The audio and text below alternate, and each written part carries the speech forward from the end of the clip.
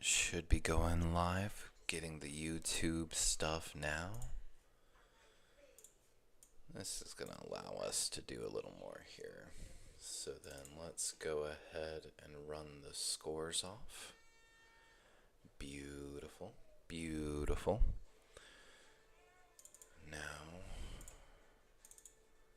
we're going to change that.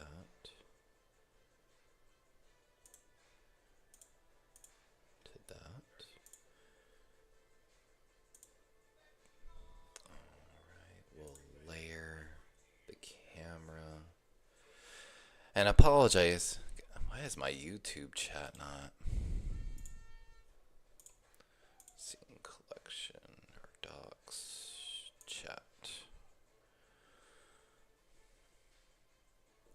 It would seem my chat's having an issue.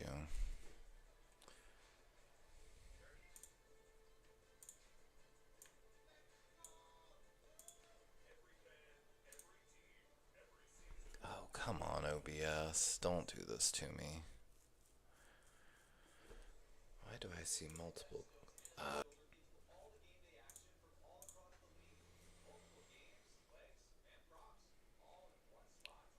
see here if it's working. There we go. Okay. We are back live, and there we go. There we go. We are back live. Sorry about that, guys. I decided to move to OBS to start with because let's see. It's just gonna. Oh, that's what I can't show that. That is the wrong one. Let me get that off the air. That is not the correct thing to be showing. Participants. There we are. Put it on the screen. Now let's move my camera. See, in this thing, StreamYard doesn't allow me the freedom that I'm messing with stuff right now. Then we're gonna go back to that Gamecast. We're gonna adjust that to there. Maximize the vertical values. Oops, wrong button. Is it shift? I thought it was shift. It's not shift. It's a control. It's control. Okay. Again, let's maximize that value. Now with that I can do some cutting. So if I cut from the left, let's crop it 300. Yeah, we'll start pumping that up. We'll crop the left on the left side a little more, which will give us a better and clearer image. Let's crop right now. Let's crop that to 450. Could go higher, but I don't need to. We'll crop less on the bottom. Can I crop 0? Yeah, we'll crop 0. Bottom 0 while cropping maybe another 175 on the top. Beautiful. And again, we can go from right and left. We'll get a more concise and clearer image if I take more of that out for y'all. And apologies just a minute as I'm trying to get the best thing I can get for y'all here. We'll get a combine tracker pulled up so that we can actually keep track of everything. And I'm gonna have to just pump that up like 400. Oh shit. Went to 4,000, not 400. Let's try 450. Beautiful. And I've got pulled up on both of my TVs over here, so that should set up the combine tracker. Now, of course, we're going to be starting with defensive linemen, but I wonder what the next gen stats is. Yeah, we don't need next gen stats. That's cool though that they have it.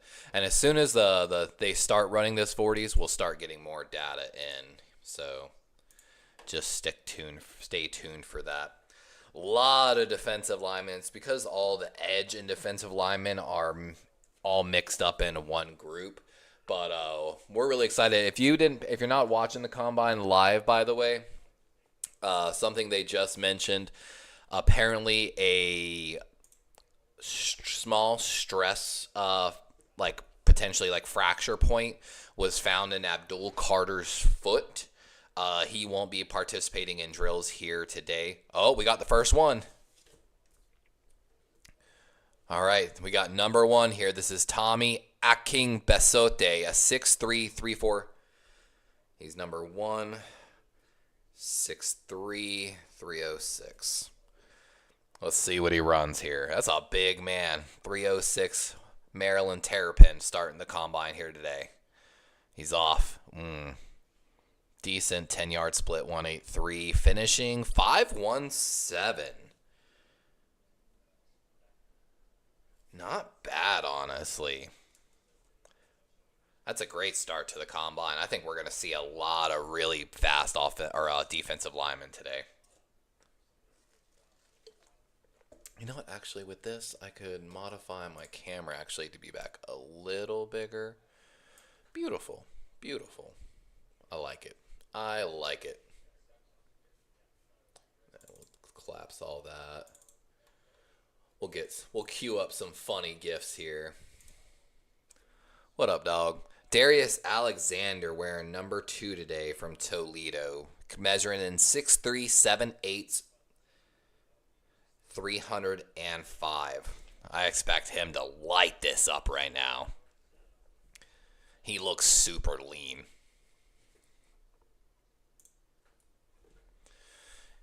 That's kind of like officially my measurement when I played was 6'2" and 7'8", so I'm a full inch smaller.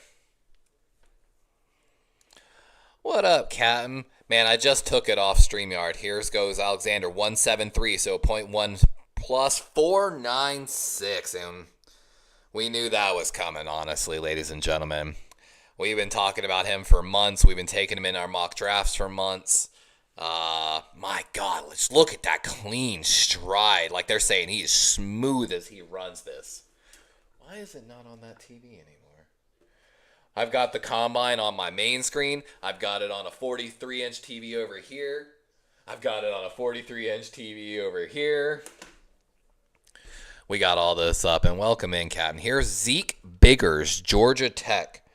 Biggers, okay, so Barron and Batty are not going to be participating, Michigan and BYU today. So Batters from Georgia Tech going to be wearing number 3. I missed the size weight measurement, but that's fine. Has Deion Walker ran yet? No, sir. They actually just started the run, so we don't even know if he'll be running yet, but that's why...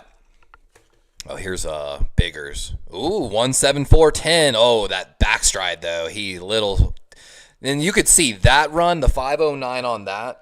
He really had some issues on the backside of that run. But honestly, that split was perfect for Biggers. I wish I had gotten his weight measurement.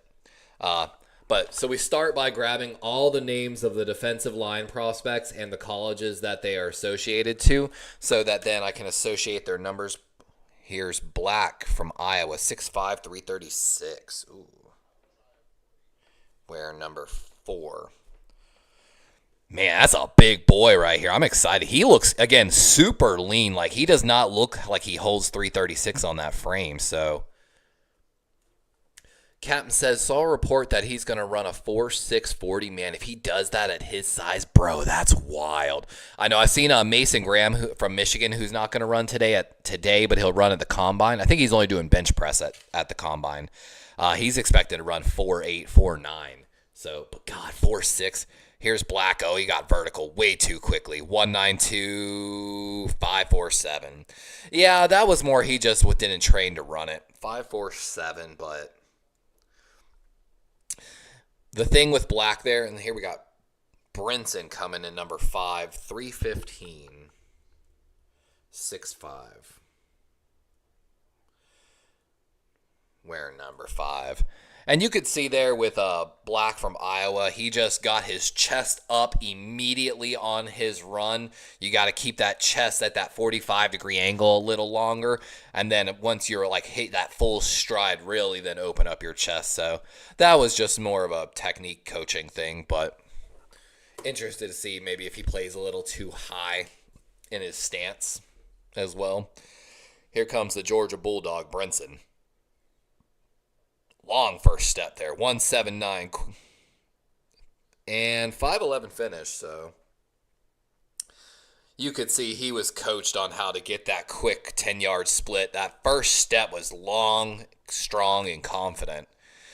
which I kind of like that in a sense. Hey, what up, Kenny? Oladejo. We haven't gotten to him yet, the UCLA kid. Right now, we just finished Brenton from Georgia, so we're still in the B's. Generally, it goes alphabetical. Here's Caldwell wearing number 7, so we're not going to see Broughton or Birch, Texas or Oregon, guys. But here's Caldwell from Oregon. High chest. Man, he looks strong, though. 186 with a 517 finish. Yeah, he looks big, honestly, so... I wish I could see his weight. And see, it's easy to get their weights back. It's all about right now. These 40s for me is all about getting their number associations, figuring out who's wearing what numbers. Farmer wearing number. Wow, holy crap, we just jumped. That means no Carter, no Collins, no Cross, no Diggs, no Down, no Ezeraro. Farmer wearing number 10. So they might participate in other drills, but they're not running 40s is the thing to remember here. So FSU kid 30563. 181 514 finish. And like they're saying right there, he could run faster. He's just got to loosen up. He tensed up at the beginning of that run. You could hear him, that grunting. But, like I say, he can run faster. I think he knows it too. FSU kid, Joshua Farmer. Next up, Eric Gregory, where he's going to be wearing number 13 at today's combine. 6'3", 319. You're seeing that 6'3" repetitive a little bit. That's for sure.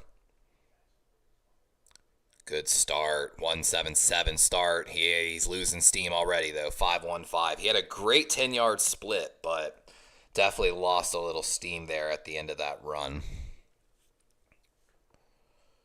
Not bad, though. I liked his first 3 strides. Derek Harmon. Now, this is a guy we might be able to keep an eye on here. Derek Harmon. Why don't I have Harmon?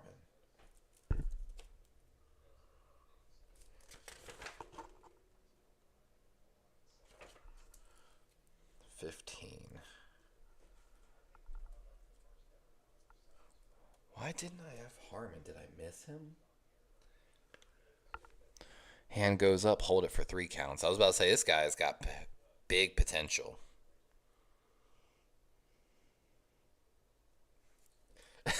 They're talking about, he's got some nice lean cankles over there. Not my words, it's the NFL guys. Apparently one of these NFL guys might have a cankle thing. Why is that?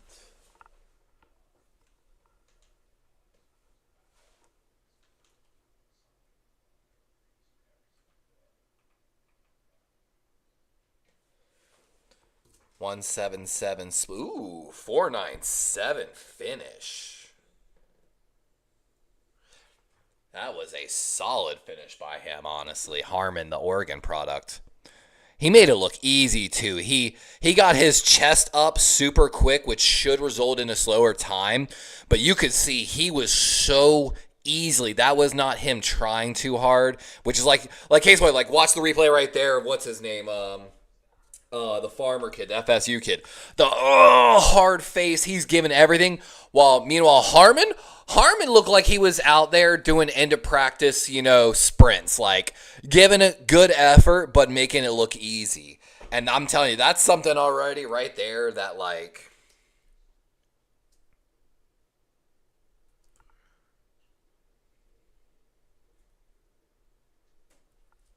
Harmon had a natural stride, and it's so easy to see there. Same thing with Darius Alexander. But, I mean, everyone knew that was coming from the Toledo kid. But Harmon, I definitely can see probably why maybe he might be on the top 50 list somewhere. Yeah, and that's what I'm saying. Captain says he's big on Harmon, the Oregon kid. You can see right there, that's natural athleticism, that he's able to go out there, put a high number with his natural God-given gift. Sponge says, what I miss, of course, the Toledo kid, Alexander, leading the pack with a 4.96 with a high split. Harmon just put up a 4.9 himself, actually. So, like, 0.01 off. So, the Oregon kid, Harmon, looking actually really good wearing number 15. A lot of these guys, though, like, I can give you, because like I said, I put all the names in alphabetical. Barron from Michigan, not running the 40. Batty from BYU, not running the 40. Broughton from Texas. Birch from Oregon. Caldwell from Oregon. Carter from Penn State. Which, of course, Carter might have had the stress fracture found in his foot. Collins from Texas. Cross the third from Notre Dame. Diggs from Syracuse. Down from Oklahoma. Ezararu, whatever, from Boston College. Gilbert from Louisville. A couple guys not running the 40. But, again, I hate to repeat myself.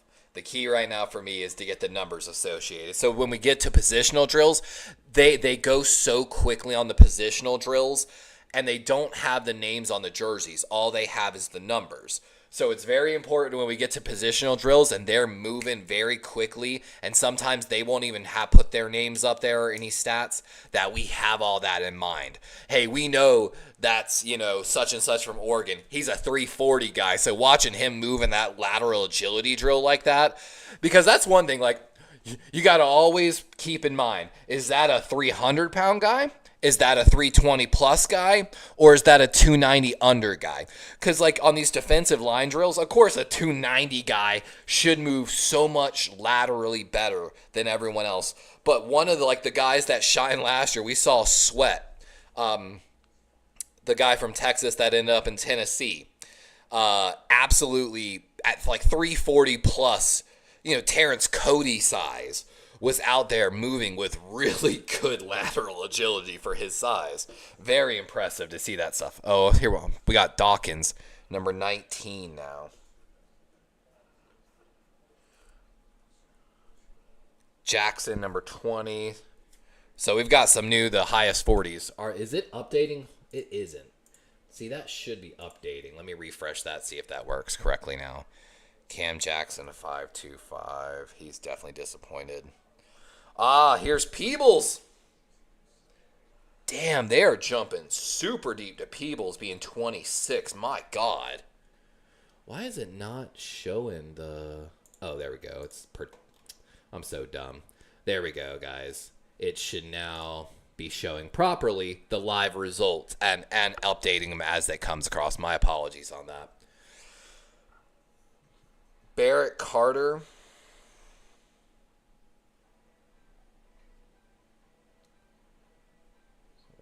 So they could use, maybe.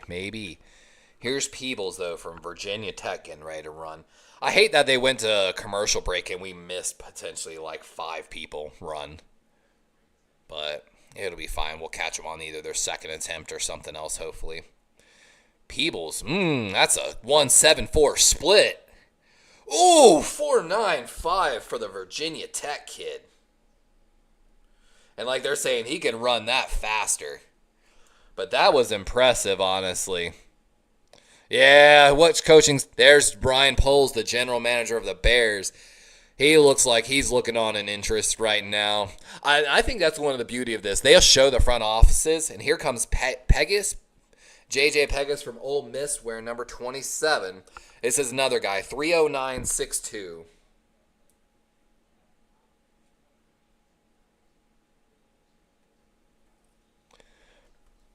And we're drinking espresso, man. We're getting litty. Oh, chest high really early. 1.83 split, not the best. 5.16 finish, though, shows that he got... And you can see on his face, he's almost like grinning like, yeah, I messed that up. He'll run a better one. Wouldn't be surprised at all. Ingrid Dawkins, though, 4.86 now, the current leader. It hasn't updated on the web page yet, but it should here shortly. I think they wait a minute to make sure that they're official. Here comes Ty Robinson from Nebraska, wearing number 30, 6'5", 288. So he's one of the lighter guys here. Let's see what he runs.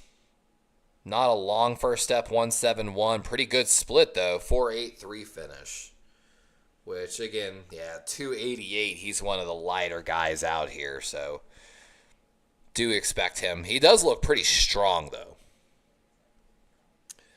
Captain says JJ can move, also plays fullback. Good to know. Good to know. Here comes Elijah Simmons from Tennessee. Going to be wearing number 32 out here. 6'1", 334. So, bigger guy here. And that's like, the 280 guys, man, yeah, I expect a 280 guy to run sub 5, which I know is still actually pretty hard to do. Like, but it's just every year these guys are getting more athletic, more talented, and so you got to adapt with the times in a sense. Elijah Simmons, though, defensive lineman from Tennessee, up to run to his 40, taking an extra minute here to get set.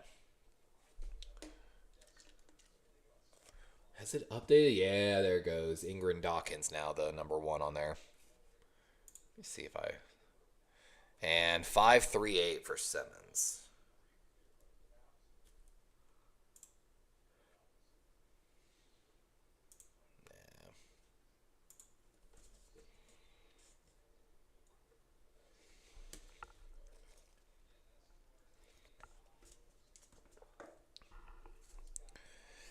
See, so we got Smith, Sorrell, Stackhouse, Stewart, Swinson, Tafuna, Tula, Tamala, Turner, Ugo Milan, Walker, West, Williams still. Here comes Stackhouse wearing number 34 today from Georgia, 327. I've seen this guy in a lot of mock drafts, 6'3", just under 6'4". He looks like a strong frame looking at him sitting there. Bad first step, though, 1'8". 5'16". I mean, as probably projected nose tackle, looking at his size weight combo, not necessarily upset. I would like to see a stronger first step out of him. Here comes Junior Tafuna out of Utah, wearing number 35 today. Might have to put the glasses on, boys. I feel like the light is killing me.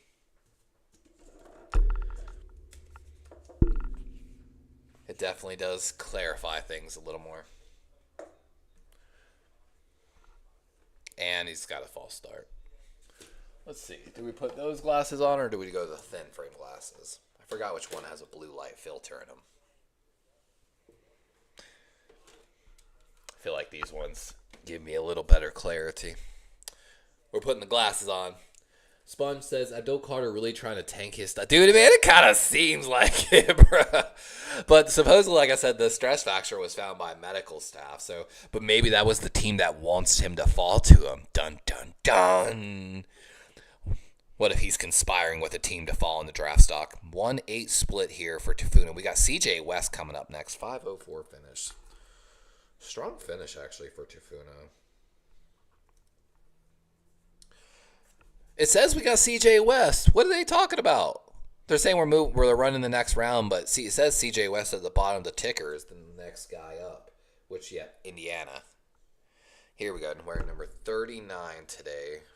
I keep hitting my hat on the mic boom. 316, 6'1", so a little shorter out of Indiana.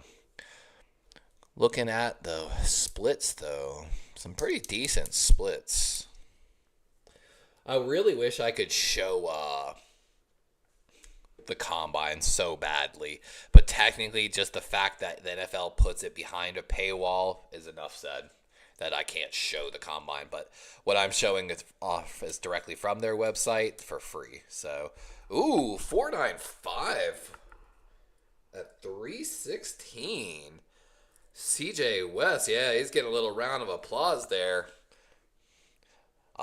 Dude, he's got a big chest, too. I like what I just saw out of him. He might just be someone to look into a little bit.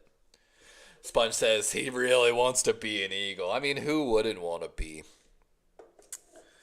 They're comparing a couple of these guys.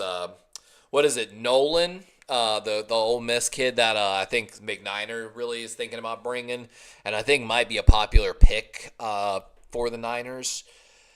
A lot of people are comparing him to Jalen Carter. A lot of people, because he's a 3-down doesn't have to come off the field defensive type of tackle. He can win in the run game, and he's got enough quickness and strength to be effective as an interior pocket pusher. Ooh, Cap says another one of my big boy crushes. Are you talking about CJ West from Indiana, Jason? Like I said, him running that 4.95 looking pretty easy as he did it as well. And being that he's 6'1", so he has a shorter leg span. Like, or, what's the word? A smaller gait than someone taller than him. Honestly, just again, like, makes me intrigue a little bit about his athleticism now. So, good to know, good to know. They're going to run the second set of 40s. Hopefully, we'll see if we missed anybody. But this is generally where the NFL is going to sneak in a ton of commercials here on NFL Plus, if I'm not mistaken. Which, it kind of makes sense because a lot of the people aren't going to be that. They're only going to cut back probably for a few guys who they really think might have a shot at running the fastest 40.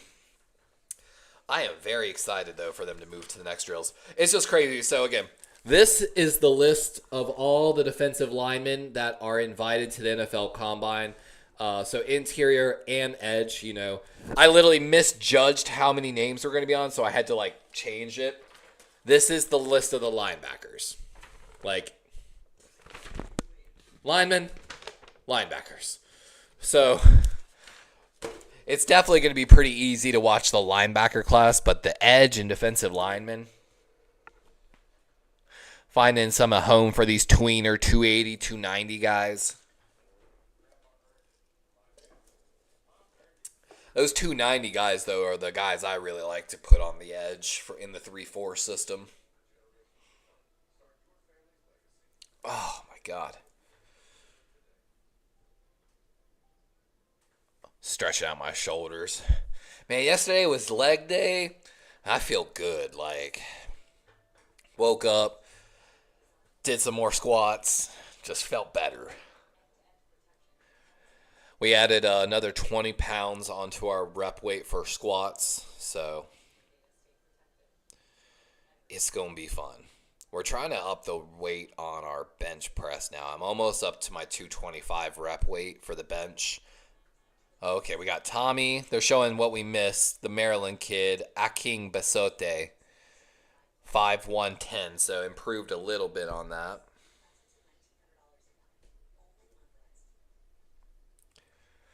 Darius Alexander, let's see if he can go for it. Man, he looks fast. 5:03, so actually a little slower. Ooh, interesting. It's fine, though. He's got enough talent. I feel like a team might reach on him a little bit, though, if I'm going to be honest. Carter is a big Eagles fan from Philadelphia. Good to know. Good to know. Zeke Biggers. Get ready to run next. And there's Jordan Phillips. They're interviewing him, the Maryland defensive tackle. I don't think he's running the 40, though.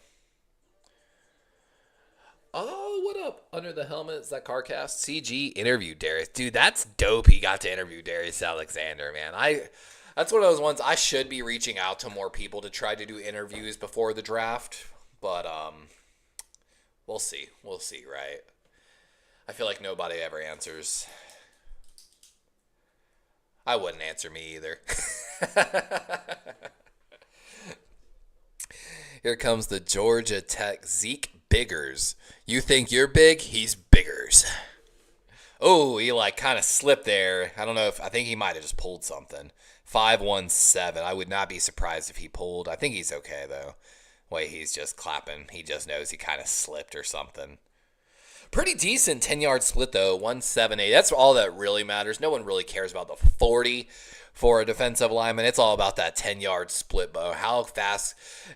To be actually honest, for a defensive lineman, I really wish they would measure a 5-yard split, too. Because, so for edge rushers, one of the things that they teach you in a certain... When you're setting up certain moves... Basically, what you imagine is 5 yards back from the line of scrimmage. That's your pivot point. And you're trying to get to that point as fast as possible. And, usually with that, you're kind of trying to do like a rip and dip kind of style move, really get around the edge with no consideration for lane responsibility and quarterback running. But, Georgia State. Thank you for correcting me on that, by the way, Sponge. Here's Warren Brinson, defensive lineman from Georgia. I know I should have set up a Discord so y'all could come in and join me via Discord, basically. What kills me is, case in point, I have the live tracker right here, right? When I was trying to do this via StreamYard,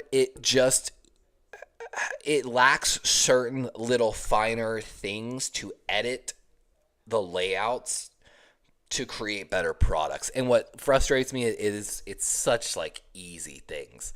Like all I did was basically edit the transformation of inside my import of the image instead of editing the actual flat overlay of the image, like if that makes any kind of sense. Is Carter from Kensington, Philadelphia. Interesting. It's truly sad, guys. I'm almost out of espresso. This was 4 shots of espresso with, I like to do 2 creams, 3 sugars. That's my secret recipe. 4 shots of espresso, 2 creams, 3 sugars. Actually, this is the first time I did French vanilla instead of just regular flat. I usually like to do just regular creamer so I still taste that coffee.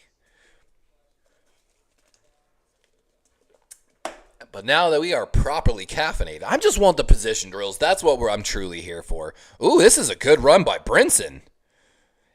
Man, it looked like it was going to be so much faster. But honestly, I hear somebody, I wanted to go to this so bad. It's free to go to. I'm like looking, there's so many empty seats. What I would give to be live right now from the combine instead of, live from my house. And I had to travel. I could get there easily. But the problem was the hotels, man. The hotel and the cost. The hotels cost 3 times the price of everything else, basically. I would have driven it. Here comes Caldwell from Oregon with his second attempt. Man, he looks fast there, too. 5.20, so slower. But again, he's got good momentum at the end of that run. He just takes a minute to get up to that speed, it seems like. 1.88 split.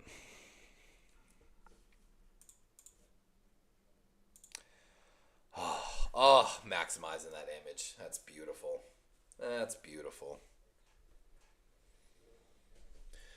Captain says we should set up a group travel to the combine, get an Airbnb. Dude, Jason, I would be all about it, especially if I had like more money, bro.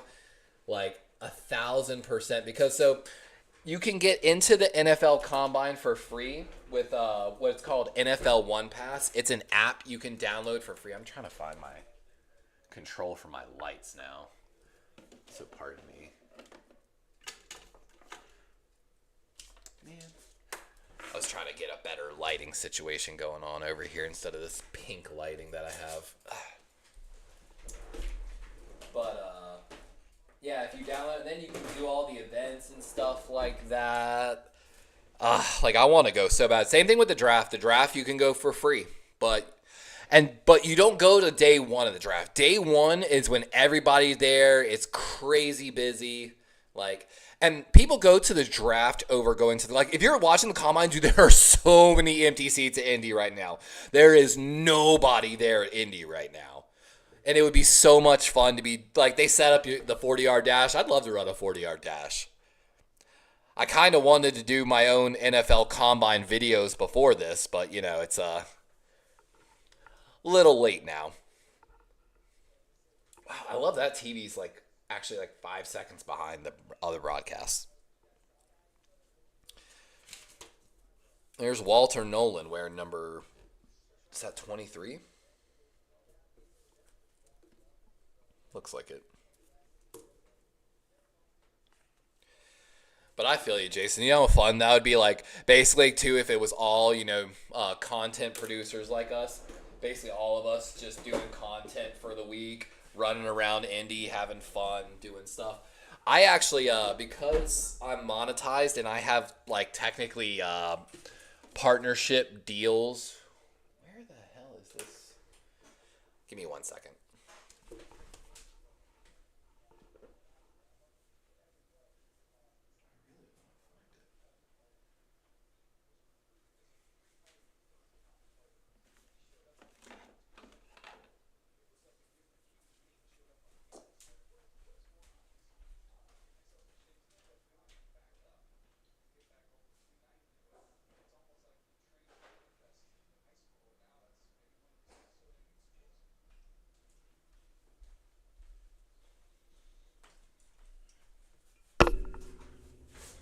was really trying so hard to find this damn remote for my light, and I cannot find it for the life of me right now. I have two in lights in this room for me and my girlfriend, and they're matching RGB lights. So normally when we're playing games at night, I have like this purple light on for both of us, and I can't find the remote to save my life for these lights, and I really wanted it. But oh yeah, man, I think it'd be so much fun. Oh, here comes Derek Harmon, the Oregon kid, lit it up the first time.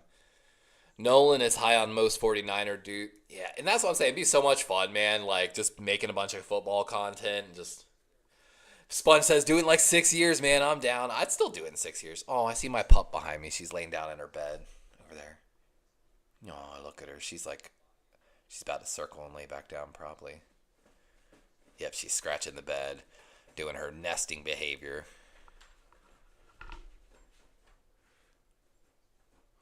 Just watching her. I love my little... Oh, there she is. She's so pitch black that it's so hard to see her half the time. God, and Harmon's 6'4", 313. 34. It's a little short on the arms. I'm really interested. There is a guy, a linebacker, I think, from Alabama. I've got my eye on that they're talking about. Kind of like a do-it-all guy. Played a lot of special teams. He might actually be considered an edge player, so... Man, look at Harmon go. 4.95, so he improved on it slightly. Okay, here comes Harrison Hunt and Tyron Ingan-Dawkins. So these are some of the faster guys. I'm excited to see. I didn't get to see their height, weight a little bit earlier. Man, what is the linebacker from Alabama that I'm thinking of? They talked about him a lot earlier. Okay. Harrison Hunt wearing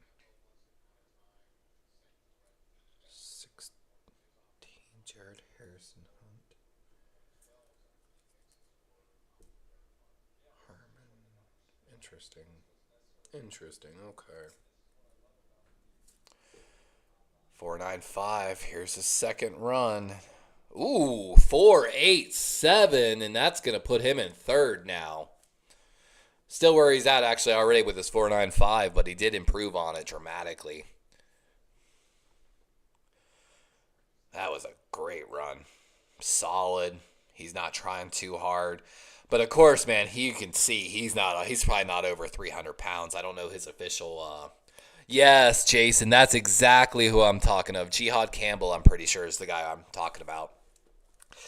They've been talking about him a lot on NFL Network today, just talking about how he never really got a lot of chances to shine and how that he has potential basically to, if you're looking for like a special teams ace in this draft, he more than likely is going to be one of those guys. Which I know the Ravens, dude, we've had a few guys that we've been holding on to for years, like Chris Board, that are always play that kind of role for us.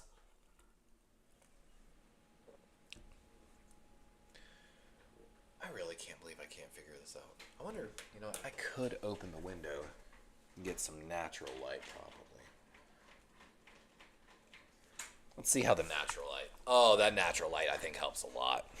Especially when I don't have a red screen that makes me look like a cherry tomato. Yeah, that natural light helps a lot. I opened up my window. I love how I set up. So me and the girlfriend, we play games together. So like I have my 43-inch TV here. She has hers mounted across on the other side of the room. She has her Switch hooked up to there. I have my Xbox hooked up over here. We were playing Fortnite. We won like 7 out of our 10 games the other day playing Fortnite. And then when we played ranked, we finished basically top 10 almost every game. But anyway, we have the windows, like our PC desk to the windows of the room. But we have it designed so that we can still see out the windows and like get some good natural light. It doesn't block the windows really.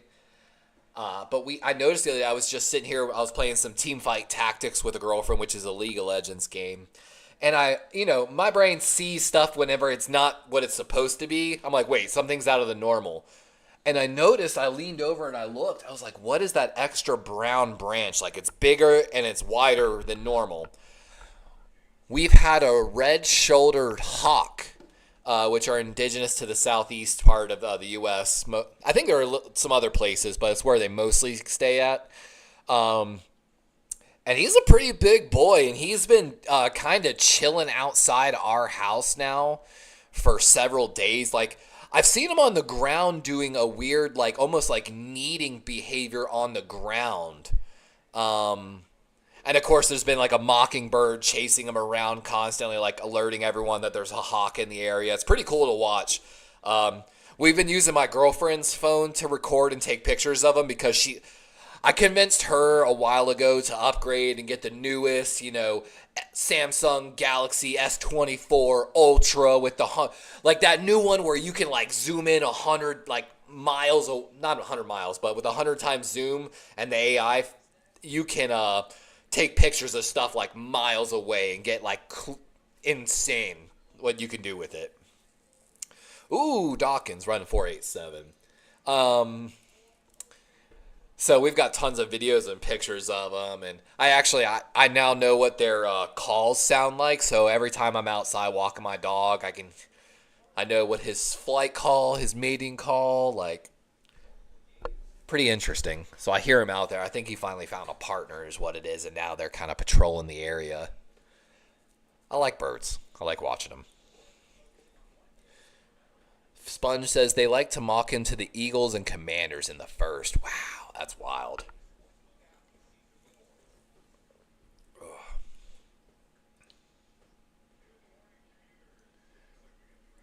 What was it? Last year I went in the woods actually going searching. There was a dog that had been missing for like weeks, but there have been sightings of it. Ooh, Peebles about to blow this up right here. Ooh, 502. He finished slower. Wow.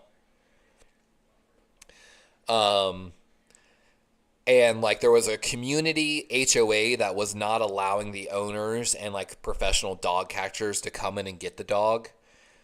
They eventually allowed them to set up like traps and stuff, but the dog was still roaming through this wooded area towards this lake through a nature conservancy. So I reached out to the company that manages the nature conservancy, and as well as another property owner, because when I was younger, I did a little bit of like search and rescue, including like swamp search and rescue. So kind of in Florida, being used to it a little bit in a sense.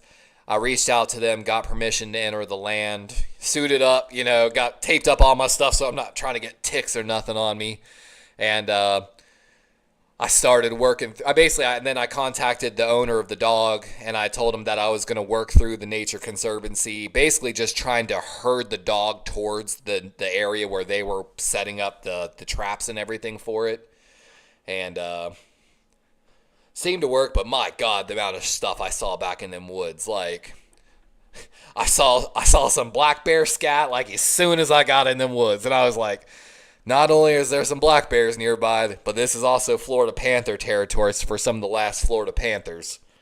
And I was out there just making as much noise as I could, basically. Let's see here. Jason says, yeah, Campbell would be perfect for a green lot. He would be, man. He would be. He's a jack of all trades.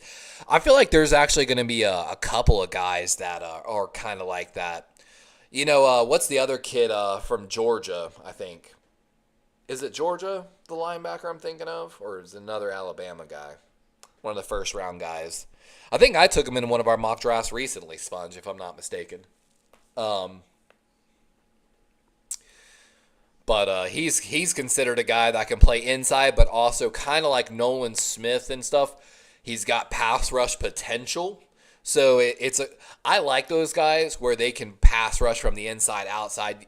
What I call him is a joker. I like to have a joker that's able to move on the defense and always exploit the best matchup possible, if that makes sense. A guy that can go inside, outside. If he gets matched up on a center or guard on the inside, can kind of beat them probably with the speed move, especially if we space the if we're planning to kind of spread the protection or attack the protection in a spread look, like wide nine style essentially, then of course that gives more room on the interior for someone to make a move. So they don't necessarily have to beat them more with power. But of course that you can't do that on certain quarterbacks that can run so easily. Or you have to, of course, play it with a spy as well, but then you're basically essentially playing almost a cover zero in a sense. Maybe max a cover one. I mean, you could probably work it into a cover three, but yeah, you could work into a cover three with a spy over the middle and that late slide. Sorry, Stackhouse. Jalon, well, yes, Walker. That's exactly what I'm talking about, Sponge. Thank you. He's getting a lot of comparison. The thing they're talking about him now is his ability to give you a little bit of pass rush potential as well. So he could play inside, outside, just be, again, everywhere, which I think is a very enticing option. Having a linebacker that can effectively push the A gap every time via power or speed is actually very essential, I feel like, in today's NFL. The thing that if I could get into a team's ear, like defensive lineman coach or, just pass rush specialist coach for the team, I feel like more teams need to be coaching to get their hands up. Like making sure that their guys are situationally aware. When it's 3rd and 4, you can almost bet that ball's coming out on a 3-step. I mean, shit, you could almost say a 0-step, 1-step, but especially like if they're in the shotgun.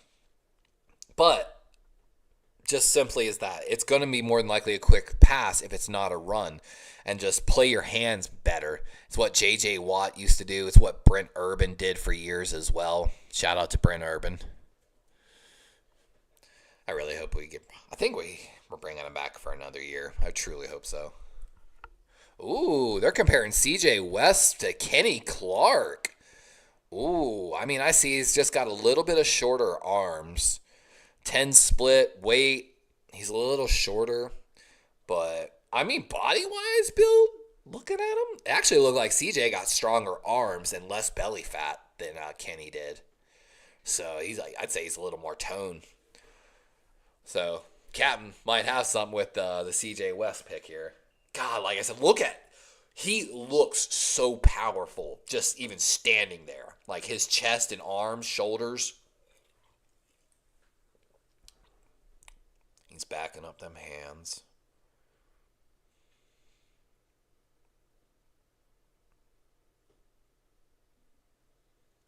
Yeah, not a clean start, but hey, 496. Yep.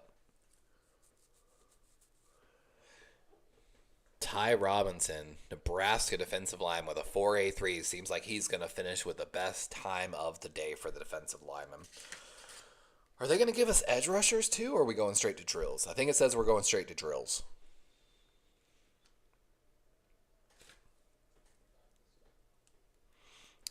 And while they're getting ready to switch to positional drill, guys, I'm going to slide off the camera real quick. I will be right back, and we'll continue following this coverage.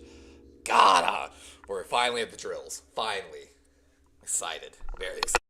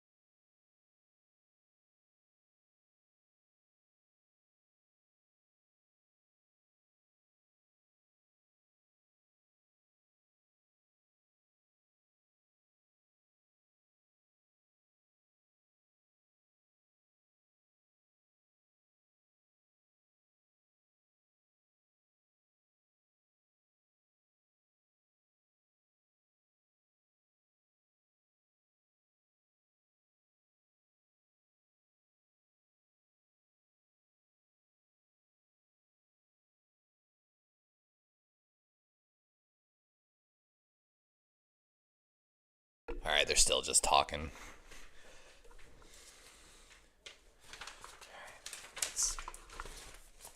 Got to get to a fresh page. Let's see here. Then I have like my notes from last year's draft or combines. That's quarterbacks. Defensive line started, I think, last year as well. DBs, tight ends, linebackers, edge. Here's defensive line drills. So they're probably going to start with a wave drill, move to a 4-bag, then a pass rush, then the run and club, then the run hoop, more than likely. Then the edge drills, wave, 4-bag, pass rush, body control, conversion, which only some do the conversions. Yeah, we last year's grades for all the defensive lineman drills.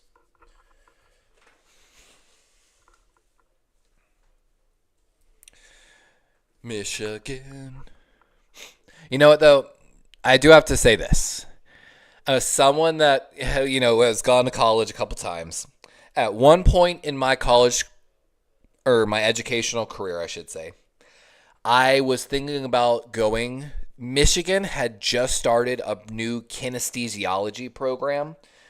And some of the imaging stuff that Michigan was doing in related to sports medicine was ahead of everybody else in the country. And this was years ago.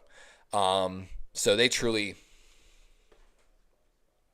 All right, we're starting with a wave drill. Love it. Just like last year. And here they are. They're showing Fred Warner, actually, in this drill right now on the NFL Combine. This isn't a wave drill, though, is it?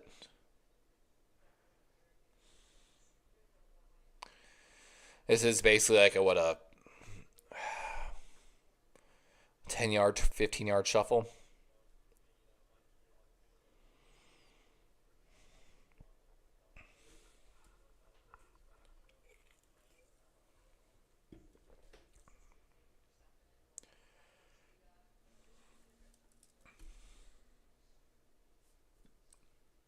And Bills defensive line coach Marcus West is going to be running this drill here. And they're using number 40 to show. This is opening up the hips from a side to side and then breaking to a 45 to an outside corner coverage. So shuttle, opening up the hips each time to turn and go.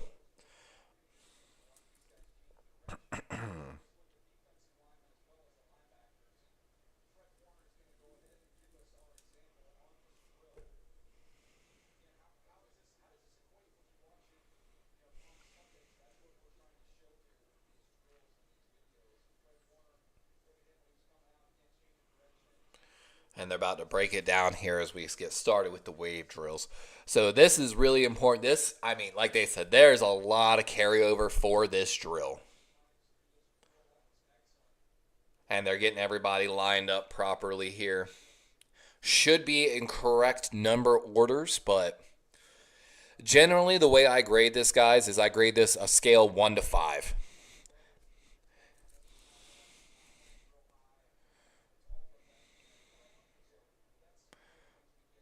Not bad, not bad. We'll start that. Darius Alexander from Toledo coming out here next. Oh, he slipped.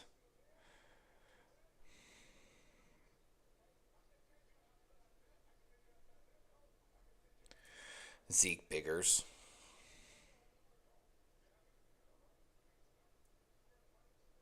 Slipped a little bit there. Not bad. Not really seeing it. And this is where, again, having their weights really does help. Here's Black from Iowa. Definitely not moving that well. Yeah, that's definitely going to be a lower grade for Black out of Iowa. Brinson from Georgia up next.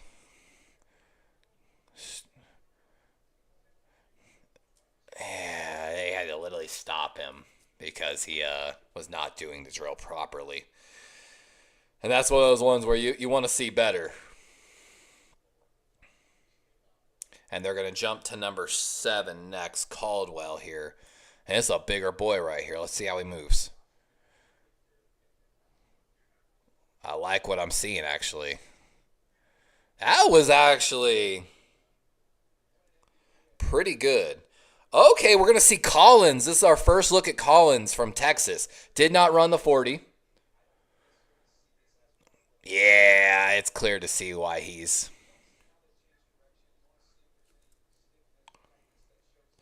Here comes Joshua Farmer from FSU. Ooh, already slipped. Playing outside his frame a little bit. Not bad, though. Good finish on it.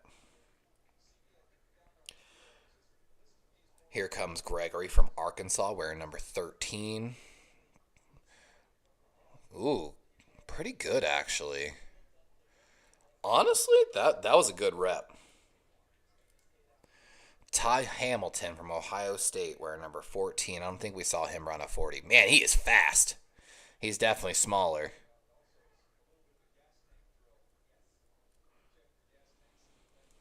I'm excited to see the second reps of these a little more. Here's Harmon. Someone we're really looking forward to seeing. Little slip there. Anticipated the coach. Yeah, for that size, man, though. Here's Hunt from, this was one of the fastest guys. A little slippage there, but you can definitely see he's got speed.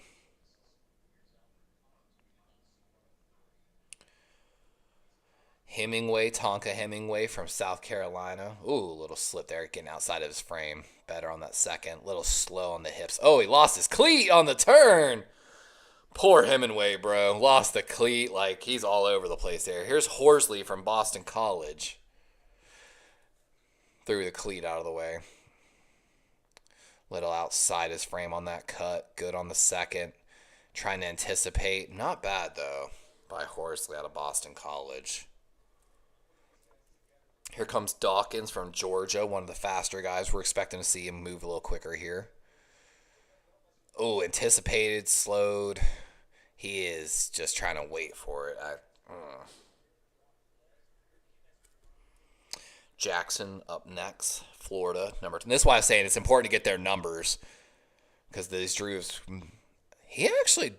Cam Jackson moving a little, pretty good, actually. That was not bad. Lot, number 24. Ooh, and he slipped there. Got to get that foot planted underneath you. Got to play with your feet underneath you. Page, number 25. Another guy did not run a 40. First cut, good. Second cut, could use improvement. Ooh, slipped on that last one, but not bad. That's going to be just an average. Peebles. Now, here's someone we're excited to watch in this drill. Oh, slipping all over the place, getting outside of his frame. Good on the second cut, good on the third. And a little bit better, but I'm not going to expect him to turn and flip his hips like that, more than likely. And here comes Pegas, 27. Ooh, he's playing really well within his frame. Oh! Yeah, it's going to be a good grade for Pegs.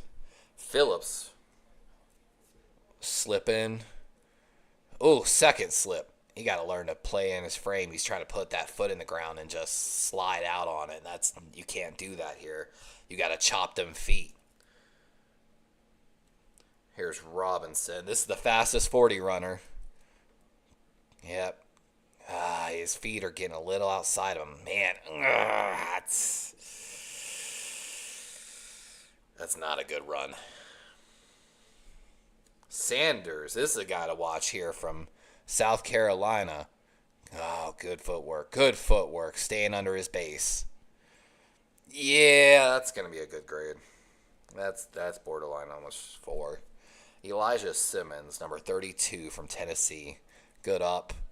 Oh, look at that plant. Look at that plant. Oh, he got anticipated. God, that first cut was so good. And then, Smith from Alabama, number 33 coming up here. Good cut, little slow. It's a little slow on those turns. Good footwork, though. I'd like to see a little better speed out of him. I gotta have to check on his 10-yard split. Here comes Stackhouse, number 34. Ooh, Stackhouse is moving great right now. I mean, Stackhouse actually just one of the better performers I just feel like I saw out of that. Here comes Tafuno wearing number 35. Pretty good movement. A little, he's sticking that foot out there instead of chopping it down. I mean, that was pretty good though, but that's how you blow out an ACL, bro. Here's Walker, number 38. I think a lot of people have been waiting for him. Didn't run a 40. Pretty good. A little slow, but he looks like he's a bigger guy. That's going to be a plus on it. CJ West, excited to see him move. Yeah. Yeah, he's playing within that base. Oh, yeah, he's got it. Oh, if he hadn't slipped, he'd have had a... I mean, even with the slip, it's still a great grade. But Tyleik Williams, number 40, Ohio State. Moving pretty good, actually. Tyleik, actually. And here comes Brinson, number 5, going to get a rerun on this from Georgia. Not bad. Better. Doing much better. Yeah, that's much better. That's a good rep right there.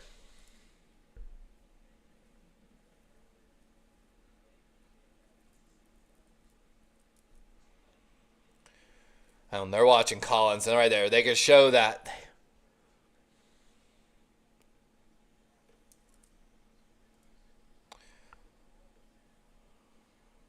God, look at Ty Hamilton's movement right there.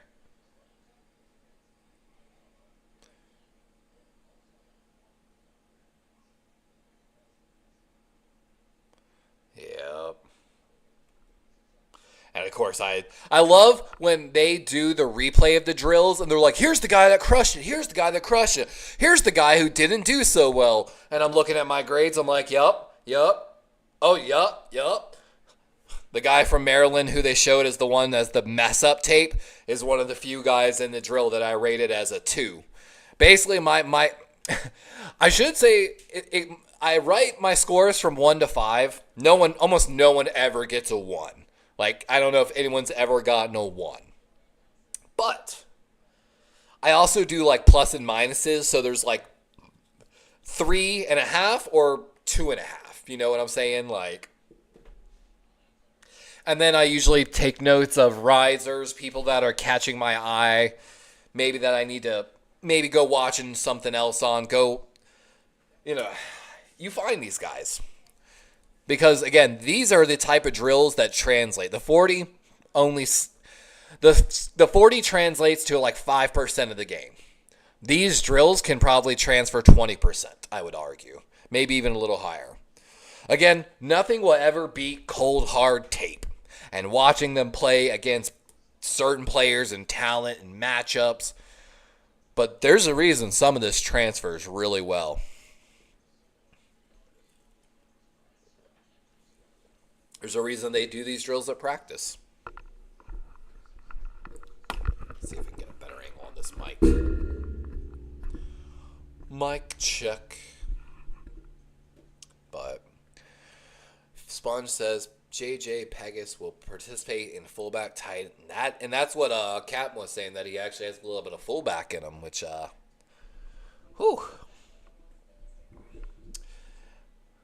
It's fun to know, basically, though. And that what's crazy is I don't even think he needs to do that to make an NFL roster. That's like usually the type of stuff you expect out of someone that's going to be like a borderline guy like Patrick Ricard was, an undrafted free agent. Let me see. So, if they're following the same script as last year's notes, because we have this year's notes and last year's notes. They started with the wave drill last year for the defensive linemen. If that follows suit, they didn't do it a second time. They then moved to a 4-bag drill, which, if I'm not mistaken, is where they 1, 2, 3, 4, and then they get them, I think, down. Get their basically testing how low they play and stuff like that. I could be wrong on that though. But I think that's the 4-bag drill. Or is, I'm sorry, where then they also get their legs up. I don't know. We'll figure it out here shortly. What's funny is I could have Madden over here. I could be playing Madden on my left if I really wanted to right now. So far, extremely disappointed with it. Glad I didn't pay any money for it. Oh, big stretches.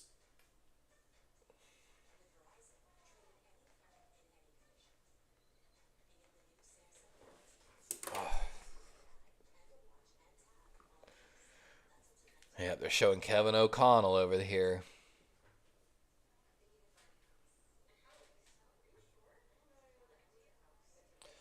Yeah, you can see that wide receiver slowed down, man. You just run your route. If the quarterback underthrows you, that's not your fault. That ain't your fault. Run your route.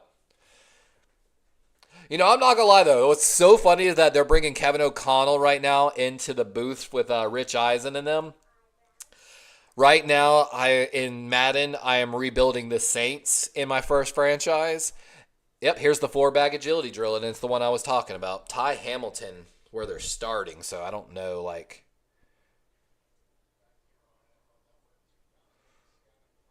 That was actually a great rep. Harmon, number 15, up next. That forward movement.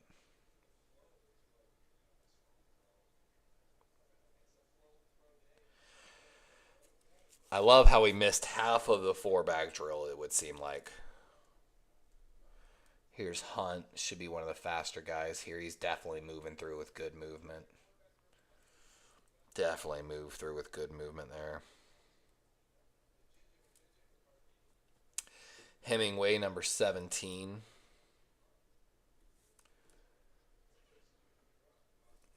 Not bad, not bad. Horsley. He's losing spacing a little bit there, going too deep. Need to chop them arms. Way too high on that. You got to get up and go a little quicker, my guy. Ingrid Dawkins should be one of the faster guys here. Definitely moving better, but wish he would move a little quicker. Definitely better, though, than Hemingway. Jackson, number 20, coming up next.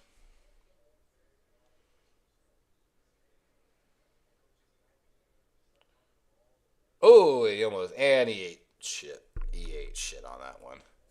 Jackson on that back pedal. And that's a sign of tired legs, ladies and gentlemen. When you got tired legs, that's what happens. You should not be having tired legs at this point. And Lott moving pretty good through that drill. Page from Clemson up next. He hit a bag. That's going to mess him up here. Good recovery. Not bad.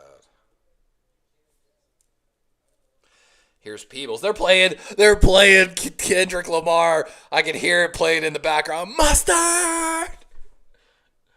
Turn his TV off. Turn his TV off. Sorry, I can literally hear them playing it on NFL right now, and that's so great. All right, here's Pegs. Good movement. Good movement. Chop, chop, chop, chop. I'd like to see his arms move a little more. But, man, that is a great rep by Pegs. His draft stock's going to be rising so much. Ooh, Jordan already not getting to a good start. Oh, he slipped. Yeah, Jordan Phillips is losing money today, honestly. He's having right now one of the worst combine performances of this group. Ty Robinson, Nebraska, wearing number 30. Good clean foot movement right now. Good clean foot movement. Need to chop them hands, though. Chop them hands and you'd get through the drill a little better. God, I want to give him like the plus, but he could be better. Here's Sanders from South Carolina. A little slow on that first one. Moving good. The vertical. Oh, and you got to learn to turn better, man. You got to chop. You got to learn to chop on that turn. You don't extend the leg like that. Here comes Simmons. Messes up on the last bag. Going left. Pretty good vertical movement. That's actually not a bad rep. Tim Smith from Alabama coming up next. A little slow going back. Recovering better. Yeah, it was pretty good. Good recovery. Stackhouse. He did good on the last drill. Little wide base here for the first. Moving good, though. Moving good through these drills. Moving really good through these drills. Little wide base to start, but I wonder if maybe they're not spacing them wide enough for these guys because I'm seeing it happen quite a bit. Pretty good right here out to Funa right now. Tafuna, pretty good rep there, actually. Here comes Dion Walker, Kentucky. Oh, he messed up that last rep a little bit. Bags are messed up, but great recovery. He's got potential. Pretty good rep. He just messed up the last part there. CJ West. Little slow change in direction there, coming back. Good vertical footwork, though. And little bit of foot stuck in the ground there. Would like to see him chop on that turn and generate a little more explosion, but a pretty good rep. Williams from Ohio State kind of rising in my book here. I'm loving footwork right now.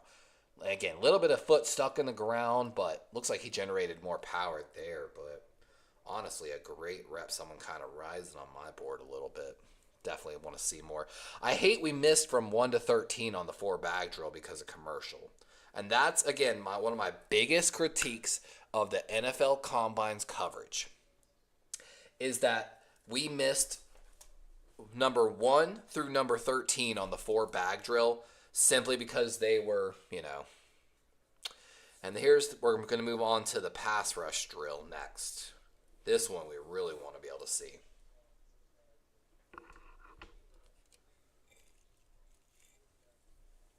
And like they're showing, this is about using your hands, turning your hips, and getting around to get after the quarterback.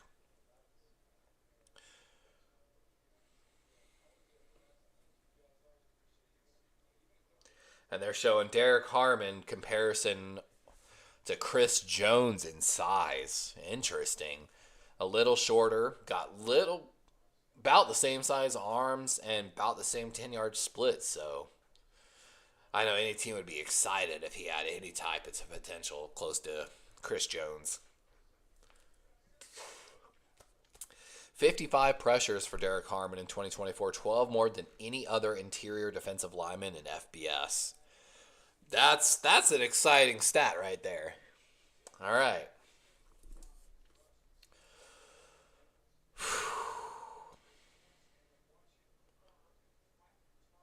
Club swim? Is that what the how they're going right now? Darius Alexander coming up next. Club.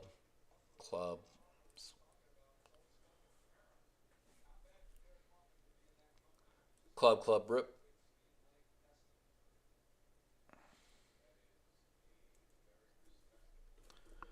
Violent moves that look smooth. Here comes Black.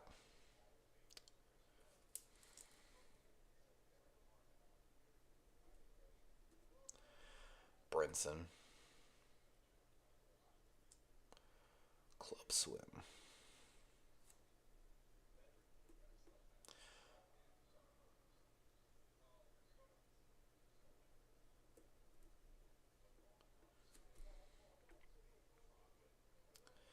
Alfred Collins.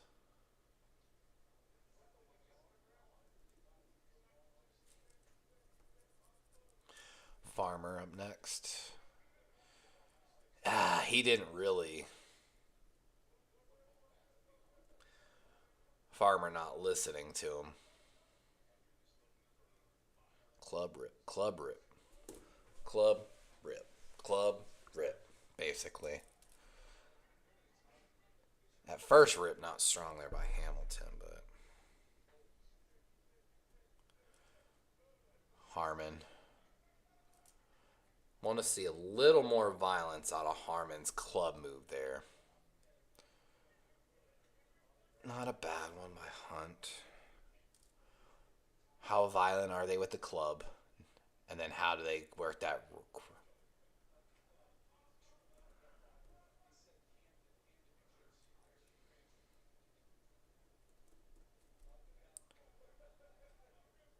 Like they're trying to tell him, violent club, not a violent club. And that was such a bad rep by Ingrid Hawkins. Such a bad rep. Give a violent club.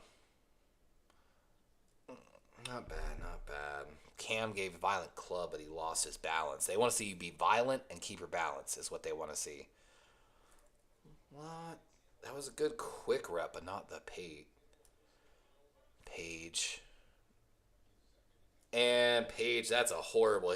He literally didn't even rip, and the other coach, these coaches are yelling at him right now.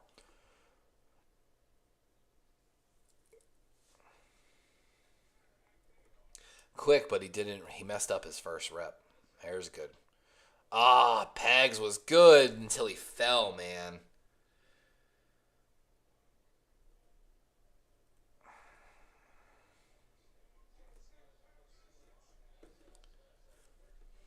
Ty Robinson, and he's bad rep by Ty Robinson. No rip move there, and their coaches again are like, he literally shook his head at him there because it was such a bad rep. Bad rip move by Sanders, but he was there with it. No, don't change the camera angle. It's hard for me to see it now. Hey, that was a good rep by Simmons there. That was strong, violent hands. Not bad by Smith. Stackhouse. Let's see if he continues to have a good combine. I'd like to see a stronger rip move there, but it's very solid rep. Tafuna.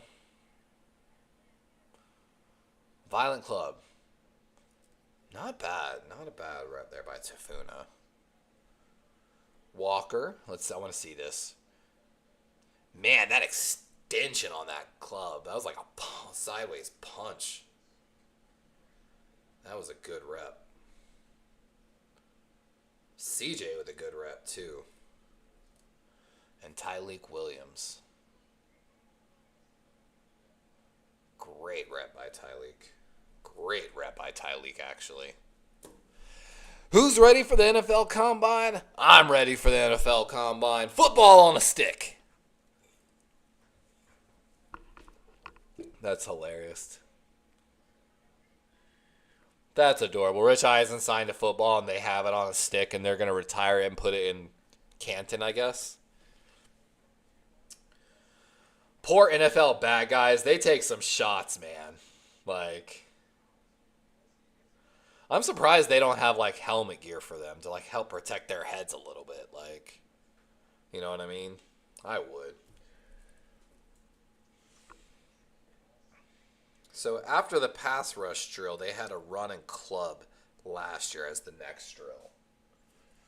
A running club followed by the hoop drill, I think.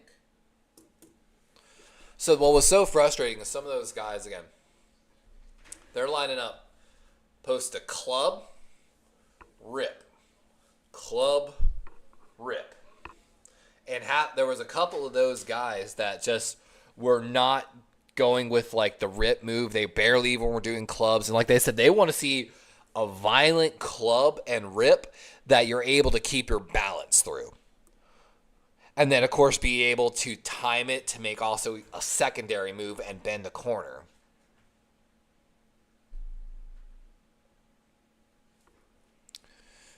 Let me see. Is there anything else to be tracking?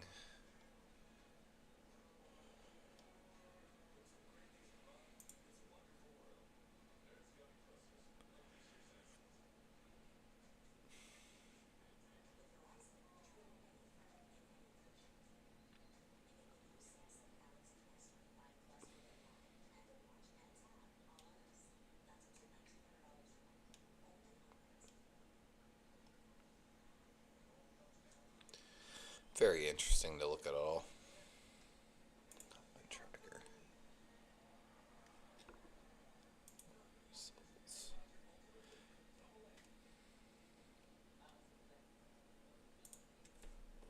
Hey, we're still waiting on the linebackers.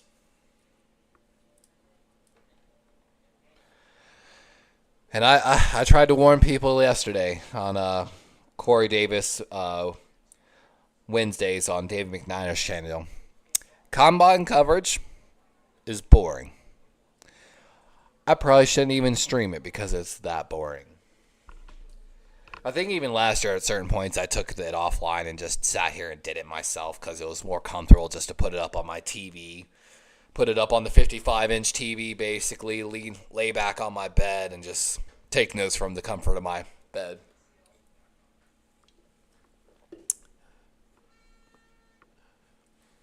I think, though, we'll make it through today.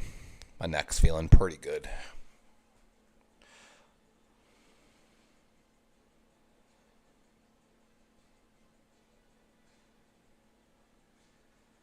Poor guy.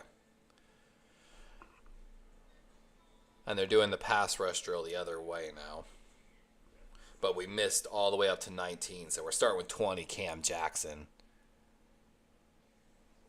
Didn't really rip on that second one. Omar Norton Lott. It's like a simultaneous. He's just getting through quickly. And he's swimming. Page doesn't know what a rip move is. That's pretty sad. He's back-to-back twos on my drills. Are they doing swim moves? Because Peebles just did swim moves instead of rips. So maybe they changed it, doing from this side. Actually, I think they are, so okay. I think they're doing club swim now. Yeah, it's club swim from the opposite direction now. Okay. Easy to see now. Ty Robinson.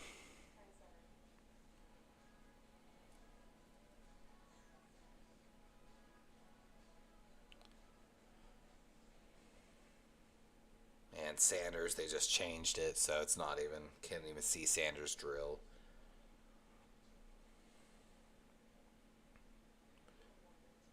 And he ripped instead of swimming.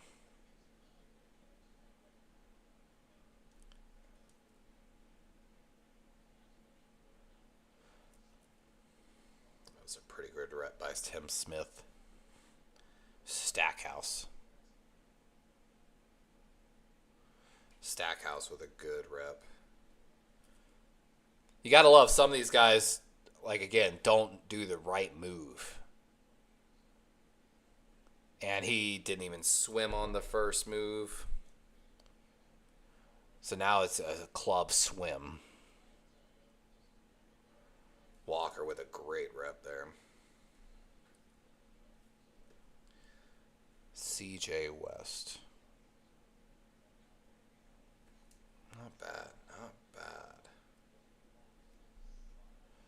Here's Tyleek. Great rep by Tyleek. Just sucks again. We missed reps from 1 to 19 on that last one because of the commercial.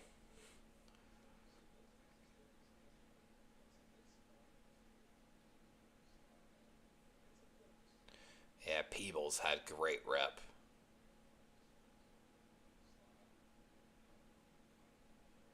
Yep. The tightness on the line. What up, Daniel Barry? How you doing today, my boy? And now here's the run and club, which they're already showing Jalen Carter. They're showing how to do this drill.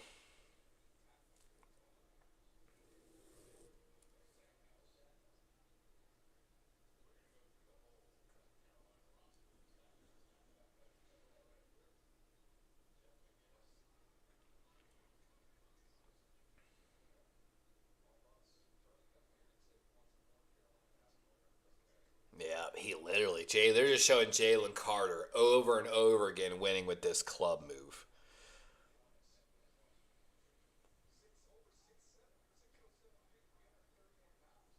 Chop, rip, and finish. This is one of the funnest drills to watch, in my opinion, so it's a run, club, spin, club, rip. I think how they're doing this. So is it club, rip, club, swim, club, spin, club, rip? All right, we're gonna get to watch it all though. Tommy Aking Basote. There's the spin, right hand club, tight. Oh, and he fell.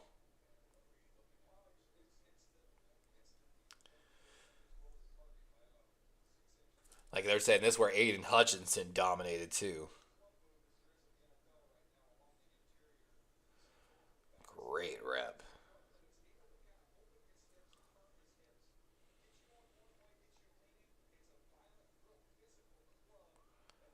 Number 3, a little slow on that. Pretty good rep though, a little slow. Black. Not bad.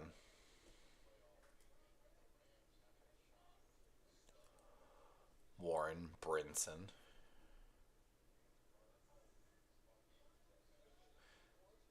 He lost a lot of his momentum on that spin, but other than that, a pretty good rep, I'd say. Caldwell should be a little slower. Ooh. Oh, bad footwork. Fell. Yeah. Definitely his feet and hands not working in tandem there. And that's one of the things you got to be able to do. Move and have your moves work in tandem with you. Pretty good rep there by Collins from Texas. Here's Joshua Farmer.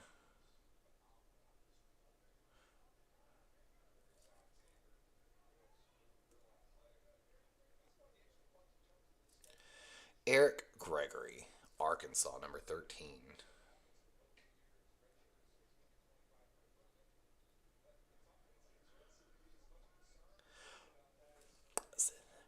I feel like everyone knows they're slowing down. I want to see more explosion. There it is. Hamilton. Not. Ooh, I love the finish actually by Hamilton on that play. Harmon. Ooh, Harmon looking good. Harmon, probably one of the better ones we've seen so far, honestly, on that drill. They're probably going to show him as the. Here's Hunt. Ooh. Hunt actually had a good rep there. You can definitely see he's going to be more of the edge. Hemingway. Not bad. And Hemingway lost his shoe again, bro. Got to get his equipment. Horsley here. Definitely looking a little slower. Looks like he might have some strength, but he's definitely a little on the slower side.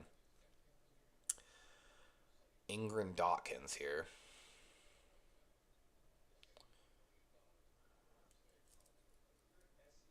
Not bad, but I'm not really seeing that one that just blows me away yet. There's guys that have definitely caught my eye. Like, it's just everything's kind of standard grades across the board here. Very few guys are getting plus marks or. I like his. Yeah, a lot. Just can't keep his feet underneath him, man. He was going through it with good speed, not enough violent. Page has lost a lot of draft stock for me today. Horrible spin move. Yeah, he's not Peebles.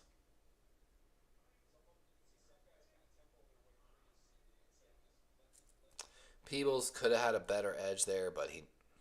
Uh oh. Is Peebles hurt? Uh oh. Okay, he just.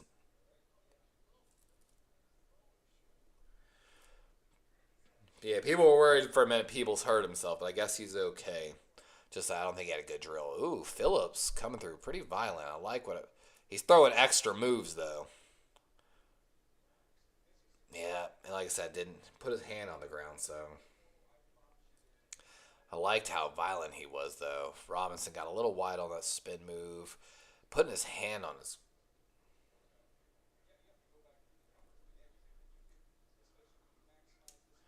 Sanders, USC, good spin move.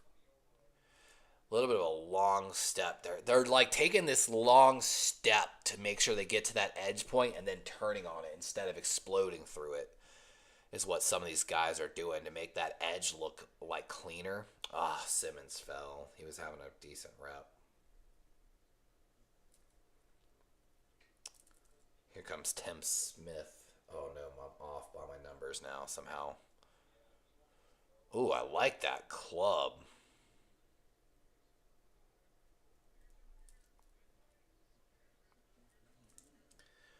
Stackhouse.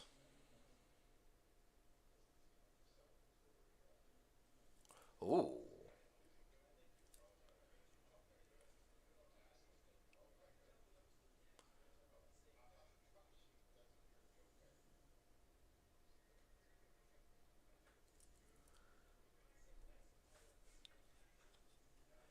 Here we go. Everyone wants to see Walker throw this spin move.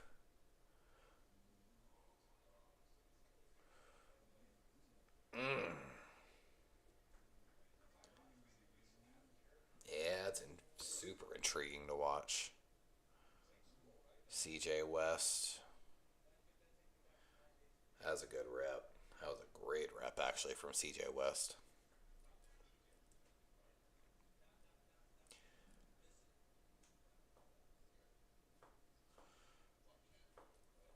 Man, Tyleek just had a really good rep, too. Tyleek Williams definitely on my radar. Oh, I swear I saw a cart coming out.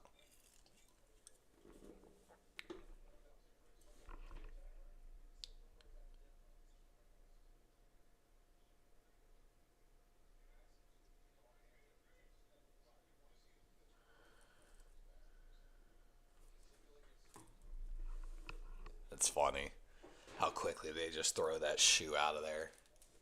Aw, look at the little kids. They got them on.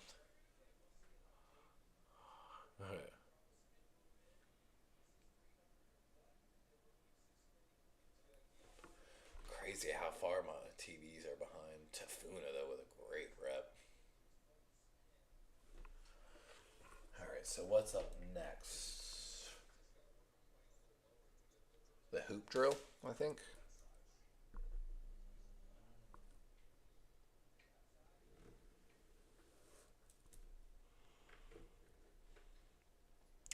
What's even crazier is I'm going to have to go back and rewatch all of this combine tape again, basically. After I get more info on some of these guys, watch them a little more finely. Oh, but I love that it's that time I finally get to see. It's just sometimes, man, you can just see it in the body type. You can tell what kind of guys you like sometimes.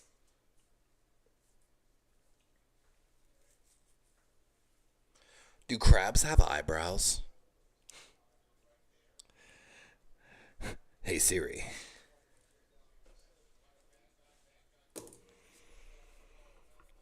And I think after this, I think is they're gonna do separate edge, if I'm not mistaken. So yeah, then they'll separate. I think the edge and linebackers potentially into one, or just at least the edge. So we'll get a whole another set of 40s, a whole another set of drills.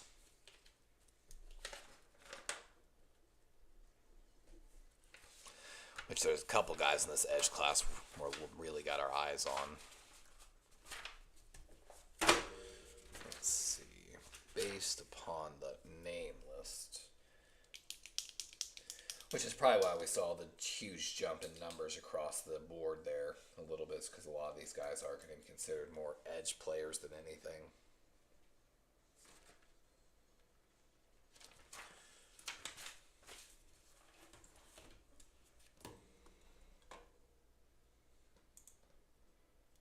Don't forget, smash that like button. I can definitely tell the screens is taking a toll on my eyes after a while. Especially if I didn't have the glasses on. I feel like it'd probably be even worse.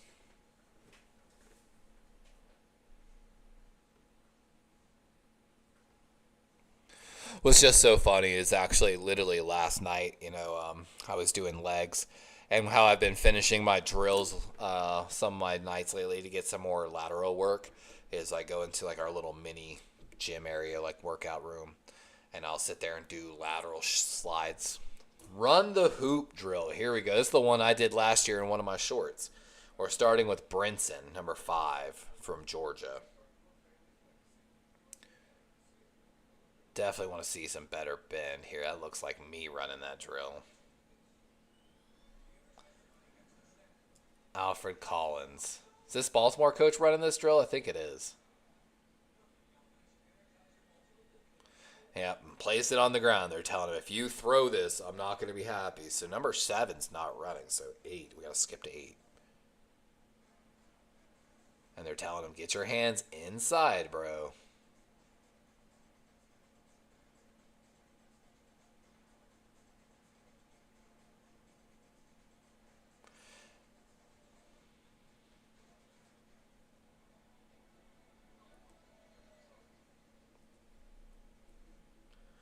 Farmer, number 10, coming up next.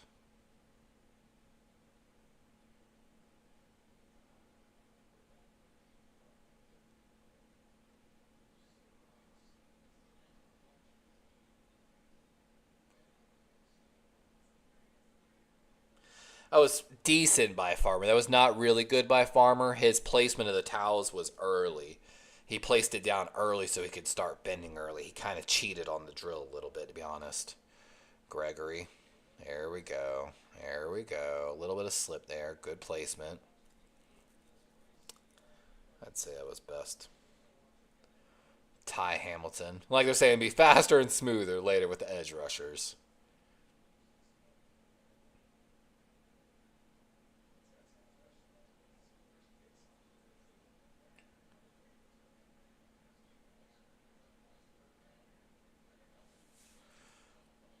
Yeah, a little tight, but honestly, it looked like a pretty good rep.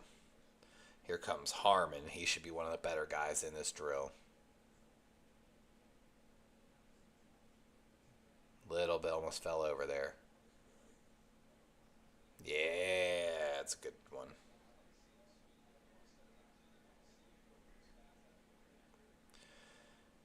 Hemingway, number 17. My gosh, Hemingway is... Poor dude.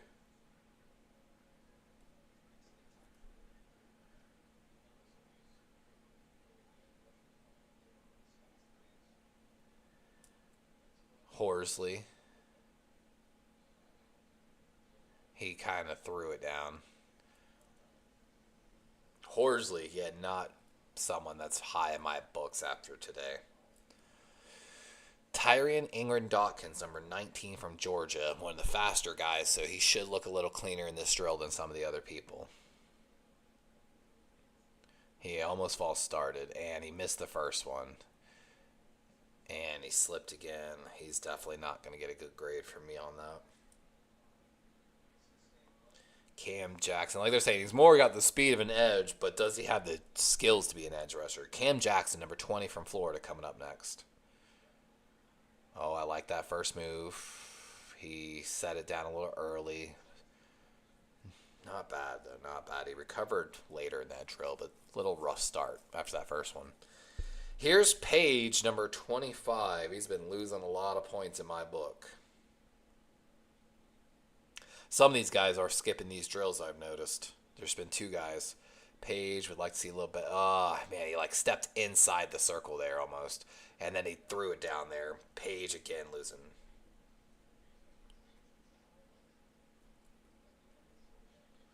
$27, Pegs going next. So 26 is skipping this drill. Whoo, that get off by Pegs slipped, but that is some speed. I mean, I love the intensity. That's like a varying grade because he dropped it, he slipped, it did not look good, but he attacked it with an intensity that no one else did, which I really like that. So that's where he could be given a 2, he could be given a 4, honestly, in my opinion. If he cleaned it up and made it a good pass. I wish I had these hoops so I could do it like better myself.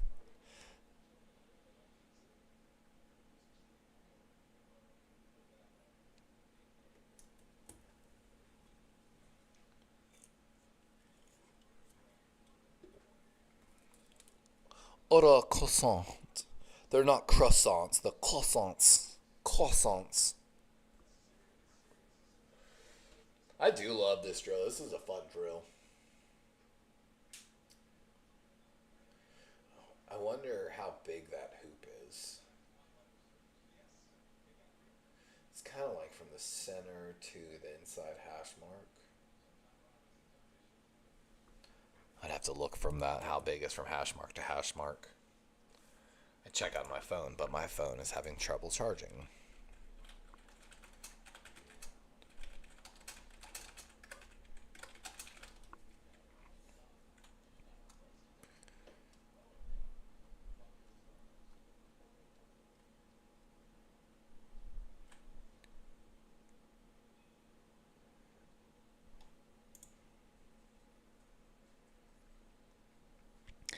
The distance between hash marks on an NFL field is 18 feet and 6 inches. So 9 feet, 3 inches. Seems like.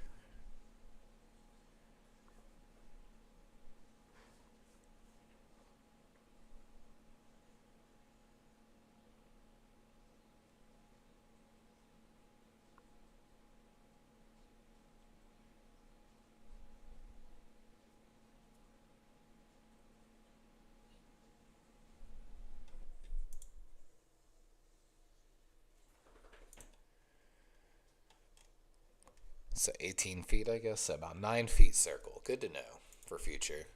If I can do a 9 feet, 3 inch diameter circle.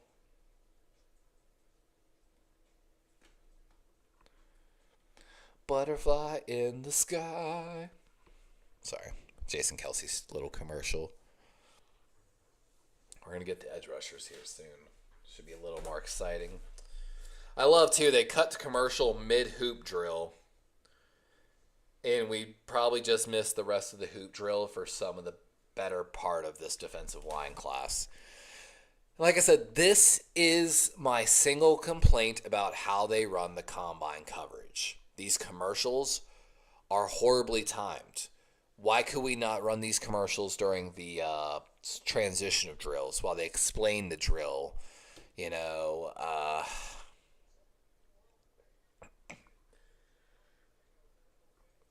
it's because they... Yeah, here's 39, so I missed everyone from 28 to 38. Basically 39 as well. So I come back to have Tyleik Williams and no one else. It's so frustrating, man. So frustrating. Like, run the commercials and simulcast. Like, give me a tiny little window at least to watch and maybe in the back. God, Tyleik Williams is so high on my board after the combine now. 334 pounds moving like that. Oh, cool. We're getting a second run on the hoop, so we'll get some of these now. He set it. He kind of tossed it down instead of set the first one down, but that was actually a pretty good run right there. Oh, no, they're rerunning some, so Brinson. So not everybody, but some people are getting a second go.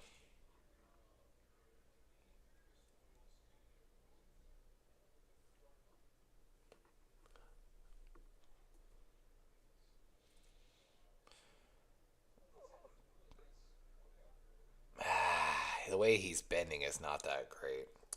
I'm not in love with what I've seen out of him. Horsley going to get a second run here.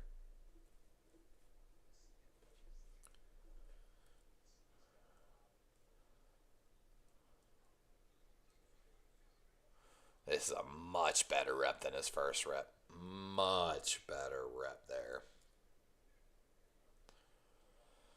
Ingrid Dawkins, number 19, going to get another go, it looks like, as well.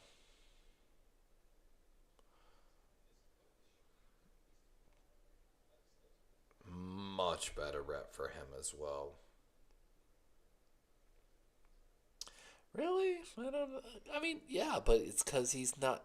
That's one of those things. Like, I really like him. He's looked great in the drills. He's looked okay in the drills, and it's because he's, if I'm not mistaken, much lighter than the rest of this draft class. So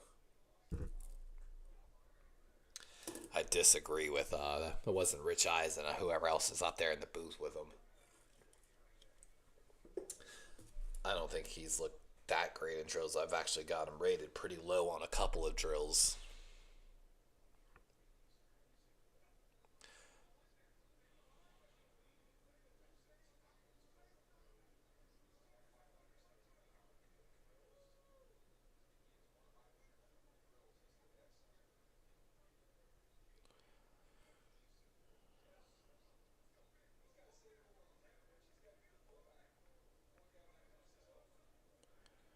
Like they're saying, they're tracking the inside shoulder.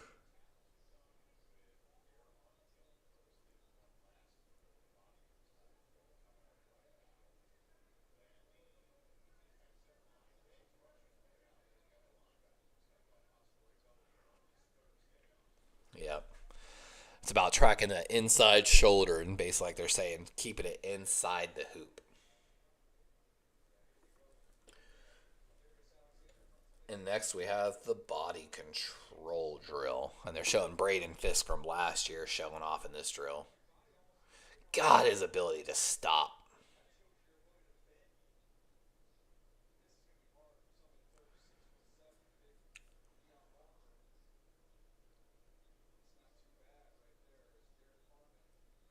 How they can chase a tunnel or bubble screen.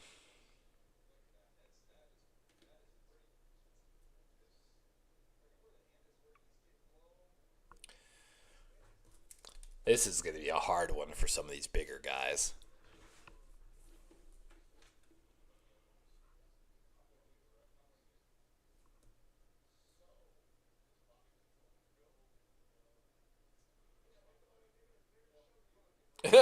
I just heard the guy. You don't want that to be seen on national TV. You don't want your mama to see that. So I'm guessing something about making sure their pants don't fall down or something. I'm guessing.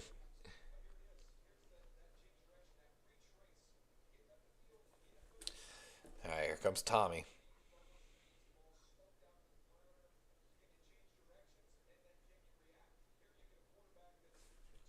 Not bad, not bad from Tommy. Darius Alexander. Good burst.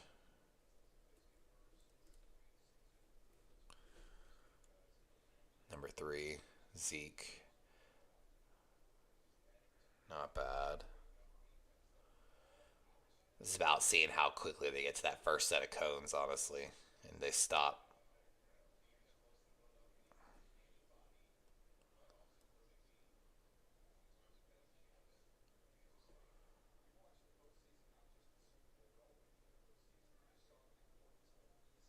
Not a bad rep by Brinson there. Alfred Collins coming up next. Oh. Like they're saying, I don't think he really launched out. They want to see you like explode. Farmer with a good rep there, actually. 13.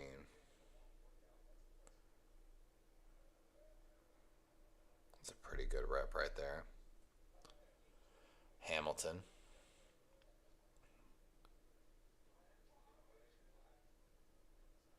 Great rep by Hamilton there. Yeah, they have. Both Ohio State guys have had great field workouts. Harmon with another good rep here.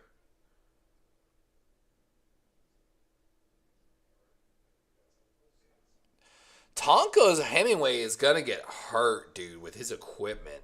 Like the way he is slipping and sliding, he's going to get hurt. Horsley, not a bad rep. Like they're saying, a little slow coming off the line. Hawkins, not bad.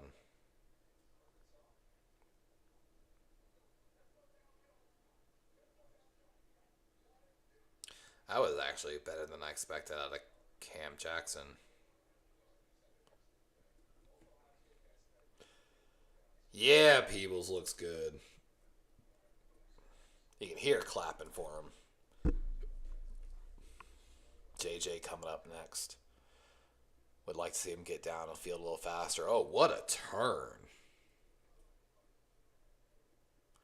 I mean, he was outside the cone there, I'm pretty sure, but it was just that tight. Oof, Jordan, little slippage there.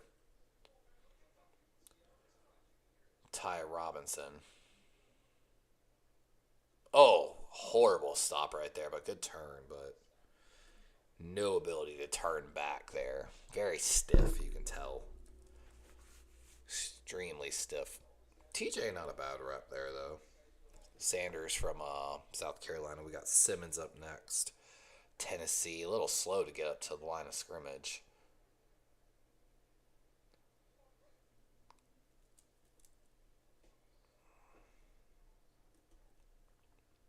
Definitely, again, very stiff. Tim Smith from Alabama. I see a lot of Logan Lee in him. Maybe a little stronger. I like him. Nazir Stackhouse. Let's see. He's been looking great today. Pretty good. Like it. That's a great rep by Stackhouse. Here goes Tafuna. That's a great rep by Tafuna. 38. Here comes Deion Walker.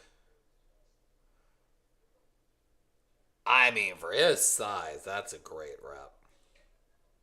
A little slow, but CJ West, a little slow on that turn, but great. I like that he ripped as he turned there. I like the rep. And Tyleik Williams here. Tyleik Williams continues just to put on a performance today, in my opinion. They're giving Tonka Hemingway another chance here. There we go. That's a good rep out of Tonka. Poor dude, man. Yep, and they're wrapping it up. That's the end of the defensive lineman. But that means we've got edge players coming up next, and that's where it's going to get really exciting. We should see a lot more speed out of the edge players. Round of applause. Round of applause, gentlemen.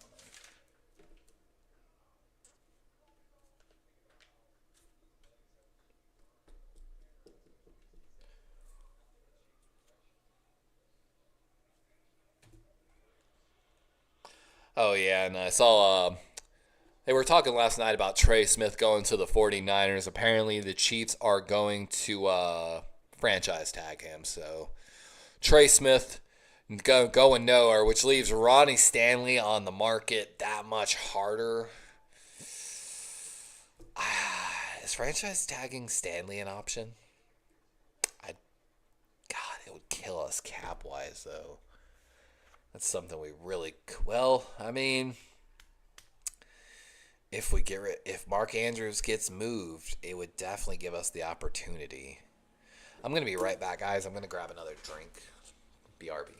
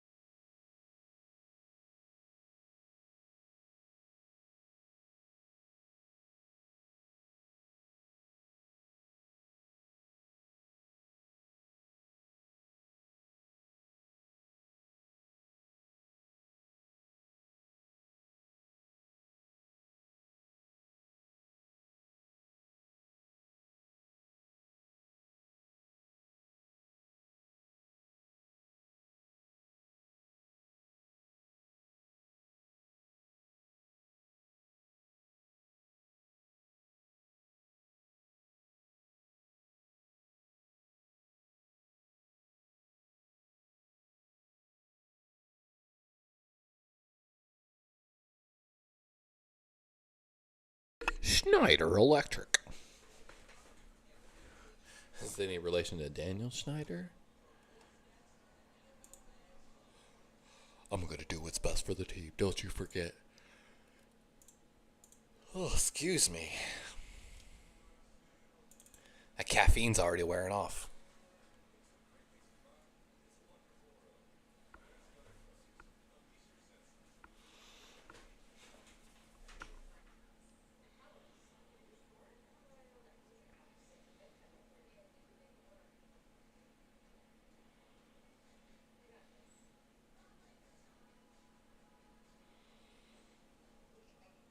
Yeah, I love it.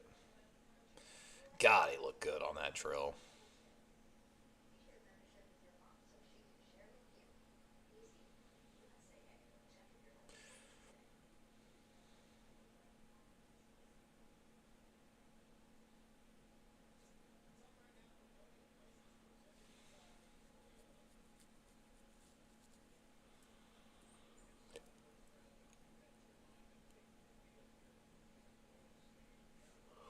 They're talking about there's been 4 times since 2016 that like 6 tackles, 6 defensive tackles or defensive linemen have gone in the first round of the NFL draft. And I guess they're doing all the verticals and stuff right now. Let's see here. So quickly looking at 10-yard splits. Yeah, of course some of these guys are a little faster. Let's see though. No verticals yet. They're doing it's showing them doing the broad jumps, but it don't show live results. They should be having the verticals come in very soon, but I guess we'll find out. Because like I'm watching them, Ritzy just jumped 9.6 broad. He had a 35-inch vertical. So like these should be in already. Live results. We'll refresh the page, see if that makes any difference.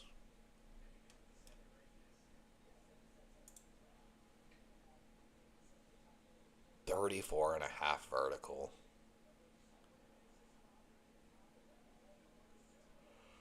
Ooh. Ingrid Dawkins with a huge jump as well, but we'll see if it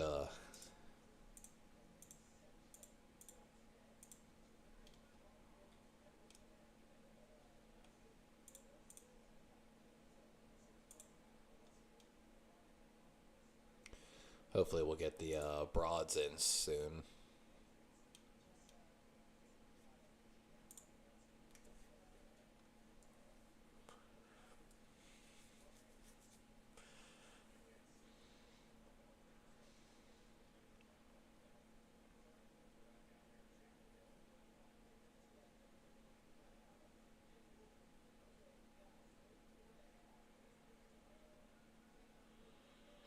Yeah, I like what they're talking about. Derek Alexander, like Kenyon Mitchell, chose to stay at their small college, even though with the transfer window and everything, they could have transferred, probably made more money at these other colleges. It says a lot about the type of person they are, as they're showing. He's just lit up the drills today, and of course JJ Pegas as well. Absolutely dominant. Like, look at him in this body control drill they're showing right now. Feet underneath him the entire way, completely in control. Now they're showing him in the 4-bag drill. Good, strong, high knees. His vertical shuffle, very impressive. Foot in the ground and turn and gone. And you saw the difference in the rep before him. Both him and that other guy planted in a very similar manner, but you could just see that Pegas is like that half step to step faster in a sense. A little bit out of control in the one of those pass rush drills, and then here he is in the hoop drill. Tight, kind of fell and messed up. I think they let him run it again if I'm not mistaken. And they're showing Elijah Simmons here by Charles Simmons, wanted him. Or Daniel Jeremiah, I'm sorry. Yeah, he's a big man.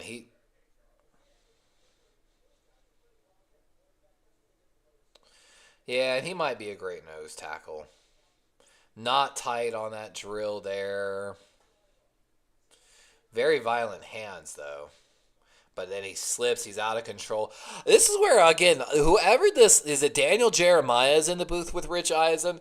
This is like a second person that I'm like, I don't think I really agree with what Daniel Jeremiah says about this player. And here they're showing Farmer in that drill. And yeah, that was one of his more impressive drills. I feel like Farmer didn't look as good in some of the other drills. Body control, he's clearly out of balance there. Finished strong, but... And then here he is. I don't like his swim move. He's got quick hands. I will give him that. But... And then right there on that bend, he had to stop and recoup. Like, he's looked good in some aspects, but in other aspects, I'm a little worried.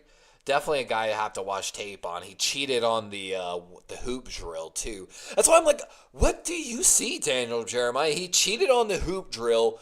He hit multiple bags on the 4-wave drill, I think, by not picking up his feet enough. Like, he seems Again, I'm just like, I haven't watched enough film. I haven't ran enough stats on any of these guys yet. It's looking at their metrics and, like, situational type of football stuff. Like, there's always going to be, like, players in the draft, too, like a nose tackle, where this guy is only here to stop the run. He might be a 1, max 2 down defensive lineman. But on a rookie contract for 4 years and filling that role well, as a third defensive tackle on the depth chart, being a key part of a goal line situation,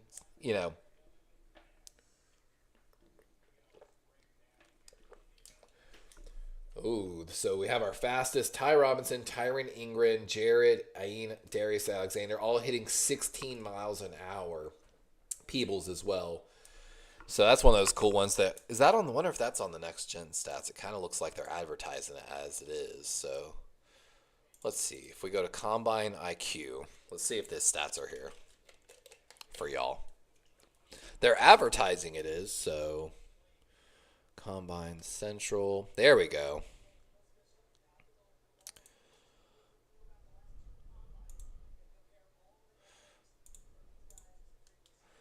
So we can see actually, let me see. So yeah, you should be able to see right here.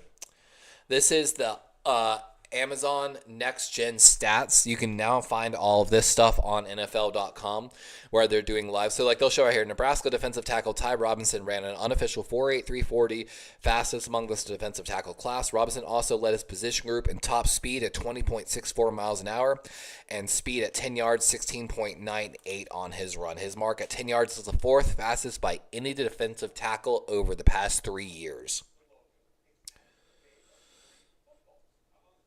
So, CJ West running a 4.95. He became the 9th defensive tackle to weigh at least 315 pounds and run a sub 5.040 at the combine since 2003. So, this is something actually new, guys, by the way. These next-gen stats presented on NFL.com.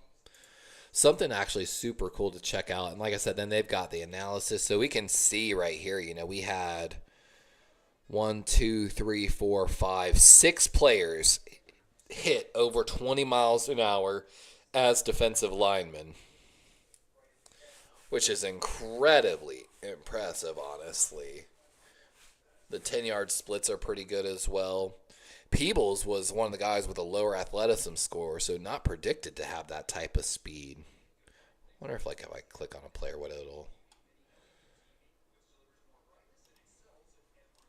Doesn't seem like anything. Very interesting, though. This is a super cool, makes me almost want to put both of them up.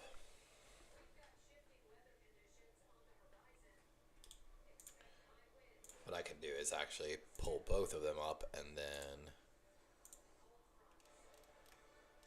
Let's see if we have the live results. Broad jump. We still don't have the broad... Oh, we're getting verticals in, finally. Oh, they started with the edge rushers doing their verticals. Interesting. Are the edge rushers running? So the edge rushers haven't... Very interesting.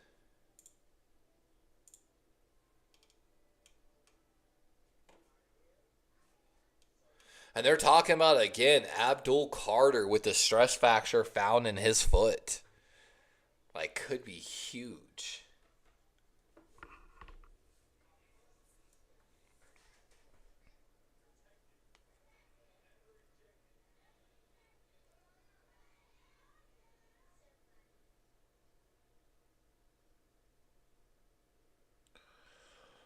Oh, man. They're talking about they're choosing not to go with surgery.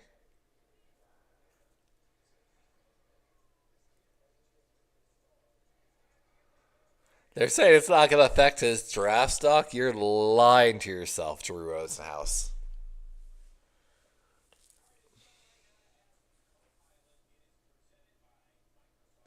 Cowboys are working on a contract extension with defensive tackle Osa Odighizuwa. They're not close, but they're trying to get a deal done. Interesting. And of course, they're talking about Chiefs' plan to place the franchise tag on guard Trey Smith to keep that offensive line together. They're already having tackle issues. They can't lose their Pro Bowl guard, too. That would absolutely take a huge shot to Kansas City's Super Bowl chances for next year if they have to replace Trey Smith as well. So, wonder if we'll see maybe a holdout possibility over there in Kansas City. Who's Rich Eisen got in the booth now with him?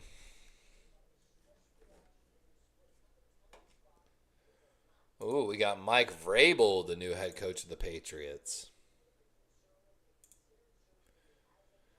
Very interesting, though, that they had the edge players start doing their verticals and everything. So let's see. Okay, already off the chart, Shamar Stewart. Landon Jackson, though, I didn't expect him to be the top vertical jumper. That's pretty clear difference, too. Honestly, broad jump really doesn't tell you a whole lot, but it's an interesting one. Or, I'm sorry, the vertical. Broad, though. I like the broad jump for defensive prospects more than the... Well, if they're corners, I care about their vertical. But if they're like linemen and linebackers, I'm more concerned with the broad jump. I'm just trying to see for their body to muscle ratio, their weight to, all their measurements in a sense. How explosive can their muscles push? Ugh. Okay, so some of the defensive tackles there, case in point, Tyrion Ingram-Dawkins is actually broad jumping about the same as an edge rusher, which they're already talking about. Yeah, case in point. He's 276 out there running with 320-pound defensive linemen. That's why, again, didn't like him in the comparisons. And why, like, of course he looks great out there. He's a 276-pounder playing out there with 320s. Like, no duh. God, that's can't stand. Daniel Jeremiah, get out of the booth, bro. Get out of the booth. And, like, of course he's going to jump with the same as some of these edge rushers. What's Landon Jackson's weight? Let's take a look here. What's Landon Jackson weighing in at? Oh, look at that. 264. It's like Ingram Dawkins should have probably been working out with the edge rushers, more than likely. Because he's not going to be playing defensive tackle on any team in the NFL, not even probably a 3-4 or 4-3 team. He doesn't have the weight to hold the B gap. So he's maybe an outside in a 4-3. He could maybe play the end in the 3-4, but like we used to have tons of linebackers at 270 playing as our 3-4 backers. So like outside guys. So that's, again, why Ingram-Dawkins looked so great with the defensive lineman prospects. He has a 50-pound lighter difference than most of the guys, 20 pounds on the minimum, basically. And, we're seeing,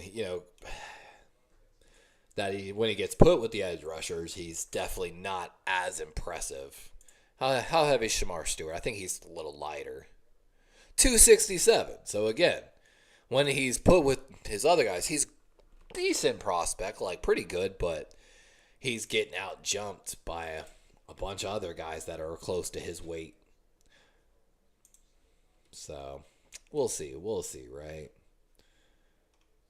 Let's see on the vertical. Yeah, there he is, 36. So he's jumping with the same. More of an edge rusher.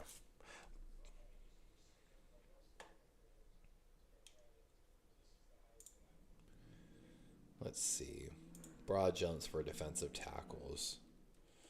Yeah, Ty Robinson did look like he has some of that explosiveness. I can definitely see that. But you can see some of the guys I'm not super high on, their drills were some of the better broad jumpers. So that tells me a lot right there.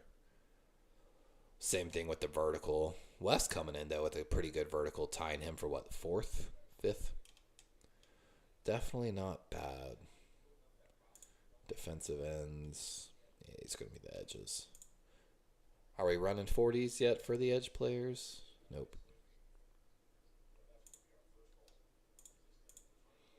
They're getting all the jumps out of the way, I'm guessing. A lot of people don't choose to do cone and shuttles anymore. I kind of get it. I'm excited about another SMU edge player. I think we're going to see him with this edge group. He caught my eye last year. I was going to put him on my draft special, and then he decided last minute to go back to college. And I actually don't think he had as good a year in college as he thought he was going to. So there's like a small chance that, he might be more of a steal this year. Let's see, is there anything?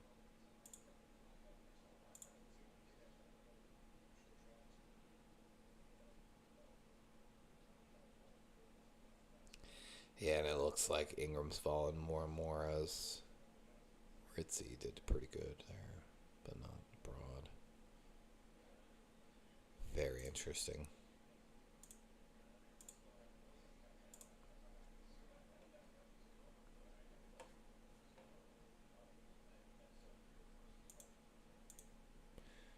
And like they're saying, finally when they come back from commercial, we'll get the edge rushers, and we've got some really good ones. I'm excited to see who's going to be actually competing, Oh, big stretches.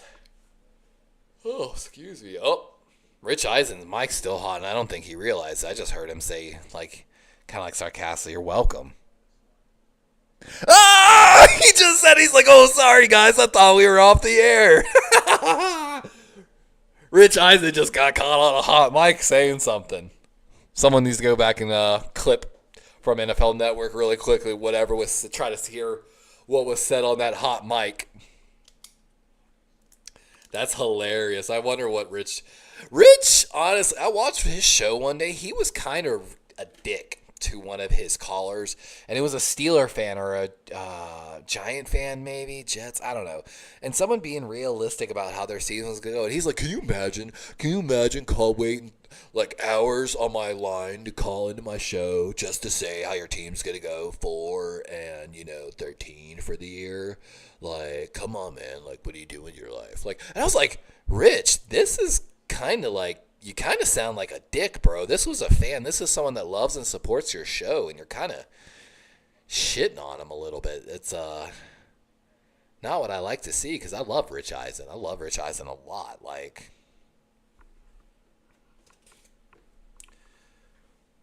there's Shamar Stewart showing off here, and he's one of those guys got high upside, man. He's deadlifting like 600 pounds easy. I need to test how much I can deadlift soon, honestly. All right. Tyler Barron, 41. 258. 6'4". We're at number 41. Tyler Barron from the U. Coming up first for the edge rushers 40s. And again, if you weren't here for the beginning of the broadcast, the biggest thing while we're doing the 40s is trying to get the numbers that these edge rushers are assigned. So when we go through the other drills, we can keep better track of them. And then, of course, trying to get their measurables so that when they do perform, so with the edge rushers, it's going to be the 250, 260 guys versus the 220 guys and seeing how they perform. Of course, the edge rushers, we should see some faster 40s here. 4.66. Not bad. Not bad. So 42 should be Batty from BYU if he's here. This is just going to be a fast class in general. Here's Batty, 271, 6'5".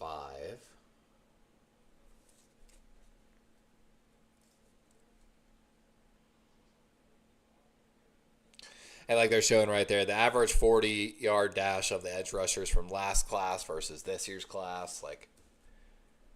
But a lot of those guys didn't have any okay, that's the last few years. So, yeah, a lot of those guys didn't have any impact. Here's Batty from BYU up next for the edge rushers. Good start. Keep it head and chest down. False started, though. He's just going to pull off.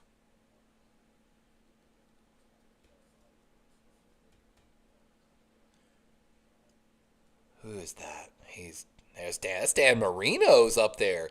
Dan Marino back as a special advisor for the Dolphins. They're showing him up there in the booth right now.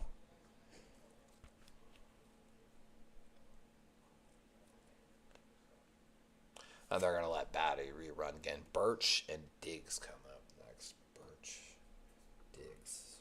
Okay, so Collins not going to run. Cross not going to run.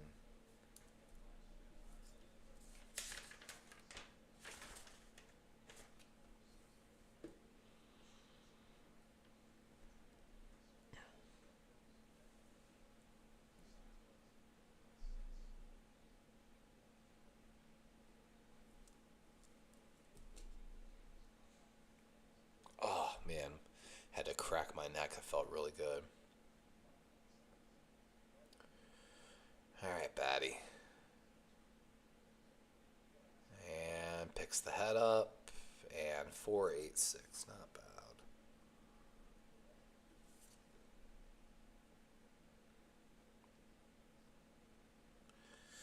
I mean, at 271, that's a great number, honestly. Anything under 4.9 at that weight is a great number for me. Here's Birch, 43, 279, 6'4", 43. Yeah, like they're saying, he's kind of a tweener too here, so. Oregon guys usually run fast. Ooh, that looked like a great start. 1.66 split to a 4.7 finish. Yep. For those that don't know, when I played semi-pro football, that was my official time too. Here's Diggs, number 45, 6'4", 257. So a little lighter here. Diggs from Syracuse. But, of course, I was much lighter. I was not 270 pounds. I was like 230, 240, so. But still, running a 4.7 at 240. Not bad. Could be a little quicker. Diggs, really fast. Oh, my God. 4.57. And that's going to be the fastest 40 so far. But at 257, I think he's one of the lighter guys we've had go so far, so it's expected he should be pretty quick. But looks good and lean on that, honestly. That's a lean 250. Like, he looks very built. Here's Downs, number 46, 269, 6'3".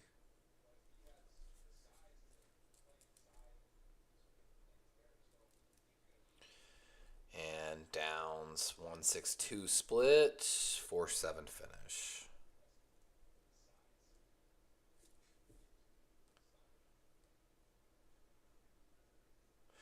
Wow, they're showing too. Myles Garrett jumped 41 inches on his vert. Shamar Stewart and Landon Jackson both put up 40 inches, basically. So that's Hassanein, 50. Boise State, 267, 6'2".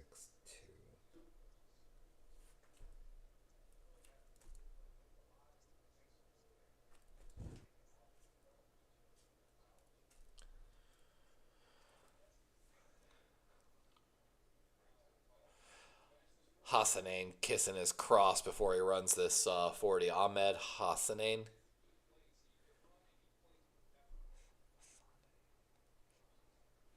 He's taking a minute to get ready here. pretty good start, but 173 and 482. Pretty solid finish. We saw Horsley already earlier.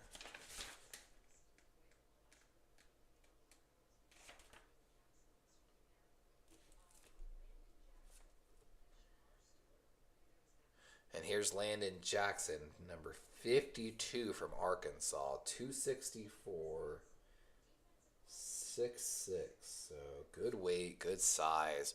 He blew up the vertical and broad jump. Let's see how he runs in this 40. 169 split. That should be a 4.6, 4.69. Not a bad run. We got a Razorback hat actually right there behind us. Look at him go. Pretty solid on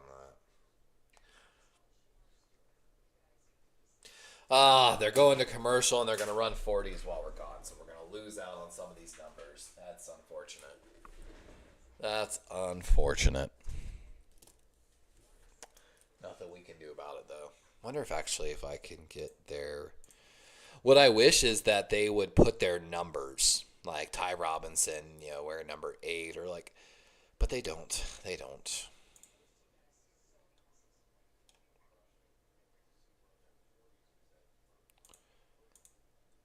We're still waiting for, I guess, the official numbers to get in. It's a big vertical, man. Shamar out-jumped him on the broad, though. Bench, I don't think, is till tomorrow for a lot of these guys.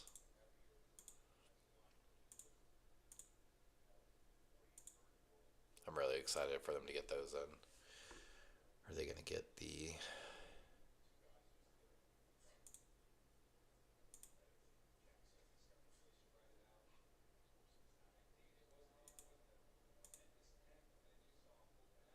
Hey, we're starting to get the edge players' speeds in.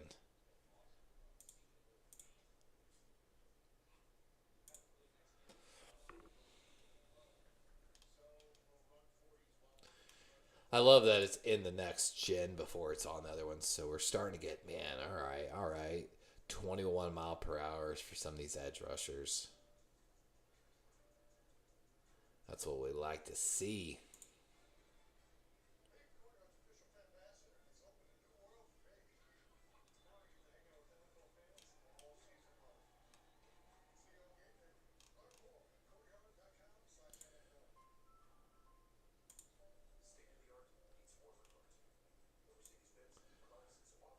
Okay, we've got hand and arm wing measurements too.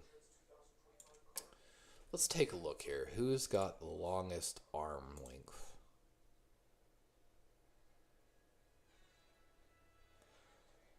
Okay, Broughton from Texas, Black. This is great information to have. Sean Martin, Joshua Farmer. Okay. Very good information to have. Wait, is this their actual numbers?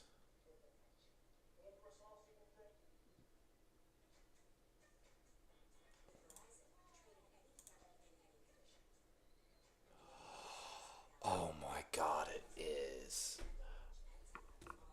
Thank you, Amazon, for finally giving me something I've been begging for. Oh my God, and it tells you what group the number they're into. Oh, that's... Thank you, fucking Amazon. Like... Joiner, number 54. Ooh, 464. Kennard, wearing 55. 47.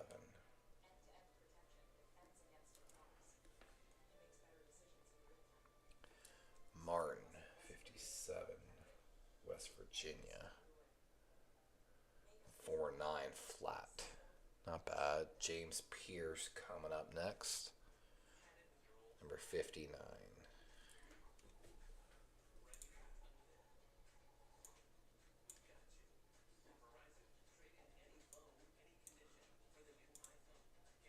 Is he wearing a hoodie doing this?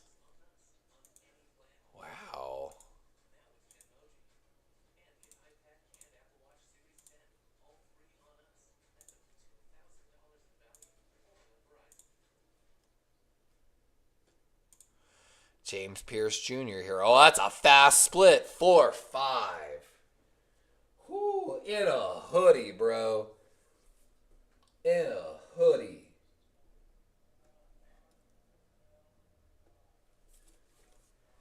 Oh my God. Look at him go with that athleticism. And his draft stock has been all over the board. I've seen him as high as like top 10, and I've seen him as low as pick 31 or 32 to the Eagles. I love that they still don't have it updated. Here's Powell Ryland from Virginia Tech. We're in 60. 258. That's 6'2". Give me the edge rusher 40s, man. That's killing me. Here's Ryland. And 474. Not bad. Not bad. At 258, not a bad speed at all. Yeah, everyone's excited for Shamar Stewart. Everybody's excited for Shamar.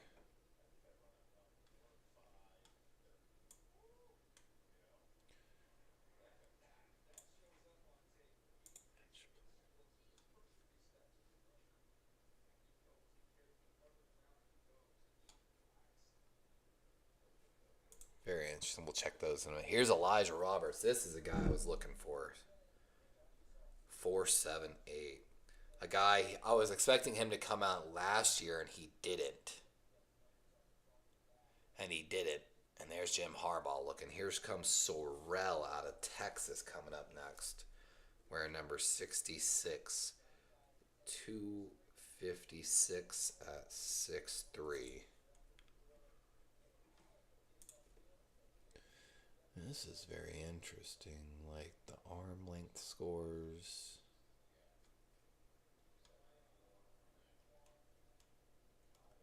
I like this a lot. I like all this data.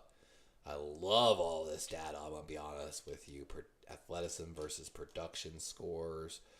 Combine leader by positions on everything. Oh, max set. Dude, they've got acceleration stats. Oh, Daddy like a lot. Daddy likes a lot the next gen stats. Here's Sorrell, 166 split, 472 finish. Should have had a little faster finish there, honestly, based off his 10-yard split. Daddy likes numbers. We'll just say that. Daddy likes his hard, raw data so much.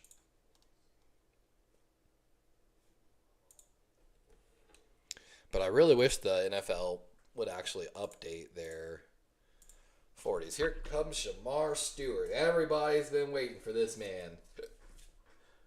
Oops, that's the wrong Stewart. There's 2 Stewarts in this draft. Here we are, 267. 6'5". He's taking an extra minute. Man, why? Why, guys? Here he goes. 158 split. That should be a 4.5 or lower. Ooh, 4.6. That's a great time. I feel like he could run faster. And we've got Princey Uman Malian, and David Walker. It looks like still left in the edge group. Why are they not updating the combine tracker here? And there they're showing Shamar Stewart and Myles Garrett comparisons. He's a little taller than Myles Garrett, a little less weight. And Princely from Ole Miss going to get a false start here. And I think they're still updating here. So we're getting some pretty fast people here. Jaw Joyner from Minnesota, number 54, with a 4.640, but hit the top speed so far out of everyone else in the combine.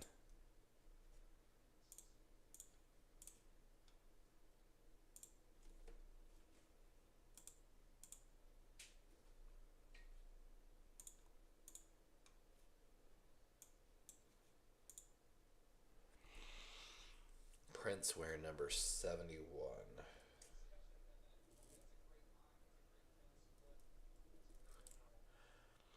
looks like a slow start. 167. Man, look at them long strides. 476. Yeah, he's got long strides. James Pierce though, that 4.5.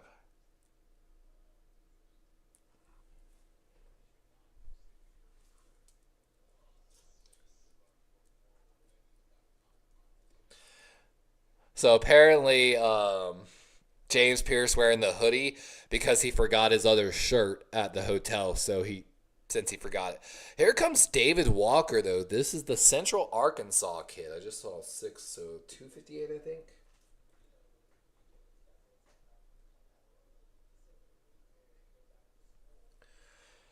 So a lot of kids are watching this dude. 166 split and 4.7 finish.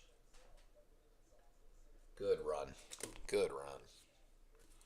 A lot of people excited to watch him.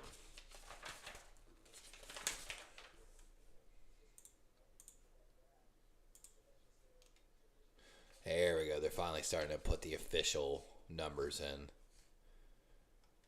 Let's see. 10-yard splits in yet? Of course not. Of course not. Come on, NFL. Get your together. I don't care. Linebackers jumping yet? Nope. They're slow to get these in. We're going to keep an eye on the 10-yard splits as they come in officially.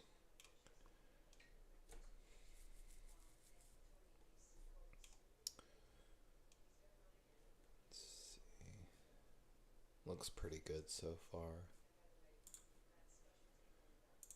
We should be getting in more of these 10-yard splits very shortly. Let's see. So, edge rushers are starting at 41.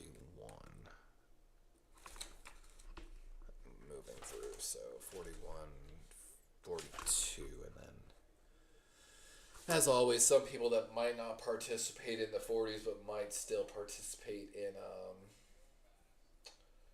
positional drills.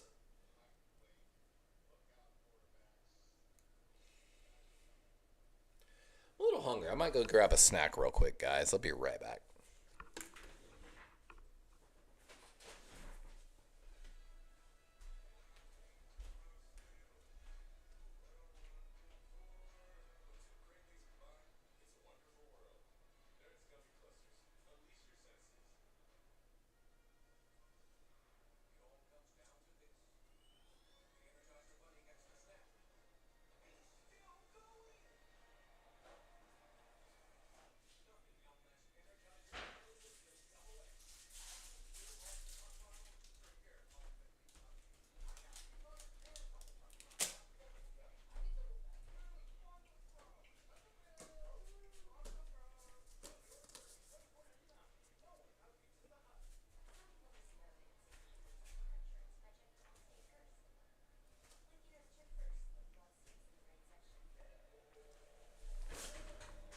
Green 80. Green 80. Check, 52, Mike. Tango, tango.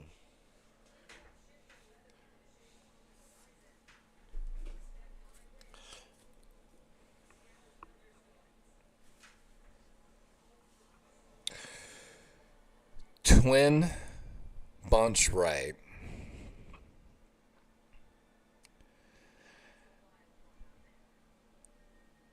X skinny. Dagger flare. Option on 2. And we're running that second 40s. Tyler Barrett improving a little bit on his. I'm sorry, I'm going to be eating some crackers.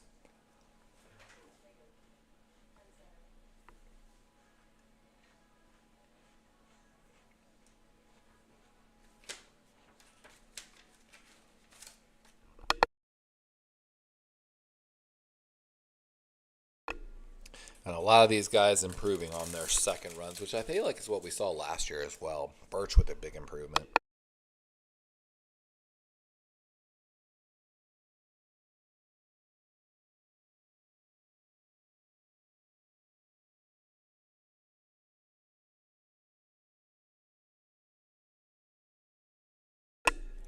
Everybody's trying to get to James Pierce 4.5. Ethan Downs a little slower than last time. Hey, we're getting those 10-yard splits. Okay, okay. Not bad here. Very interesting, though. Let's refresh that. See if we get some new info.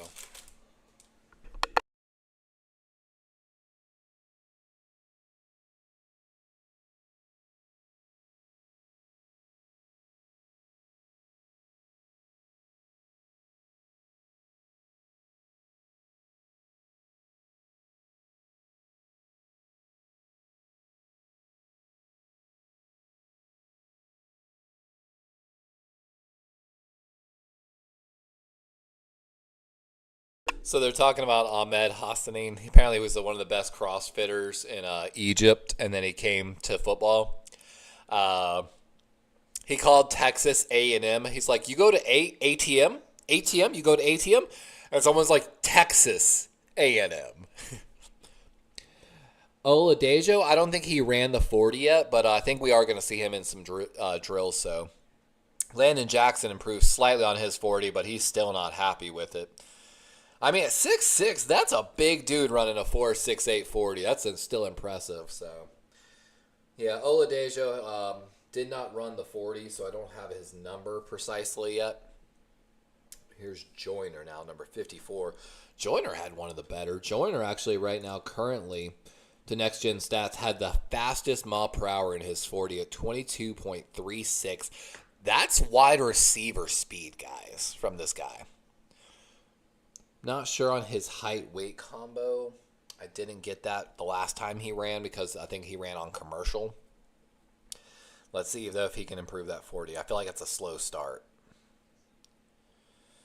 4.61, so a slight improvement. Looks like he really gets going there at the end, though. Still pretty good, though. Pretty dang good. I think it says, where is Pierce on this list?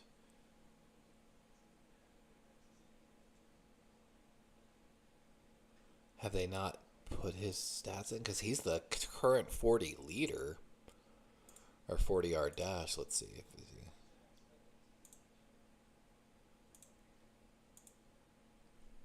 Kennard running again. This should be a faster time. Yep, just slightly.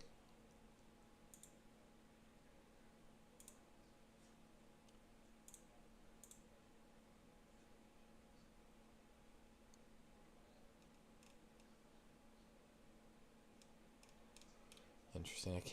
I can't sort by edge is the interesting part. Interesting. I guess those are only the official times. Very interesting. Let's see if any of these 10-yard splits change. That's a big tracker here. And we got a false start on Sean Martin, West Virginia kid. I'm sorry if I keep mute my mic. I'm trying to eat a little bit. Kenny says Uncle Rico can still throw it over Landon Jackson. But can he kick it over him?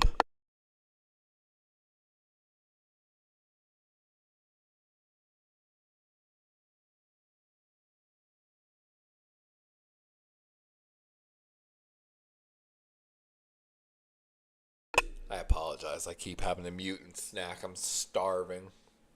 Even though I already eaten like one full meal today. My calorie uptake has... I took like a week or two off of not eating as much food constantly. And, yeah. I immediately lost like a little bit of weight, I feel like, that I've been trying to put on.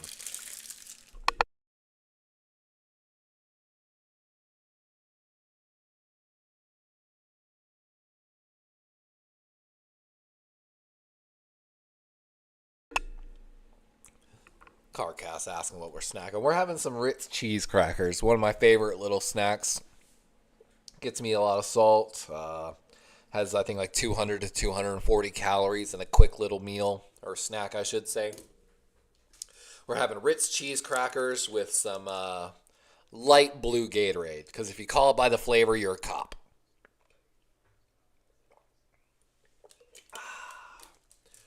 There's only two good flavor choices Gatorade. That's light blue and yellow. Then again, I've always been crazy about that.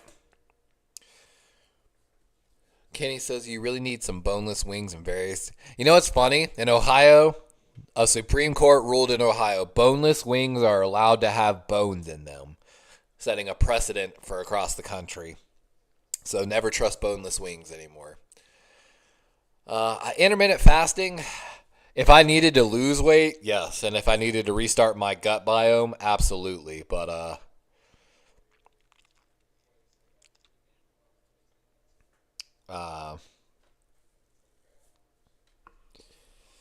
I'm still trying to add weight. You can see, man, I'm starting to stretch the shirt a little bit now. Getting big. My arm is almost as big as my face. My legs are getting there too. If I was going 5 days a week, like every single day going, I most definitely would be a lot bigger and stronger. I'm still thinking about it half the time, to be honest with you. Here's Pierce again, finally gets a run, and 4.47. My God, he just broke sub 4.5. That is. Whew. And they just compared him to all his how he looks, how he's built to Brian Burns, and I definitely see it. Even though he's like 257, he looks like he's 220 because he's just that lean of a frame. He's definitely walking away as a winner. They did say they thought he would jump a little better than he did, but he's putting on a show at the 40, which is probably all he was really concerned about. And I think with that, we're finally going to... No, we still got a couple guys. Who else we got? We got Pal Reiling about to run. Roberts from SMU about to run. Robinson from... Who is that? Nebraska. Sorrell from Texas, Stewart from A&M, and then, two more guys, Una Milan and Walker. So, hopefully they're going to finish up those 40s, and when they come back, we'll be to the positional drills at edge. And then we'll finally be on to linebackers. There's David McNiner. What's good, Levi? Who on the defensive line is standing out? There's a couple guys. Honestly, both of the guys from Ohio State in the defensive line class standing out to me. I am actually have very different opinions compared to. It's not Ian Rappaport. Who's in there with him calling this? It's Rich Eisen and not Daniel Jeremiah. There's some guy in there that I've had very varying and different opinions with. And I sometimes like that because it just shows that if my guys end up performing and his guys don't, these NFL guys sometimes don't know what the hell they're talking about.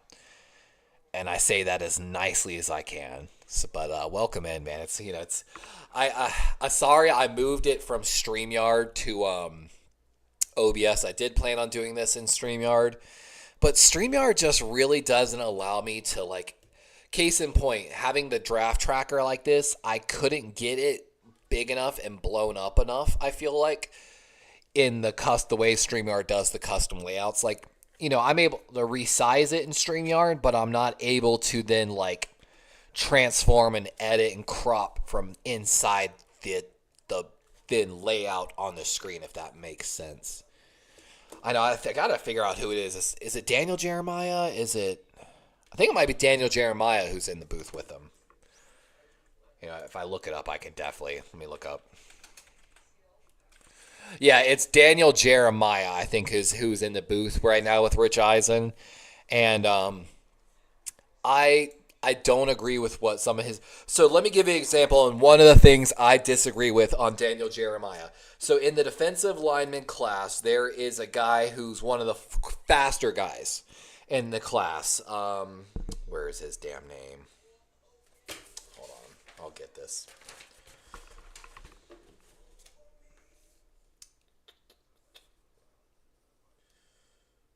Is it Harrison Hall? No. Ingrid Dawkins, the guy from Georgia. He's number 19 on the combine class. Daniel Jeremiah's in love with this dude right now after watching him. But here's the thing. He's 270 out there running around with like 300 pounders. Of course he's going to look a little quicker, a little faster. I feel like he didn't look that good in positional drills, while Daniel Jeremiah said he looked great in positional drills.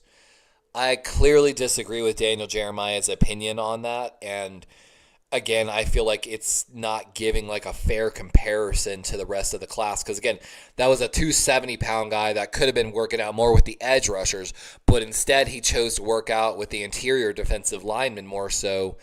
And this is a guy that will probably never line up in the A and B gap for any defense unless he's maybe out there in a third down positional pass rusher kind of scenario. That is the only time you'll ever even see him in the B gap.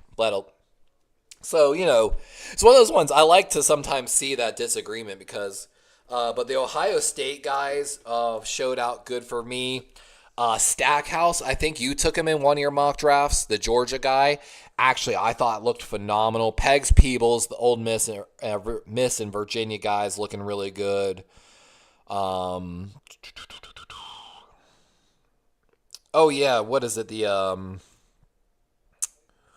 Where is that kid? Of course, Toledo kid looked good.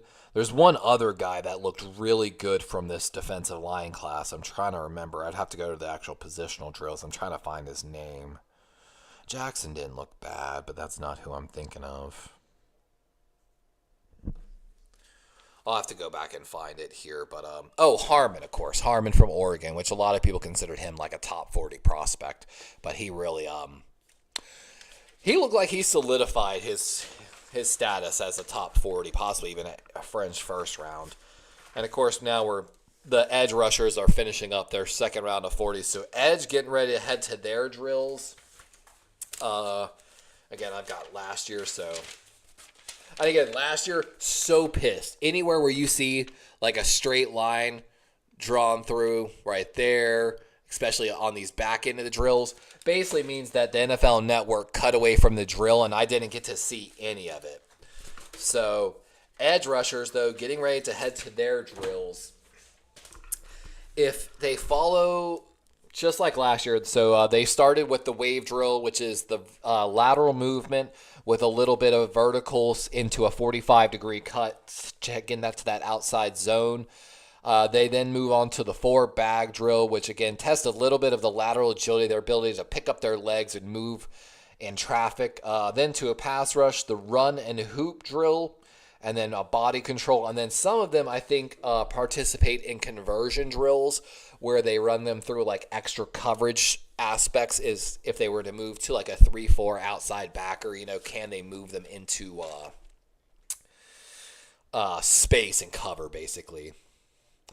Kenny says, Mel Kiper, and I agree, the best player in the draft is Sanders. Kenny says, Darius Alexander, yeah, he did have a lot of the same measurables as Chris Jones. There's a lot of comparisons there to Chris Jones. I feel like there might have been another guy that had a good comparison to Chris Jones, but maybe I'm just thinking of Darius. Now my brain's like, who was it? There was someone else I feel like they compared him to.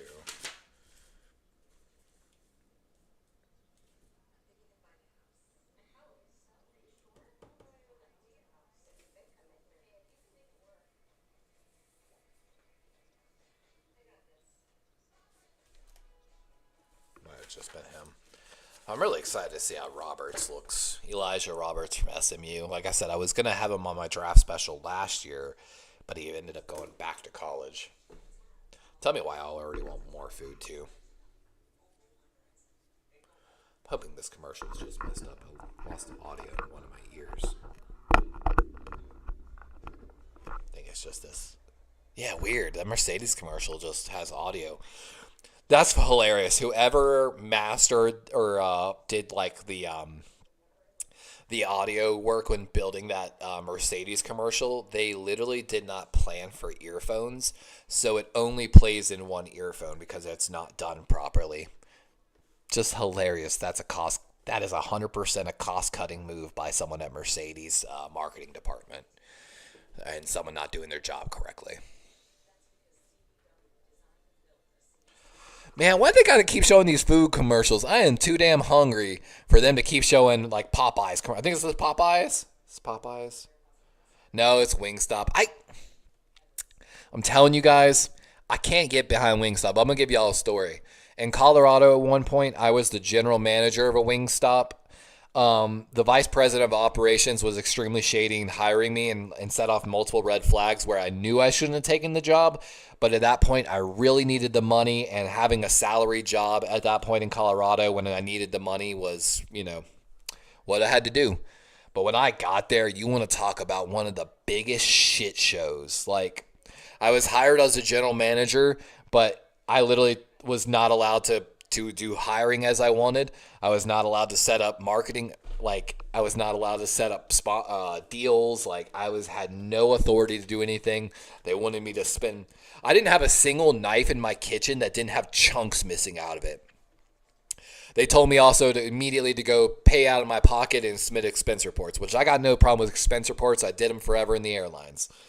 But day one, before I've ever gotten a paycheck from you, you expect me to start fixing your store with my own money? Red flag. Red flag. So then I immediately found out that all the temperature logs were completely fabricated and faked, and that I had problems with the seal to my freezer. Of course, where we kept our cooler where we kept all the chicken, and so I told them, I was like, my chicken is never temping properly. I am several degrees over every time on my chicken temps. And, of course, they told me just to fabricate the numbers and lie about it, that no one was ever going to check it. And that they didn't have the money, really, to fix the cooler like they needed to. Their deliveries of chicken happened at, like, between 2 and 5 in the morning. And I was like, so I need to be here for those deliveries because we're supposed to be inspecting the chicken upon delivery, making sure like it's not, in a pool of blood, because in that freezer there's tons of chicken just sitting in pools of blood. And he's like, no, we can't have you do that because then you'd be like at 100+ hours a week. And I'm like, well, so you're telling me you give someone access to your store, a truck driver, they unload, sometimes not even unloading properly, leaving it not in the cooler because they're not paid to do it. I was just like, what the is this? Like, and then they, case in point, I was supposed to be doing no contact delivery. So if you ordered online, paid online, you could just walk up, pick up your food and go. My franchise owner disabled online payments because he didn't want to deal with, he said he was having too many fraudulent payments and was having too much of a time dealing with it in the courts, which then I immediately was like, I think your tracking system, like how your filing system for receipts and everything is not proper. I think you could do it better, giving you better, quicker access to settle these. And of course I was correct on that. They were fucked. The fucking filing that they were doing was so fucking, it was just one of those ones, just red flag after red flag after red flag. And then eventually I was working, I'm salary. I know I'm working probably like 80 hours a week, but when I was working more than 80 hours a week and the salary basically wasn't meeting, I was making less than a minimum wage based upon the hours that I was working and the salary that they were offering and breaking it down, to a weekly pay essentially. Which I had to remind my VP of operations. I said, this is not the workload you're not allowing me to hire. You're not, this. Obviously, at this point, I'm not even making minimum wage. And actually, by the laws of Colorado, I am still like, you're just abusing salary here as an attempt to circumvent, other wage laws. The VP operations lost his shit on me, told me I didn't know how to do a 52-week calculation. As I reminded him, I had just got out of advanced college algebra, which was basically essentially a pre-cal, college pre-calculus. And I assured him I was very, very accurate in my 52-week calculation for my salary. And it was just one of those ones. Eventually I was like, you know what, it's very clear. You don't want to follow what the franchise is telling you to do. It is very clear that in the buybacks right now, they are in expansion phase. Then, of course, I didn't realize they market themselves as the franchise owners as being the lowest cost of operations, which is why they wanted me to run skeleton crew and not hire. And I explained to them, I'm like, I'm losing sales. I'm losing sales because I don't have staff. I need to hire at least like 1 part-timer, 2 part-timers max immediately, and then we'll reassess. Here's the wave drill bear in the first one up. pretty good. Little bit of slip on that second one, but Barron giving us a good start here. Batty, number 42, slip getting outside his frame there. Good on the second cut. Good back pedal. Not bad. Pretty flat scores here to start the day on these. Here's Birch, number 43 from Oregon. Oh, bad. Yeah, that's going to be a minus on that score. Here's Diggs from Syracuse, number 45. Little bit of bad one there. Good on the second. Slow on that towards the back. It's 3-46 downs from Oklahoma. Little outside his frame. He's sliding. Yeah, not in love with the movement there by Downs from Oklahoma. All right, here's the Boston College kid, Ezeraku. Slip in. He's outside his frame on that second one. Yeah, not bad, not great. Galote from Louisville, another guy to keep an eye on here. Pretty good. Great on that second. That actually was a pretty good rep out of there. Hassanein, the CrossFit guy. Little slow, but stayed under his base. Not bad footwork. Not bad, actually, there by Ahmed. Here's Ivy from Ole Miss. Slipping already. I like his attentiveness. Not bad by Ivy on that one. Jackson from Arkansas. Oh, a little bit of slip on that interior knee. That's a little scary. He's got long legs. Joyner from Minnesota. Ooh, bad slip on the interior leg again. A little slow here. That's definitely a little slow. First Egyptian player dropped in the NFL. That would be cool. I hope. Ooh, Kennard. Good movement. Good movement right now. Oh, little stumble on that back. Ah, man, dude, if he hadn't stumbled, he would have got one of my better grades. But those two stumbles at the end. Here's Linton, Baylor kid, did not participate in the 40. Oh, he's so fast, long frame, he slips. Yeah, I like his speed, but Martin here from West Virginia, a little bit of slip. He's playing a little high there on those turns. He's got to learn to sink his hips. Here's Oladejo. First look at him today. Oh, look at that strong, staying underneath of him. Yeah, that's going to probably be the best run we've seen so far from Oladejo. Here comes Pierce Jr., though. He should give him a good run for his money. Very strong on the base. Very strong on the base. A little wide there, but yeah, Oladejo and Pierce definitely got the best grades on that so far today. Here's Ryland. Oh, he's looking pretty good. Yeah, Ryland looked good there too, honestly. Here's Robert, someone I've been excited to see. Yeah, a little slow on that first turn. There we go. There we go. Oh, a little bit of a slip, but not going to be as good as some of those past guys, but still a great grade. Here's Sawyer, Ohio State guy to keep an eye on. Oh, look at that plant. Oh, look at that plant. Look at that plant. That's, again, one of the better runs we've seen here. Here comes Skirtin, another guy to keep an eye on. Oh, look at that speed. Oh, he's getting a little outside of his base to stop, but yeah, that's a good run. That's a great run by Skirtin. Nick Skirtin out of AM. Sorrell out of Texas up next. Pretty good. Oh, I was about to say, slow on that react. Slipped on it. Yeah. Man, if that slip, he had a slightly higher grade. Here's Swinson out of LSU. Oh, he's looking pretty good right here. Oh, a little bit on that back pedal. Problem there. Lost the shoe on it. If he hadn't lost the shoe, though, that would have been a pretty dang good run. Here's Princely from Ole Miss coming up next. We got a lot of edge rushers here doing these drills. Little outside his frame there. Good on the second turn. Good on the back. That's actually a pretty dang good run by Princely there. Here's Walker, 72, Central Arkansas.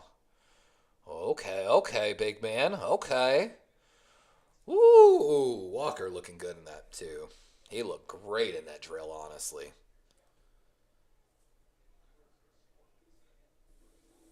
All right, we're moving to the 4-bag next here. And here's they're showing. Look at Barron on that.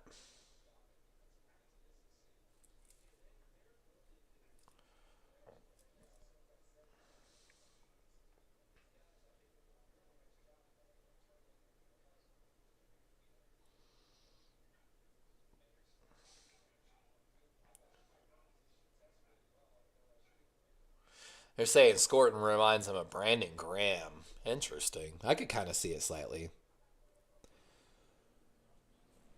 Yeah, that's some good stuff right there. Yeah, honestly, so coming away from that on the wave drill, my highest scorers coming out of that were Walker, 65. Who is 65?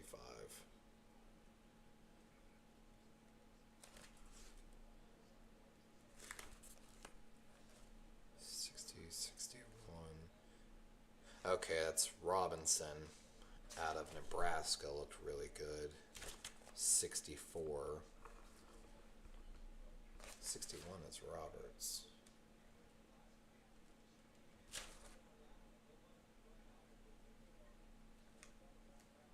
It's so hard to get all their numbers.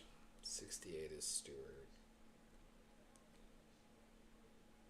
66 is Sorrell. 65 is Robinson.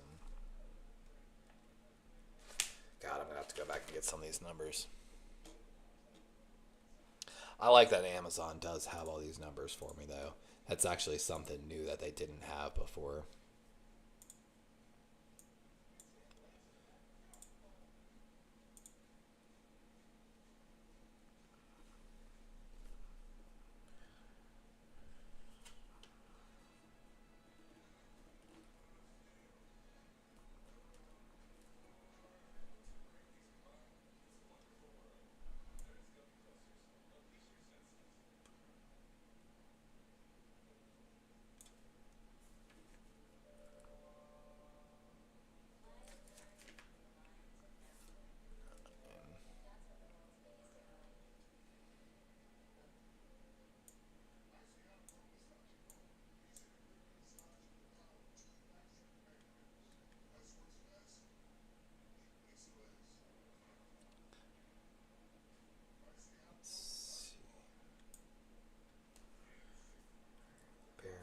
I'm trying to make sure I get all these numbers right.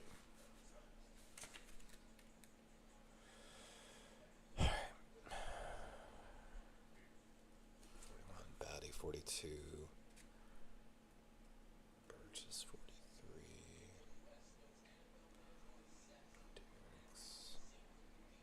Ezraku's 47.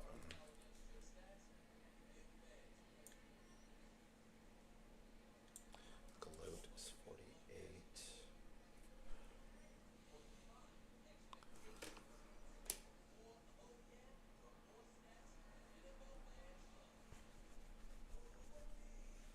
Hemingway is not. Okay. Ivy is number 51. Jones 53.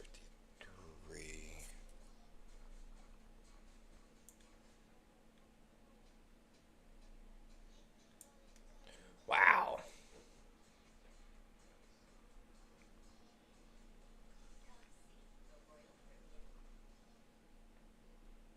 Linton is 56. Oh, back to the 4-bag drill. Man, of course they're starting with 57, so we're already like halfway through the 4-bag drills. That's so shitty. I hate that, dude. I hate it so much. Here's Oladejo. Looking good. Good pumping arms. Good pumping. Yeah, that's another great drill by Oladejo. Here comes Pierce. God, again, I hate that we miss so many of the drills. Man, look how quick them feet are. He's having a great day. Yep. Yeah, that's another great drill. Like they're saying, no wasted movement. Rylan up next. Pretty good. Little bit of misstep there. The slip. Yeah, 2 times he got caught in transition. Here's Elijah. 61. I'm liking it. I'm liking it. Good short step. Good short step. Make that turn. Great drill. Great drill. Sawyer from Ohio State. Oh, already slipping. Yep. Yep.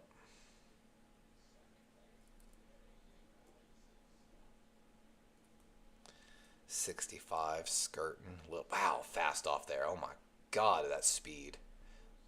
Little bit outside control. Good job getting outside. That's a great run. Sorrell. A little slow on that first. Change of direction. Really good drill, though. Really good drill, honestly, by Sorrell there.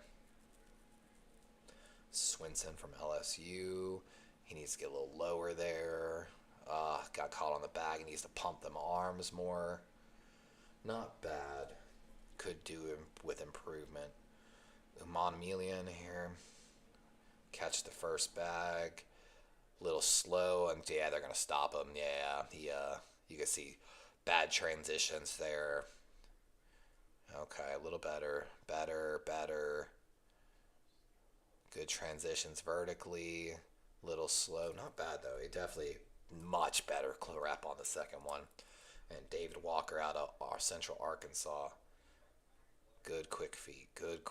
Short. No wasted movement so far. Great run by Walker. And you can see he doesn't look like he has super long arms, but he's definitely got size to him. They're showing Birch, number 43.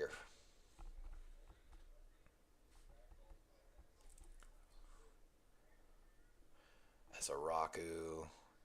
Ooh, look at Ezaraku. Ooh, that forward movement. Yeah, it was. Landed Jackson now. Man, look at him on a line right there. Man, that's clean.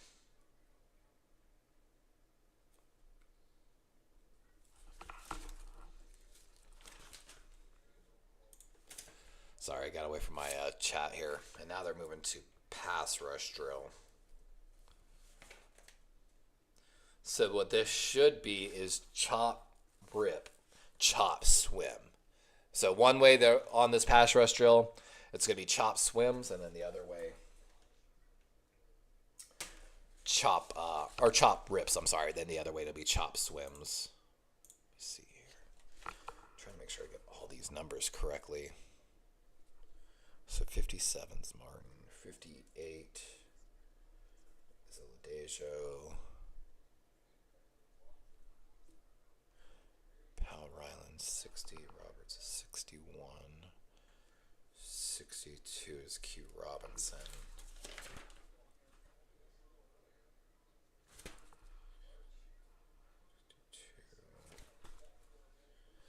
60. Where's Sawyer? Sawyer's 64.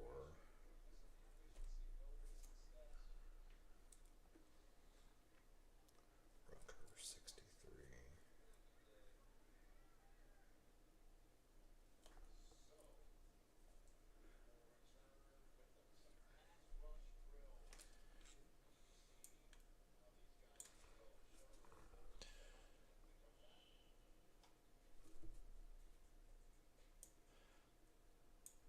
Skirting is 65. Sorrell 66. Stewart is 68. 67, 68. Swinson 69.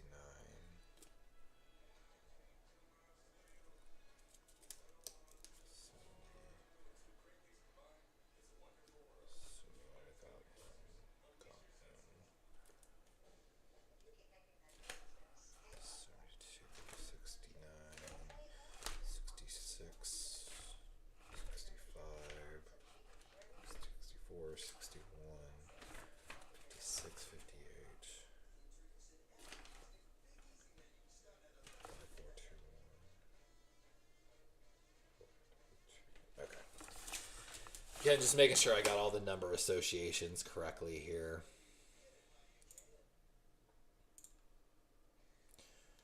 And who's got the longest arms? Oh, we're starting to get the linebacker measurements in now. That's actually fun. Mikel Williams look like he has the longest arms out of edge rushers so far. Defensive tackles, of course. Oh, no, I'm sorry. Sean Martin. Ooh. Sean Martin with long arms. Good to know. Good to know. Might be like good fit. Oh, crap. How many did we miss? Is that 72? No. Screw you, NFL Network. We just missed the entire pass rush drill because of commercials. That's so infuriating.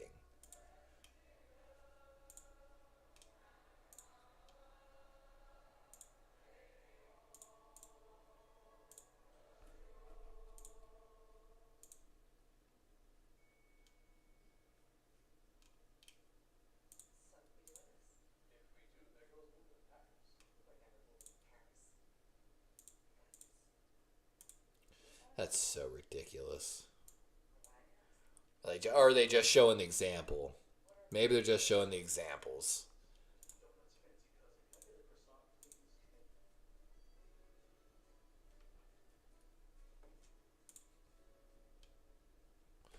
Okay, they were just showing an example. All right, Tyler Barron getting started here. Batty. Oh no, this is Club Swim now, so this is the opposite side. Didn't like Birch's move there, the swim. So this is Club Swims they're doing now. Diggs, pretty good. And how tight can they take that corner? And Downs kind of looked like he messed that up a little.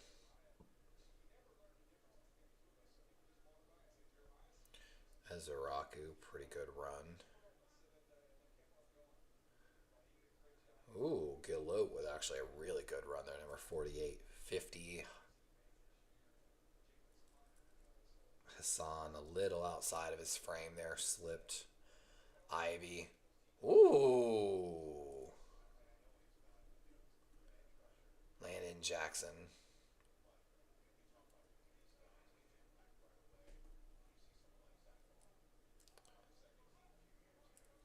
Joyner, not as love with that. Kennard, not super happy on that rep. Linton, strong. That was a good violent club there. Martin, not bad. Here's Oladejo. That's a good rep. Good violent clubs, clean swim. Agree with James Pierce there.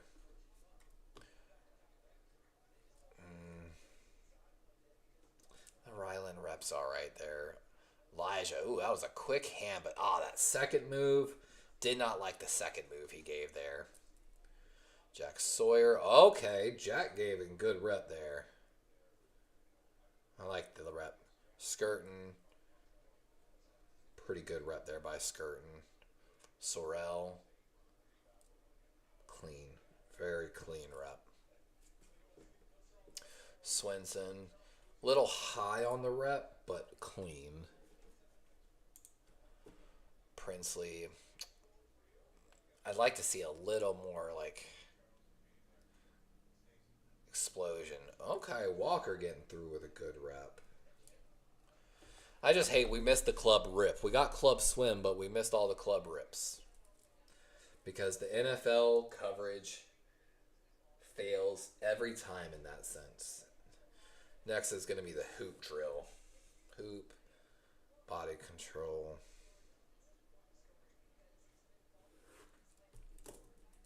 I absolutely just despise that they do that, man. I'm liking me some Q Robinson. Hey, he do look pretty good, though. Like, he do look pretty good. Oh, man, don't talk about barbecue. I want some barbecue. I'm so hungry. I'm so hungry. I'm trying to think. I'm making tonight's dinner. So last night I made steak bowls with like some fried rice. I took some sirloin steak, um, cut it up earlier before the Corey Davis show, marinated it in honey, soy, garlic, of course, a little salt, pepper.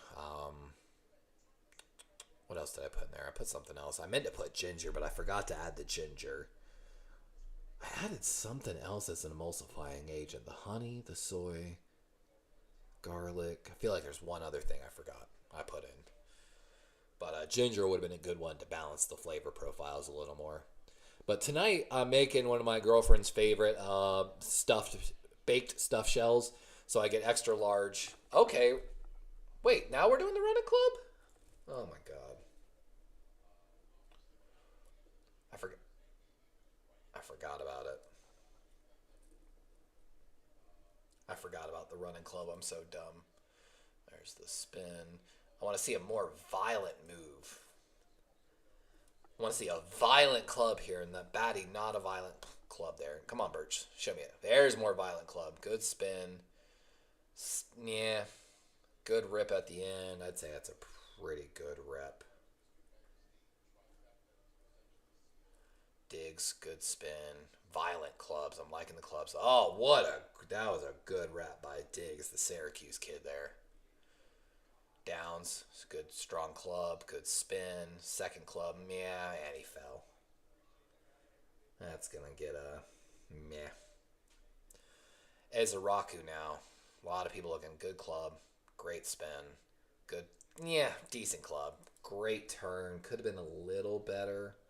I like to see a little better out of him there. Ashton Gillette, Louisville, good club, great spin, great club. Oh, if he had a clean turn there, it would have been a great rep, honestly.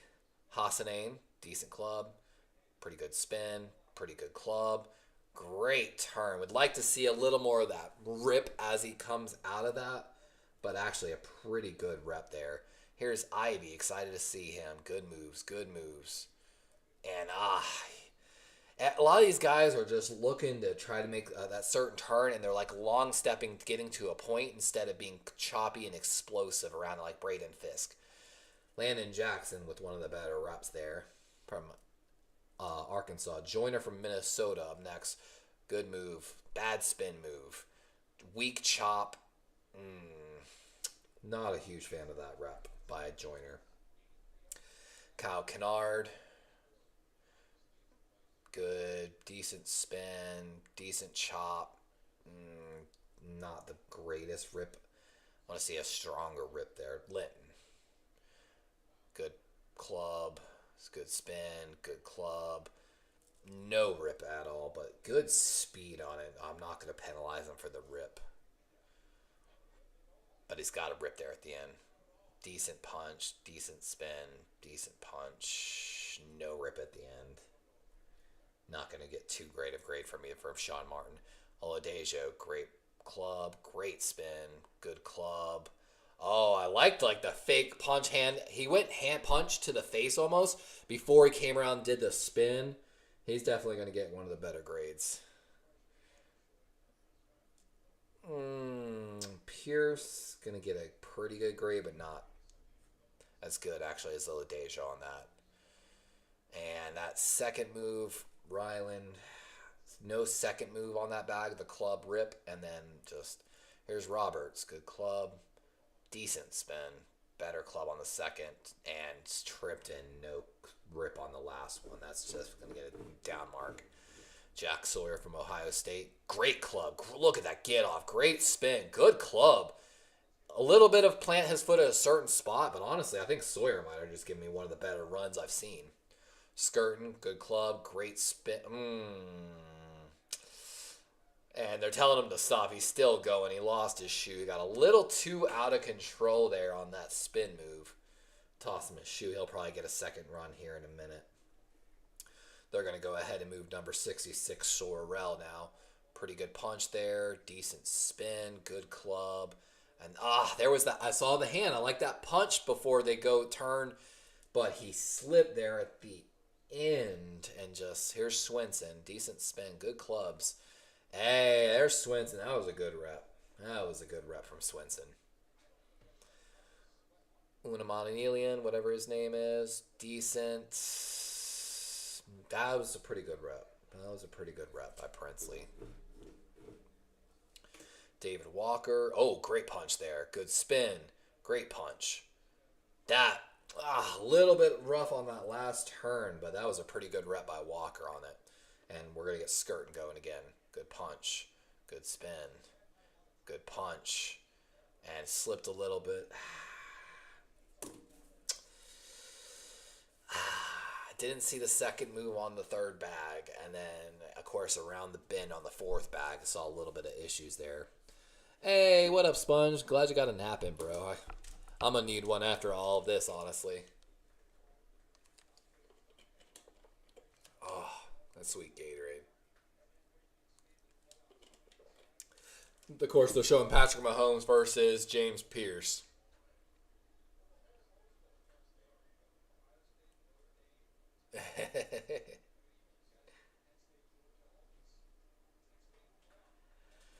Whew. They're just showing the simulcast of James Pierce just blowing by Patrick Mahomes on his 40.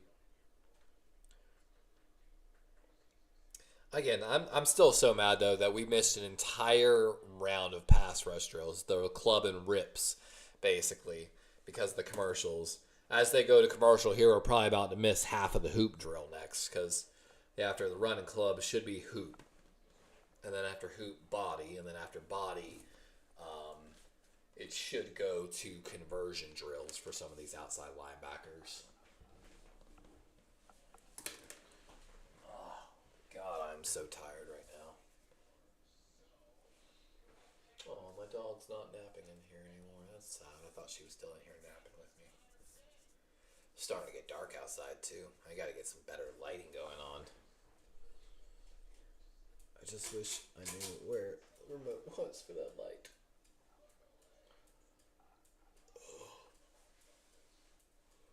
Need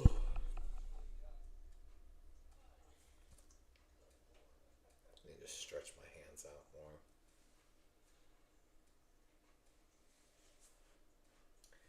Green 80, set, hot. Check Mike 52. Romeo Dagger. Here we go. Set, go. Sorry. I miss playing, honestly. I really do.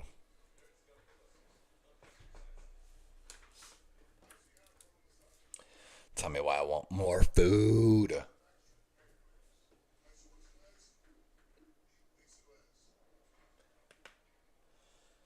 I'm debating whether I stay live for the linebackers or not. I might call it after the linebackers just because it's the easiest one to rewatch because there's so little of them.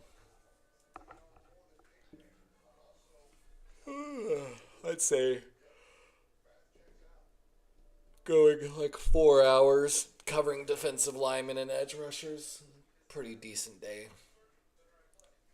Also considering I might go tomorrow. Tomorrow is also gym day. Can't stream from the gym. So I wonder what tomorrow, the times are for.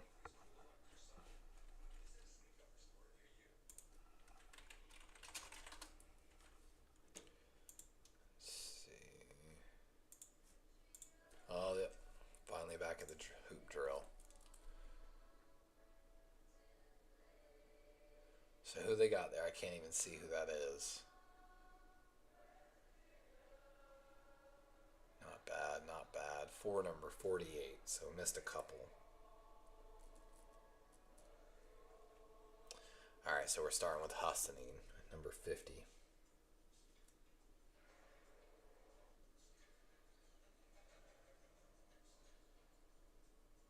He needs to chop his arms more. He's able to bend, though, pretty low. Not a bad rep, though, by any means. Jared Ivey. We definitely want to see this one.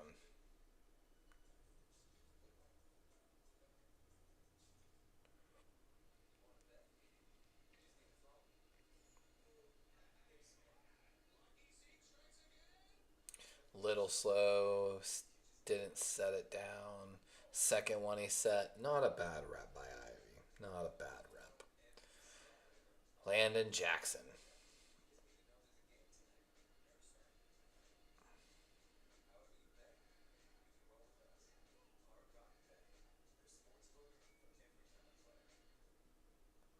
Pretty good run here by Jackson.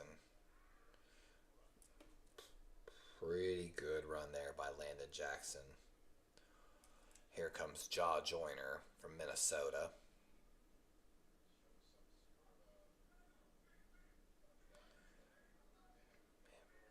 Yeah, like they're saying they wanted him to get lower. That was a good rep, though. Yeah, he's kind of reaching for it there. Kennard, number 55.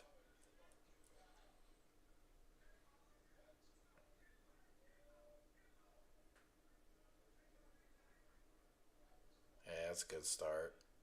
Bad turn, though. He's getting loose at those ends there. That was a decent rep. What is Daniel Jeremiah watching, man? Steve Linton here, number 56.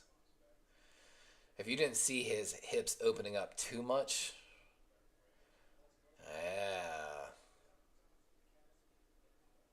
Yeah, Linton's got long arms. That was so easy for him. My God. Here's Sean Martin, West Virginia. Again, I think a long. Oh, he dropped it.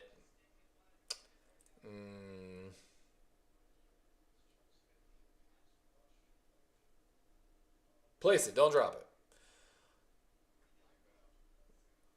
it. Place it. Don't drop it. It's like the baby. You gotta like Oladejo. Yeah, you can see how low he's playing on there. Yeah, that's the best rep we've seen so far. Oladejo seems like he might be one of the better edge rushers in this. Oh, Pierce trying to jump it. Pierce is trying to jump it. Like he's saying, pad level, because you got to do this while staying low.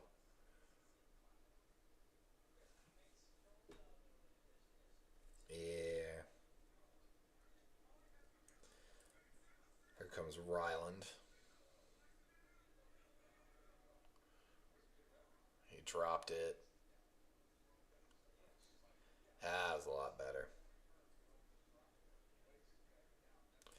Elijah Roberts.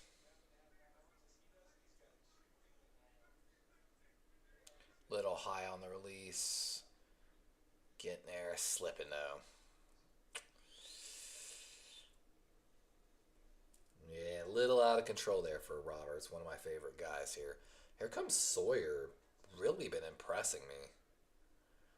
Good off the rip. Man, he's so far inside.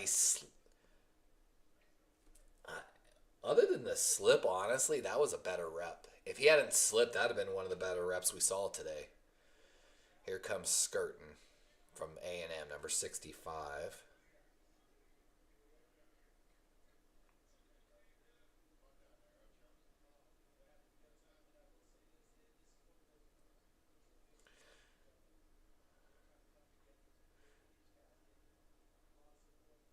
Yeah, it's a good rep.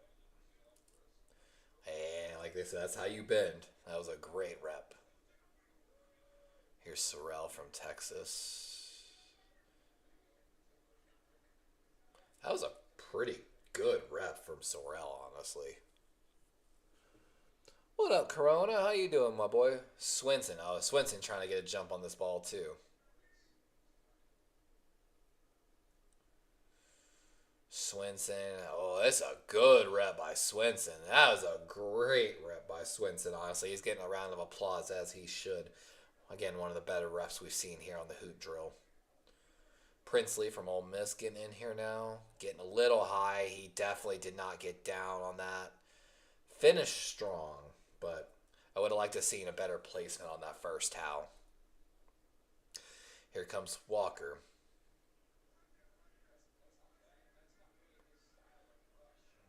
Oh, a little out of control there. Got too high. Slipped.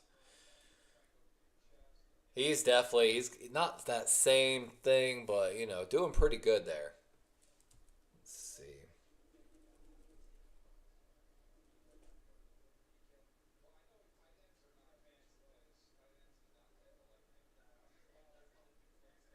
see. Wonder if he's going to be a Raven just the way Chuck Smith hyping him up. Chuck Smith, of course, the pass rush specialist coach for the Ravens.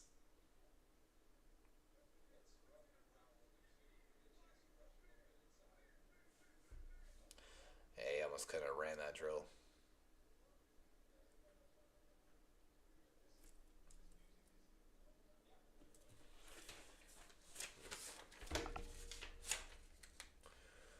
Yeah, 4.47 for James Pierce. That's wild 40 time, man. Wild.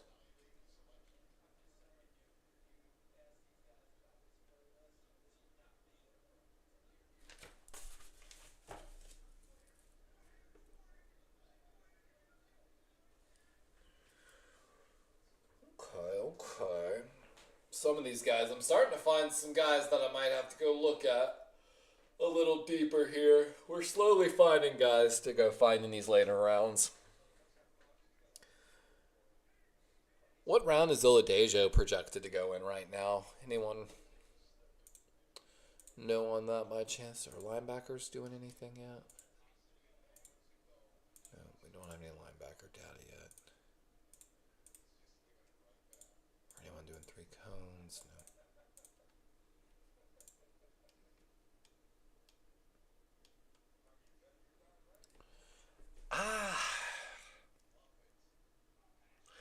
I really don't know if this edge class is going to be as good as last year's. Like, I'm just looking, watching. I feel like last year there was a couple other guys that gave me a little more faith in how they moved. Don't get me wrong, there's a couple guys here I think that could be big hits. But I feel like last year's class is a little deeper. Just looking proactively. Well, no, I shouldn't say proactively. That is not the right word we're looking for.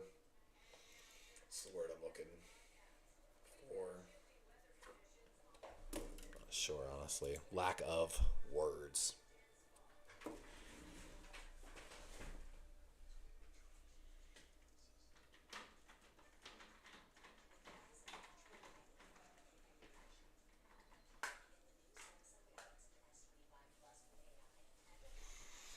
Oh, oh, yeah.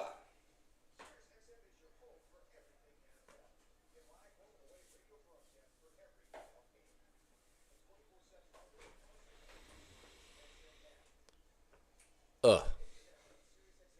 You boys hungry again.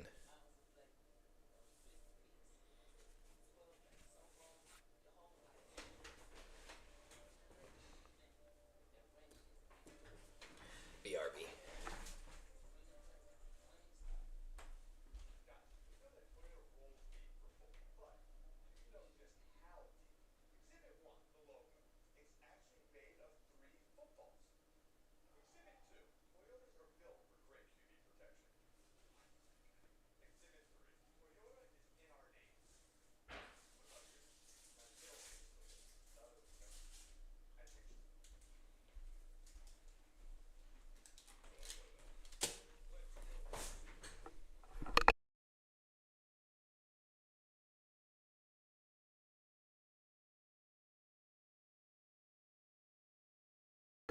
Of course, they come back and they're halfway through the body control drill already. Linton looking really good in that.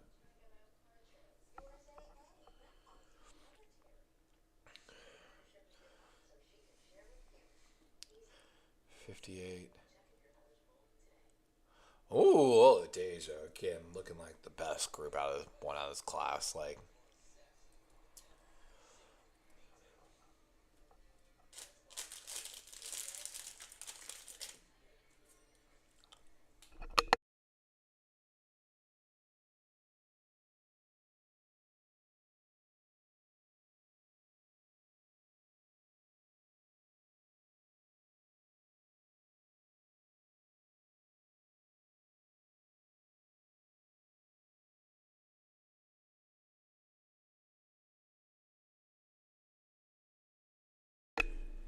And this coach, what coach is he from? This guy's losing his mind right now. Is that a Cardinal hat he's wearing?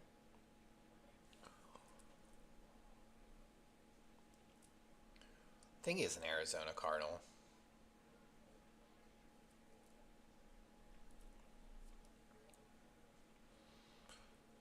Sorrell.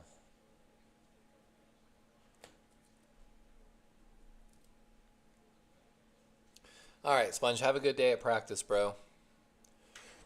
I'm going to practice, so I have to listen to my. Yeah, I feel you, man. I got to get in the zone myself sometimes. I'm probably going to cut the stream not too much longer. I may or may not cover the linebackers.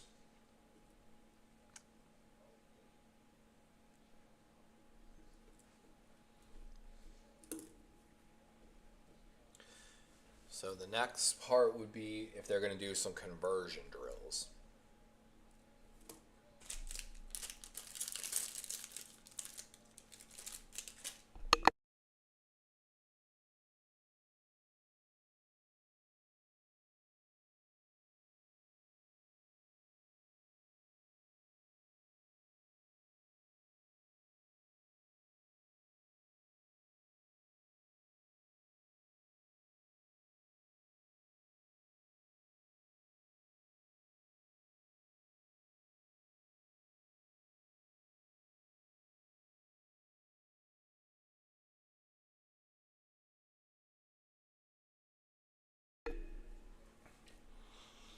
Yeah, like they're showing Landon Jackson, his size speed combo has caused some issues for Arkansas's opponents.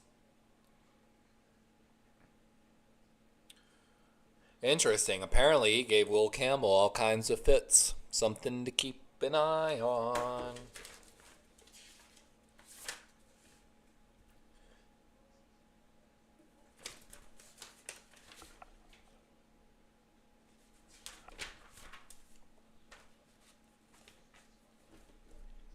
He's had nothing but pretty good grades so far. I think the wave drill might have been one of his worst, but he still was at the baseline or average of everyone else I graded on the wave drill.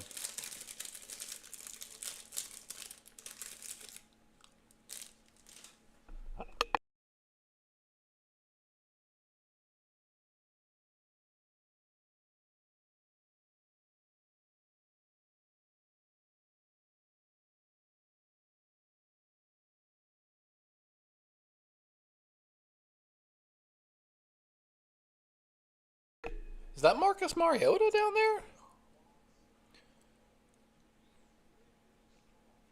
He's got QB on his thing here. So they're doing some drop back drills, kind of.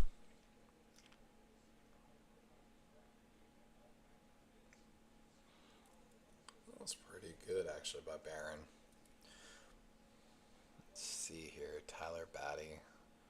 Good movement. Great movement by Batty.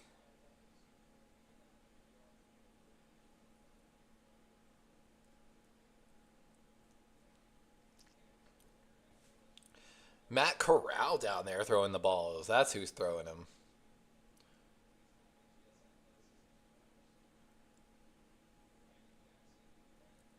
Great run by Birch. Here's Diggs from Syracuse.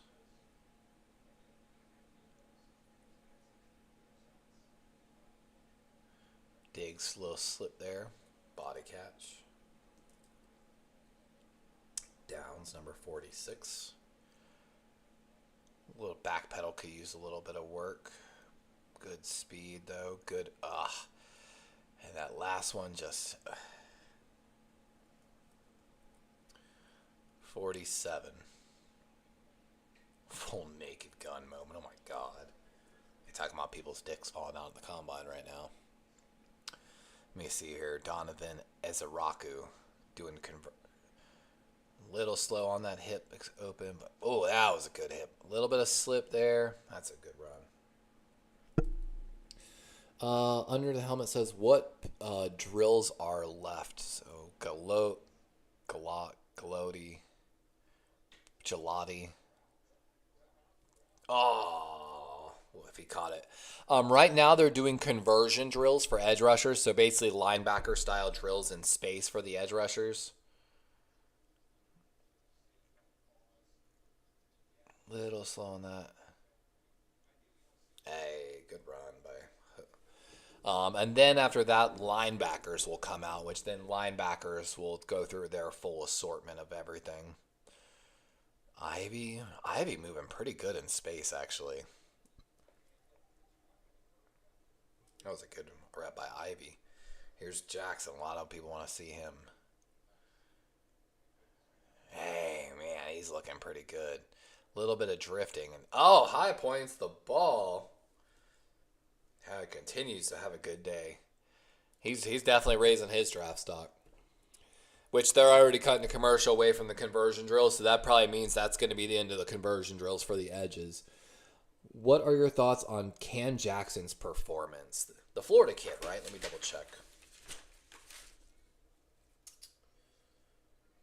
Yeah, I'm guessing you're talking about Cam Jackson from Florida, wearing number 20 for the defensive line. What did he run, like 5? Was that 5.25, 5.75? So looking at drills.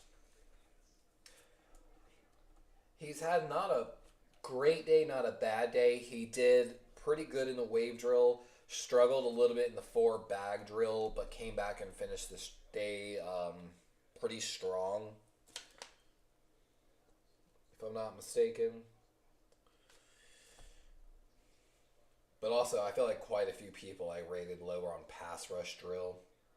So being that I got a 3- is not really the end of the world. Pretty good on the 4 bag drill. We missed some of those.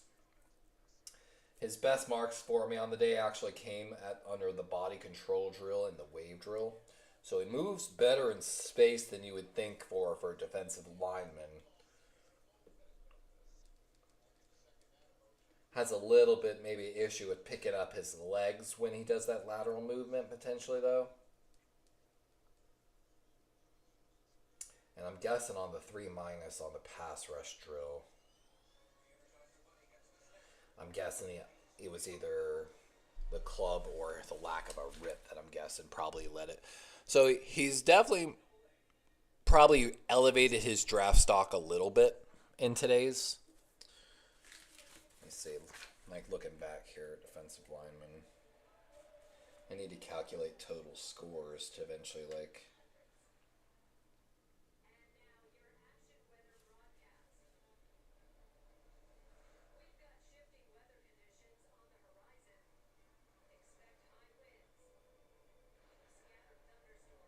Because on the pass rush drill, there are actually quite a few two. I handed out quite a few 2s in the pass rush drill.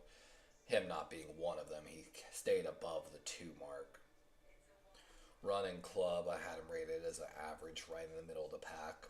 Hoop drill, he actually did better than I expected him to do, if I'm not mistaken. And like I said, in body control, he actually put on a pretty good show of body control, so pretty good. So you're going to be in for a couple more hours? Maybe.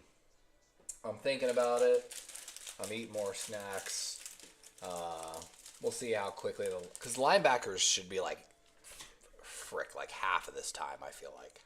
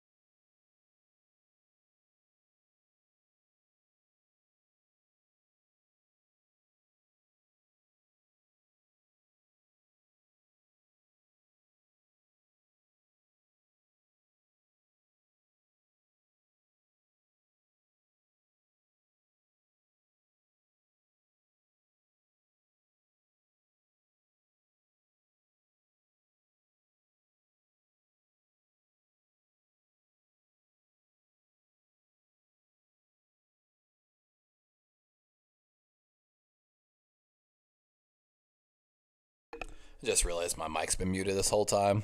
I've been sitting here talking and talking and talking about all the data and stuff that we can see.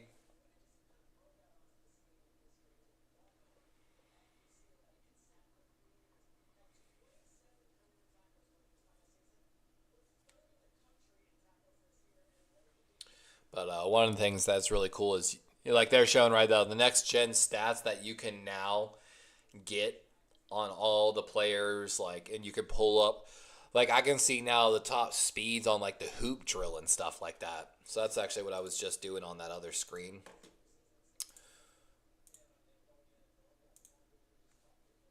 So like, if I go all the way down to the bottom here, combine tracking data leaders, and then you go to the view skill drill tracking metrics, they've got the defensive line backpedal react drop top speeds. What was the four bag top speed? The hoop drill speeds, wave drill. This is going to be really great information to see who can get up to speed quickly, who's got the potential to bend the edge like that, especially compared to watching with their footwork on the drill. But, I mean, one of the big winners here has got to be Oluwafemi Oladejo. I feel like he's looked great in a lot of drills. Jack Sawyer's looked really good in some of these drills as well.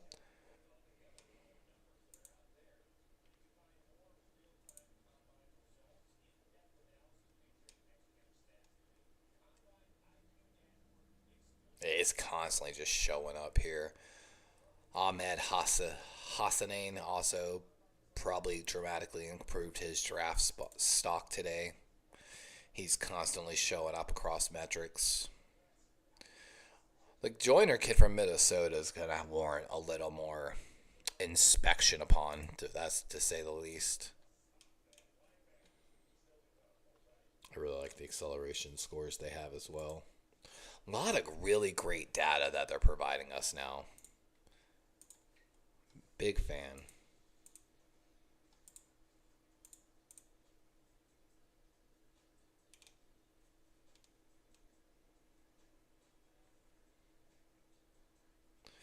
Very interesting.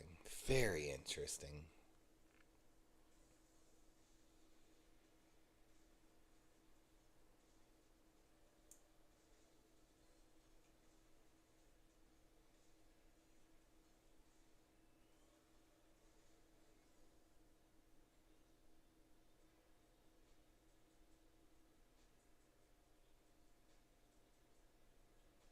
There are going to be some good defensive linemen available late in this draft. That's for sure.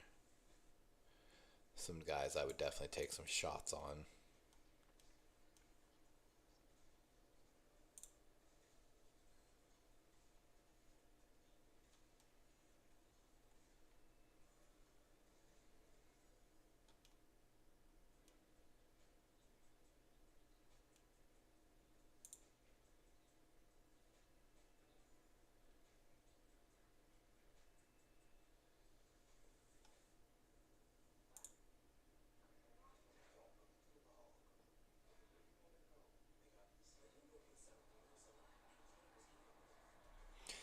And like there goes the defensive linemen are completely done for the day.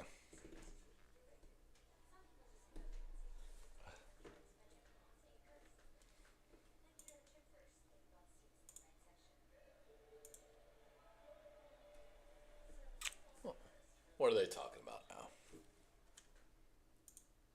Oh, just talking about Travis Kelce coming back. Everybody knows that. Everybody knew that was happening. Come on now. Come on now. Nobody cares about that. Let's get to the linebackers. I want to see if any of these guys got any speed. If you're 240 and can't run a 4.7, we got words.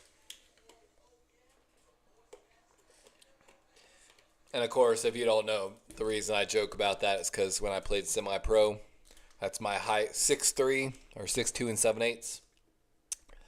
240, 4.7 flat. So I expect NFL players to do better than me. It's as simple as that. And as we've seen, man, some of these guys are like 270 running 4.7 flats, which is so fucking impressive. So impressive.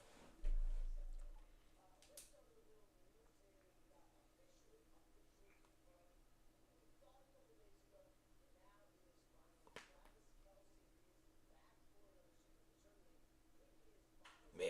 And they're talking about the Raiders and the Giants want Matthew Stafford. I joked last night on the Corey Davis show on David McNiner's channel that I really could. If we do a mock draft on Saturday, if I'm there for the mock draft series, I really would like to pick with the Raiders. And I'm telling you, I'm making the trade for Matthew Stafford and Cooper Kupp. One move. I'm bringing them both to LA. I'm probably taking Tetro McMillan with the first pick, or my first pick of the first round. I'm going to pair Cooper Kupp, Jacoby Myers, and Tetro McMillan with Stafford.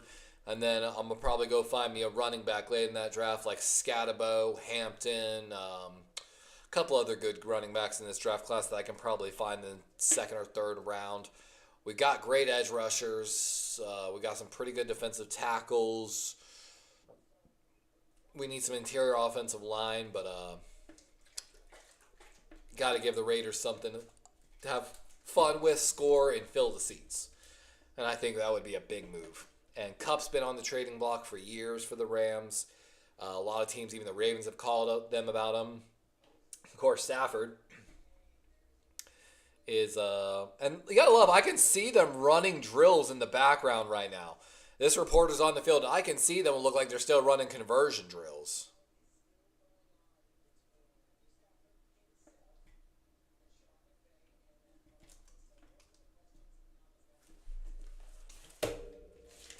And there they're showing Jahad Campbell wear number 5 for the linebackers.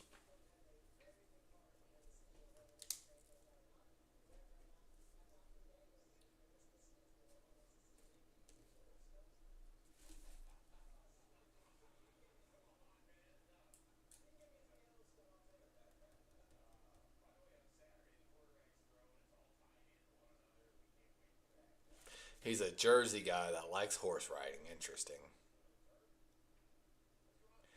Oh, look at his dog. Simba. That's so adorable. We're showing Jihad Campbell's dogs on the draft show.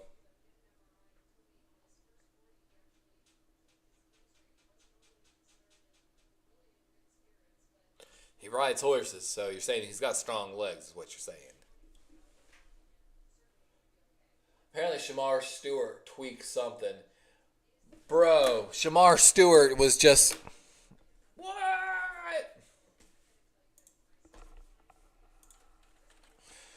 Twitter. I gotta go. For those that don't know, Shamar Stewart was just had a bag that had a 49er logo on it.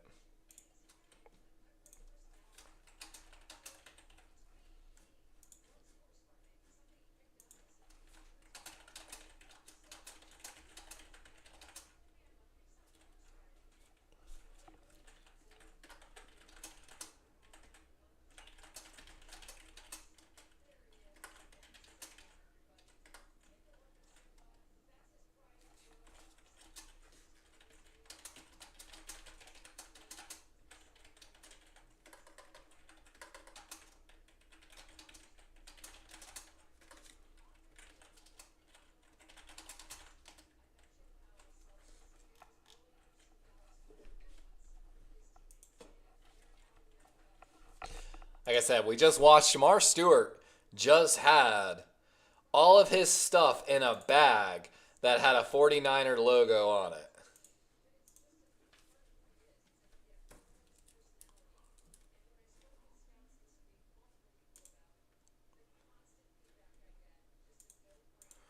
Okay. Peter Schrager over there talking with a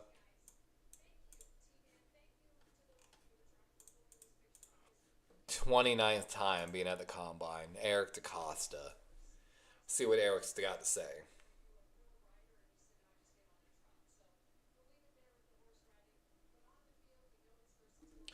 29th combine with the same NFL team. Fucking love it, dude.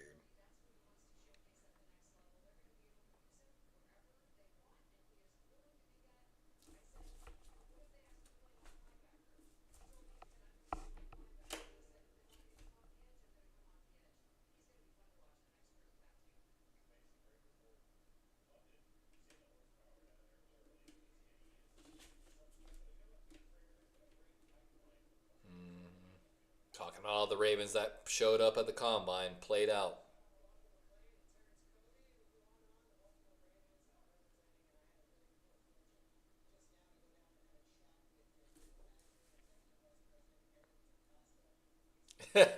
EDC. So his nickname's always been EDC, Eric DeCosta. EDC, every dollar counts. I love it, actually. Every draft counts. I love it. Love it.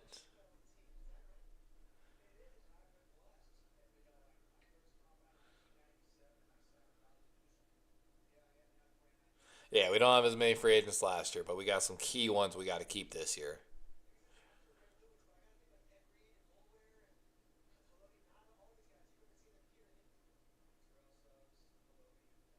I agree with everything Eric's saying right now.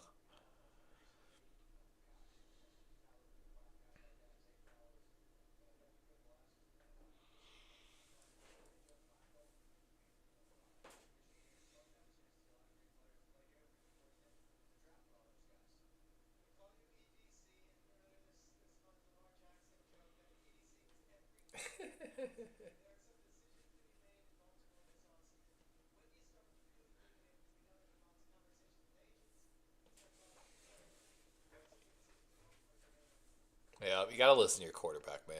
Got to.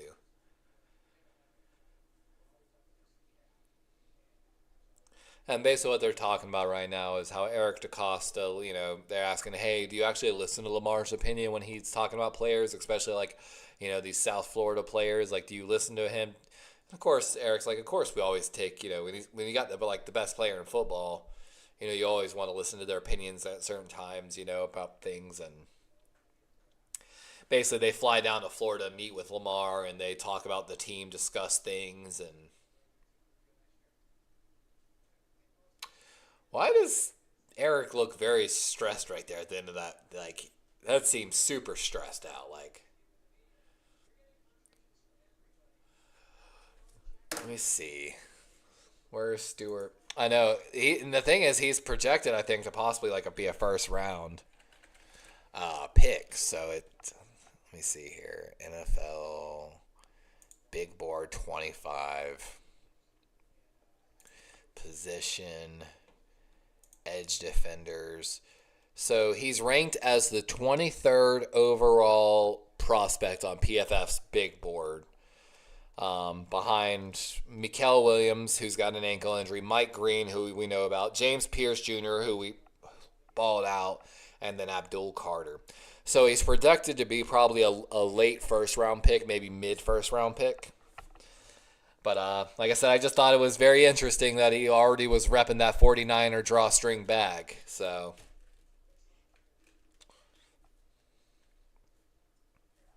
God, we're still waiting on linebackers. Who the hell is 72 doing a flip like that? Who was that? Oh, that was Walker with the athleticism. Good to know. The Central Arkansas kid just literally was out there tumbling like a cheerleader doing backflips, and they look athletic doing it too. Still gotta get the linebackers numbers. You know what? I could probably grab those really quickly. Yeah, we'll hold. Let me see. Are the linebackers doing their jumps yet? Hey, we've got linebacker jump numbers, so we're getting close. Okay, Teddy Buchanan leading the way. Carson Schweischinger. Okay. Some decent verticals. What about the broad? That's what I care about. Okay, Jihad got a good broad. Okay. A lot of people I'm not familiar with. That's what I like to see, because it's going to go ahead and get me started looking at them a little more. Hopefully their 40 times will be coming in here pretty soon.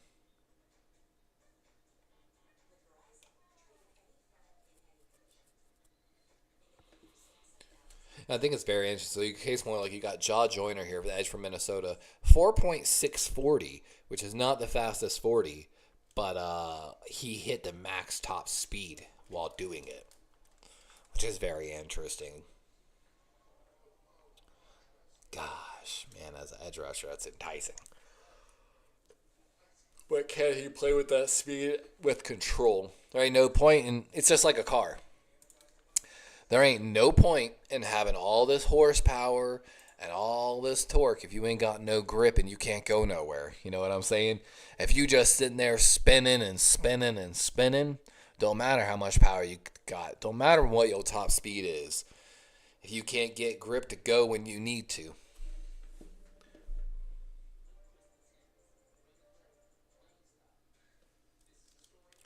It's just wild that we watched a defensive lineman basically hit a top speed the same as Saquon Barkley's almost from last season. It's like terrifying how big and strong some of these guys are.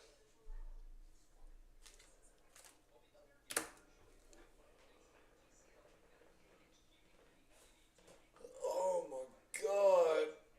Oh, I need to stretch. Honestly, I can just like feel my entire body is tight.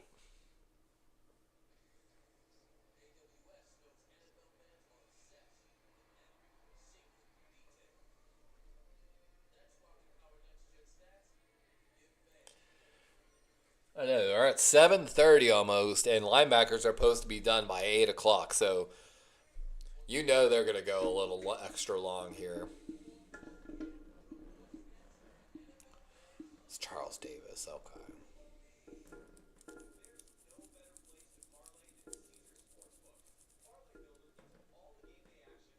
Oh my God, they're talking about how they're scouring these kids' social media accounts to try to find any content right now, basically.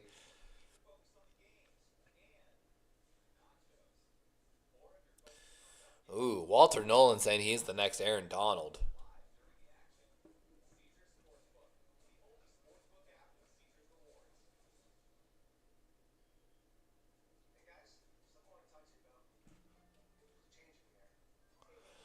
God, look how massive his arms are.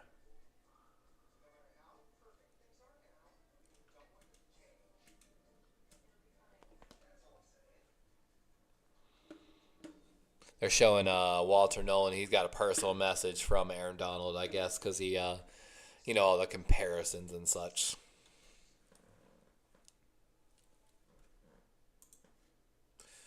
Ooh.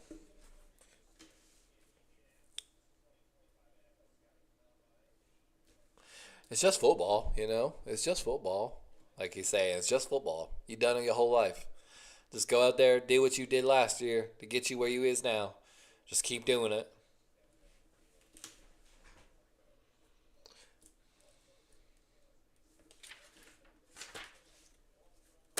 Yep, enjoy the ride. Oh, I gotta get ready to take my dog out soon. Oh, excuse me.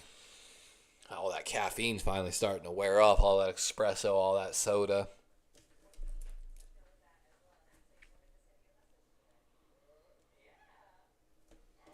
God, dude, come on. Can we start the drills already for these linebackers? Y'all killing me. I'm going to give it till 8 o'clock. At 8 o'clock, I'm probably shutting it down for the day, gentlemen. So we got about maybe another 30 minutes or so. They are just taking forever to get these linebackers set up right now.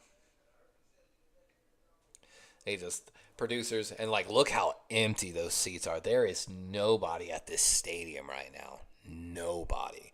I expect Saturday there'll be more people because it's the weekend. It's free. The quarterbacks will be there. Everyone wants to watch the quarterbacks. But Cam Ward's not going to be, doing anything. Shador's not going to be doing anything.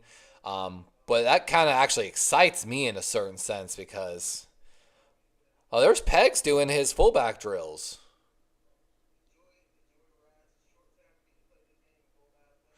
He looks good. He looks good. Peg's going to be a new fullback somewhere?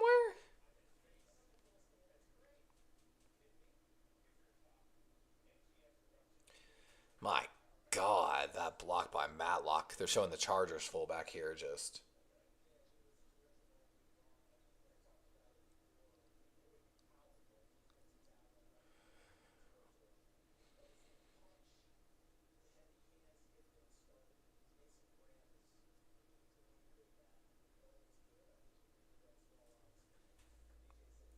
Now they're showing Patrick Ricard doing his thing this season.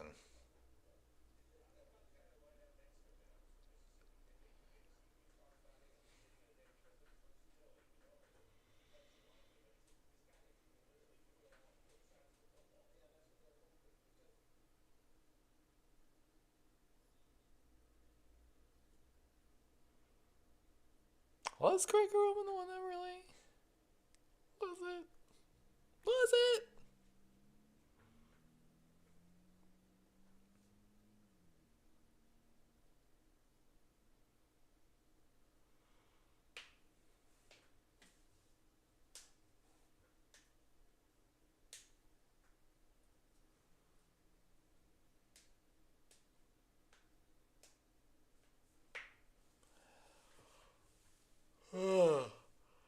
God, I'm sorry. I'm just slowing down so much. I feel like I'm not giving that great of a product myself because I'm just sitting here listening to them instead of talking. I'm just tired, man. Everyone's tired. The combine's like slowing down. Linebackers are taking forever to get on the field. They're even running out of content. They're just trying to like make shit up left and right now to try to continue content. We're on another commercial break. We've been on like 6 commercial breaks since the edge rushers ended and still waiting for linebackers to start. I gotta go walk my dog soon, man. Ugh. Hey, no, it was gonna take this long. I would have gone and walked, taken my dog for like a good walk, and just came back. At this point, like, order croissant. You'll feel French. Croissant, croissant, croissant. Like you're trying to get something out back of your throat. Croissant. But I just really want to see these linebackers already, man. There's not a lot of them. It's going to go by fast, but they are just killing me with this slow pace.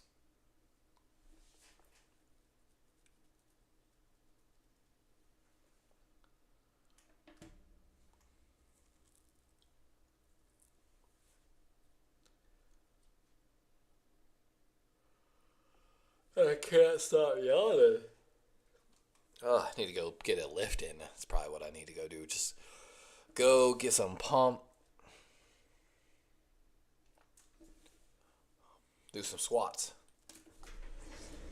Oh. Oh. Oh. Oh.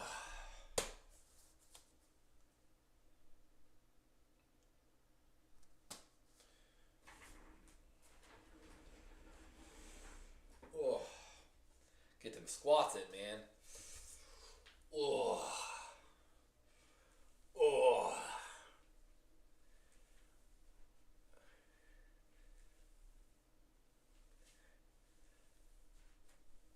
Try to wake up some.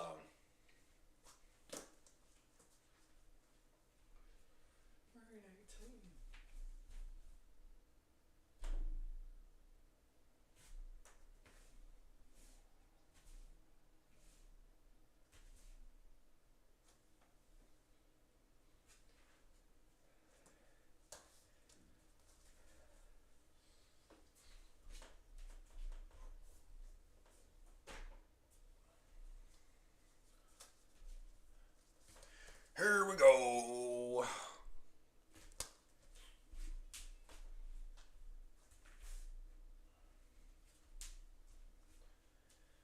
I'm losing my mind slowly, guys. Ignore me. Just ignore me. Waiting for these linebackers for forever.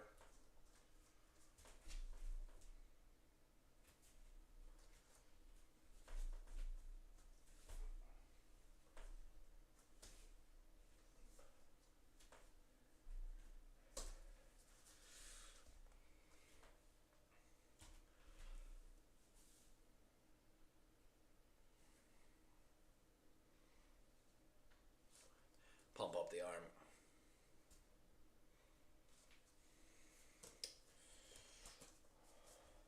Play fake.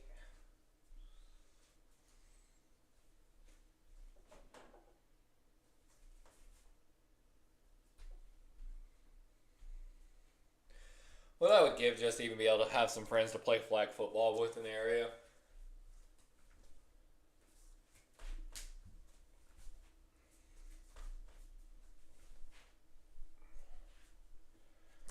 Oh, come on, man. We're still waiting on these linebackers. We're still waiting.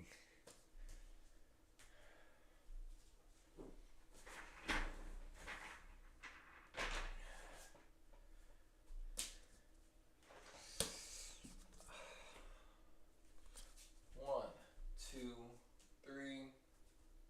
Open the hips. Launch.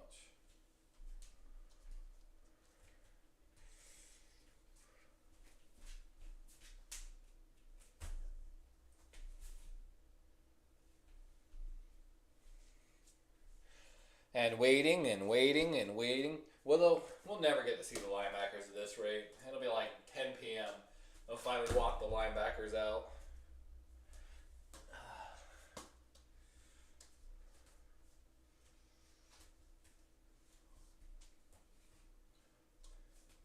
Shotgun set. Fake toss. Tight end pop. Pull the entire defense to a side with a fake toss play. Come back. Set yourself up. Hit a tight end on what we call pop, which is a skinny seam. Looking quickly after the ball snapped. Hopefully the toss can move the linebackers to the side that you're trying to force them to, freeing up that little skinny vertical seam. Fake toss. Pop.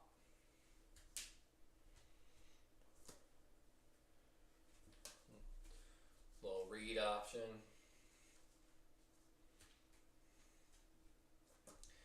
I'm sorry, guys. I'm just slowly losing my mind. Don't worry about me.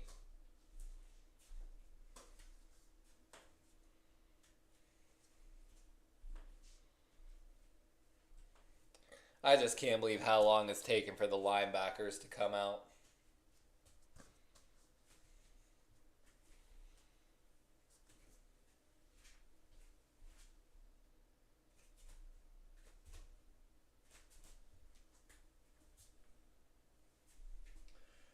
We finally at it?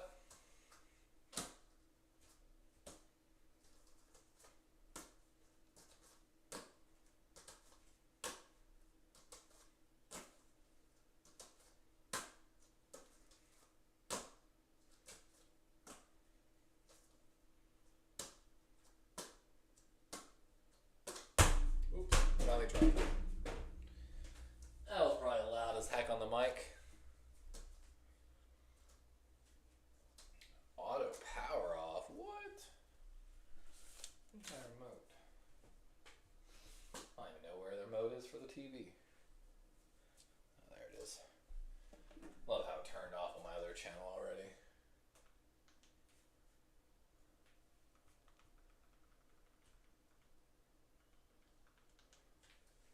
Like, legitimately, guys, we're never going to get the linebackers at this rate. I just wonder what's taking them so long to get it started. Like, no one cares about the East-West Shrine game. Still on commercial. Still on commercial.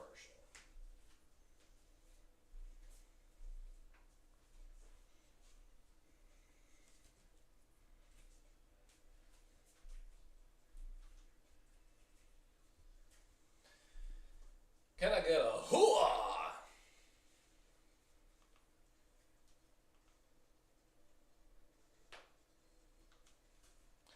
But again, this was supposed to be done at 8. We've been on like commercial break, waiting for the linebackers for like 20 minutes, I feel like, at this point. And still just nothing.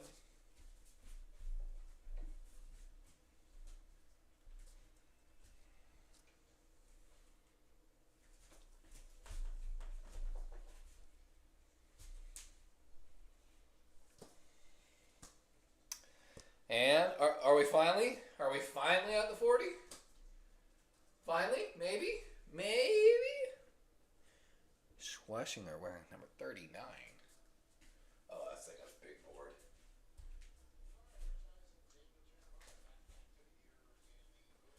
Are we back? Are we finally back? Really? Or are y'all joking with me now?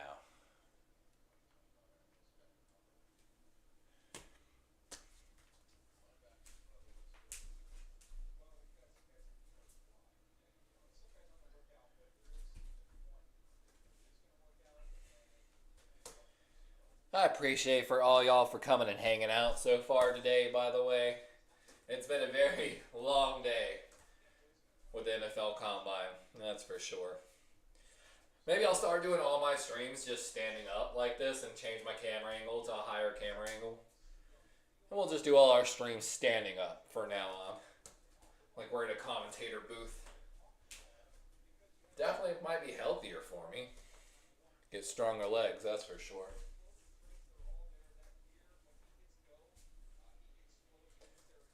Need to turn my knee.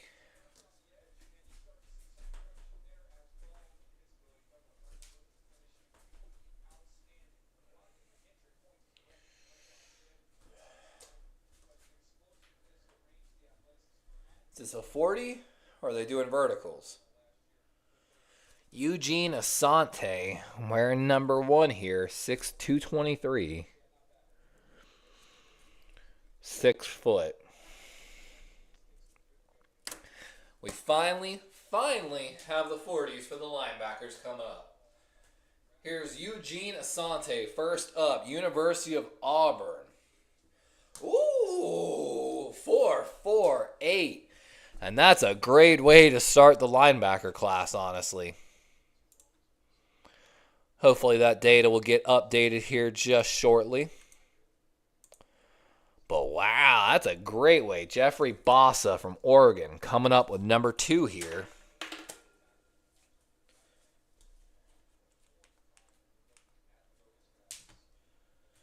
(6'1", 232). Let me get those measurements. 1, 232. Bossa, University of Oregon.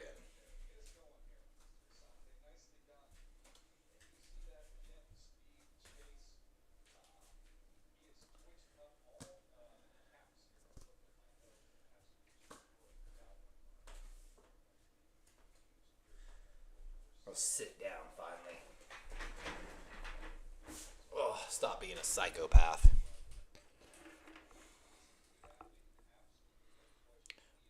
Bossa. Ooh, 4.64. Not bad. Not bad.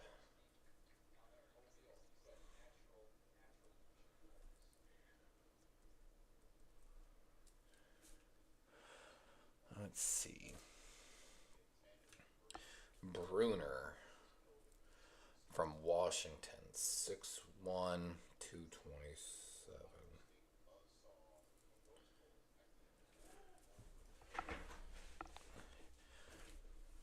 It's one of Joe Stevens' guys here.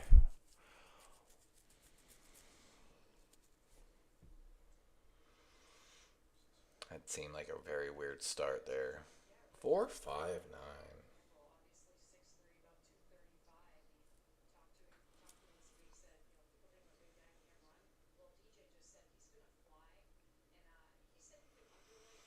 Teddy Buchanan out of Cal coming up next. 6'2", 233. Got good size in this linebacker class, too, it seems like. We've had 220 guys, 230 guys. All 6 or higher.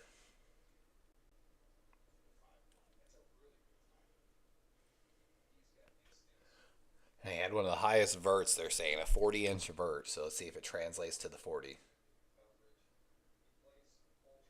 4.61.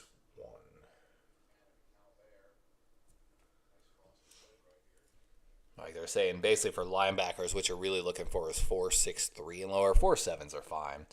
Here comes Campbell, 6'2", 235. Great size for a linebacker. That's what I love. That's my measurement, essentially.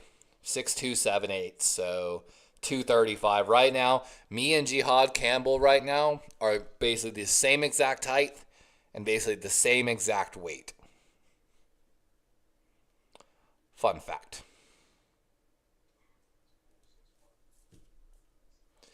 Let's see how much faster he is than me, though. I feel like this is going to be a 4.57. Might be quicker. 4.52. Pretty close. You gotta love how close I was on that time. I can just project it based off his build.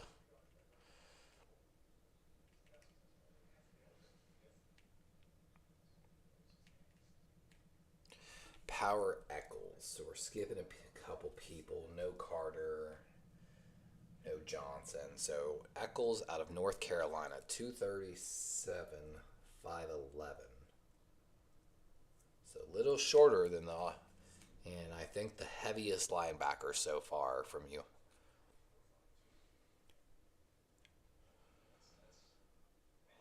Looks like a pretty good start. He definitely picking up more pace at the end of this. 4.74. I have a feeling on the next gen stats, though, he's going to be placed higher on the backside of it. So we're starting to get the linebacker numbers in finally. Let's see the 10-yard split. So it'll take a while for that, but at least we've got 40 starting to come in for the linebackers. Here's Higgins, number 8, 6'2", 224, so one of the lighter guys. Been a popular pick in a lot of my mock drafts for the Ravens later in the draft. Let's see what he does here at the 40. Decent start. 4.82. And being at 224 running that slow, that's going to hurt draft stock a little bit for him, I feel like.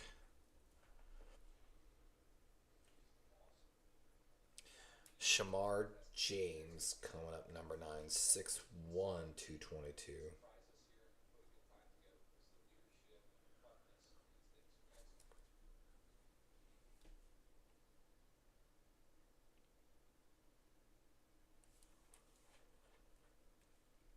Who are they talking about chasing down Xavier Worthy? Let's see. 4.7 flat.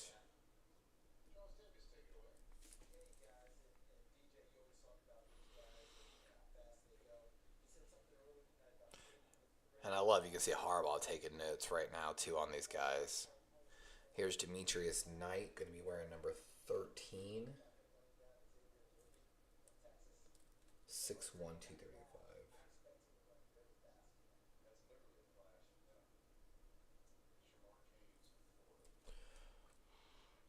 South Carolina, 235. Going to put him as one of the heavier linebackers so far, tied with Campbell. So let's see how he compares up to Campbell speed-wise.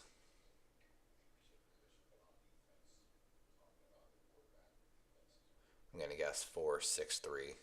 4.58.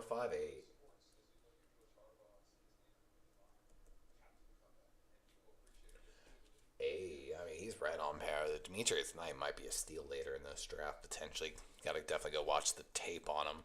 There's Ozzie Newsome up there. He's got the stopwatch on him, so it might have been someone he was looking for. Nick Martin, number 15, 5'11", 220. So, again, one of the smaller linebackers, 221 so far in this class. And we're basically almost already halfway through the linebackers running 40s. So that just shows you, again, how much smaller this class is than the defensive line and edge class. And we've got a false start on Nick Martin, Oklahoma State University.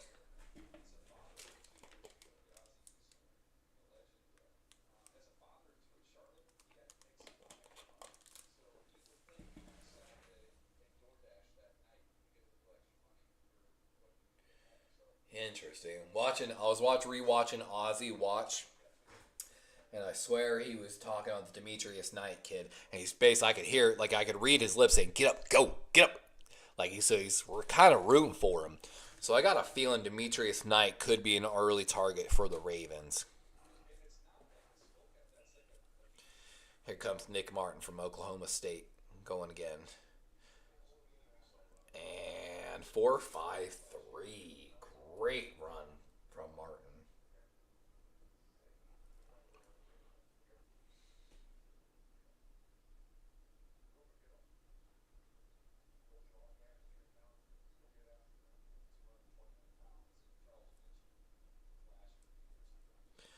Bam Martin Scott, another USC linebacker. So two in this draft class.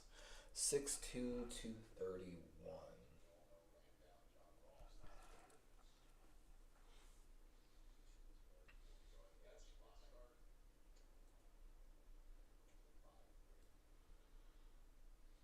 And 4.63. Not bad, not bad. 231 compared to Knight 233, so two really good linebackers. Ooh, Demetrius Knight was a dual threat quarterback at Georgia Tech. I really like that. Francisco Mauigoa, number 17. The U. 261. 238, I think it said.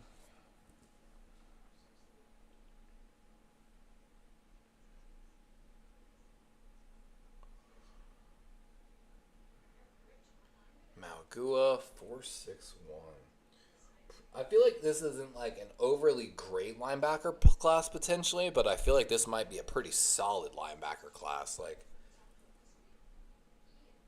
pretty solid speed so far in the class. Not like elite level, but here's Kane Medrano, UCLA.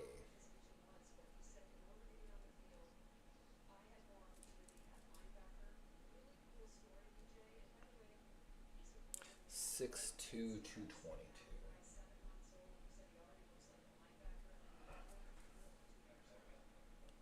And false started.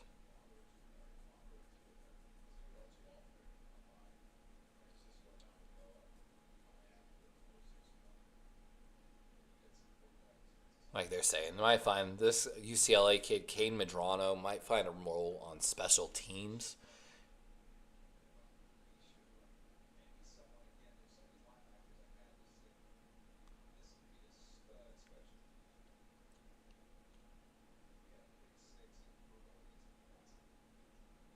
Hell, having to tell someone to get out of the way, I guess, and a camera guy.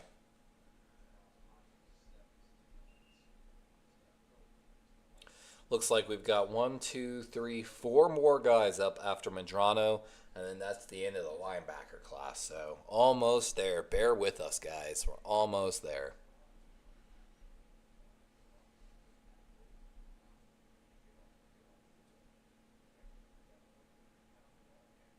That looks a little slow. Oh, he just makes it look easy, I guess. 4.46. Is that the fastest of the class, I think? I think that's going to be the fastest, yep. Unofficially, it should be the fastest now from UCLA.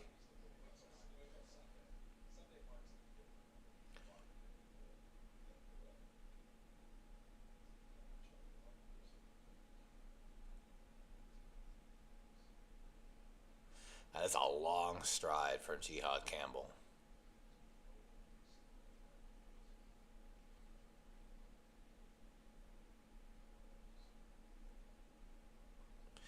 I wonder if those things in their shoulder pads is what's tracking the acceleration data, because I've never seen that. They're all wearing these like Under Armour style stuff, and then right here on the shoulder pad there's these circular things.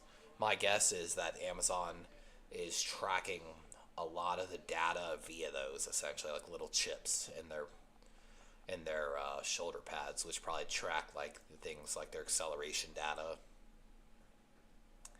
Which, if so, that's super cool. I'm all for it. Yep, there's Kane taking over the first spot now on the 40-yard dash tracker. Let's see. 10-yard splits.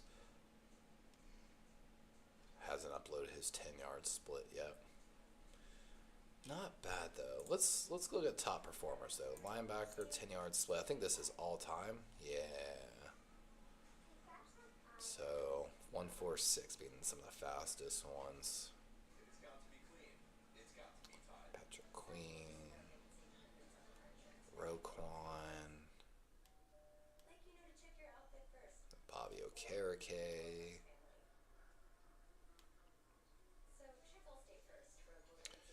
So again, that's what I'm saying. Like, doesn't seem like there's like that elite level. There's Eugene Asante, one of the fastest ones. Gerard Mayo though ran faster. Roquan ran faster. Devin Swipe, Patrick Queen, like quite a bit of these guys. Pretty good linebackers that rank a little faster. I'm ready to get into the benches too. Bench, shuttle cone, all that. I like. A lot of people don't participate in the 3 cone and shuttle drills, but I like people that do.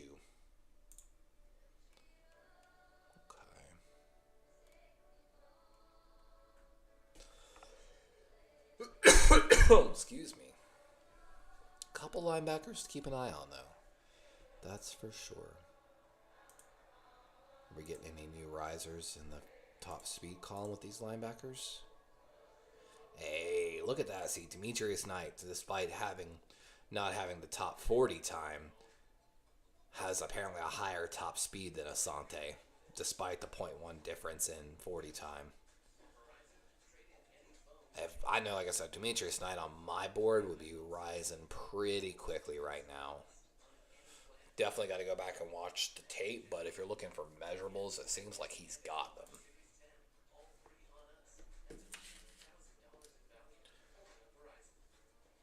Munden Jr., number 20. 462. I'll be able to get measurements though. Oliver from Oklahoma State, another Oklahoma State kid. So 2 Oklahoma State linebackers, 2 South Carolina. 456, not bad. Not bad. I think it looks like we got Chris Paul Jr., number 22. Pooh Paul, 463. Not Brad. A lot of these Ole Miss guys in this draft, too. And here comes Studson, the linebacker from Oklahoma. And 452. Not bad. Not bad. Here comes Asante. He ran 4.48 first run and 4.56, so a little slower. Definitely, I'd just be happy with that 4.4, and I probably wouldn't even have ran a second run honestly if I was him. It's just not worth it. 4.64 for Bossa the first run, up second time. That looks like it's gonna be faster. Nah, .03 slower actually. That's definitely rough.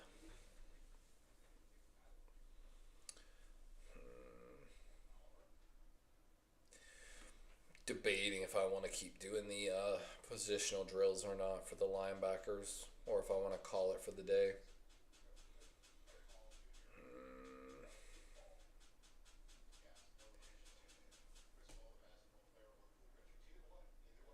Oh, excuse me.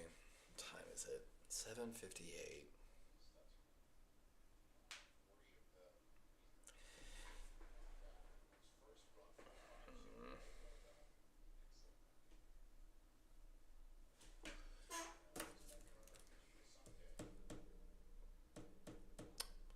Thinking here, I'm thinking. Just like debating walking my dog, debating a dab, debating more food, debating drink, debating a bunch of things.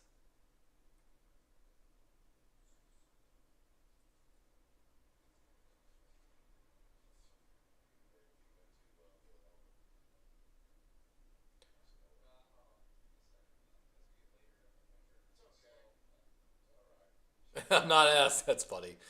Rich Eisen's like, no, they don't play the music during the 40s. And the other guy's like, or during the field drills. And Rich had to clarify, I'm not asking for it. I'm not asking for it. I think he's glad that the music's not going. I just think it's so crazy how few fans are in the stadium right now. I know if I was there, though, I'd want binoculars so I could watch everything better.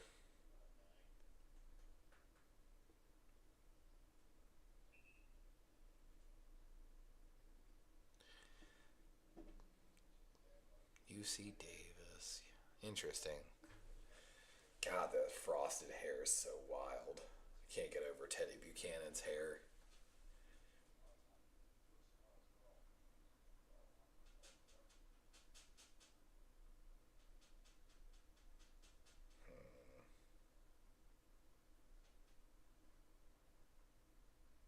Man, back-to-back linebackers have ran the exact same time they ran the first time.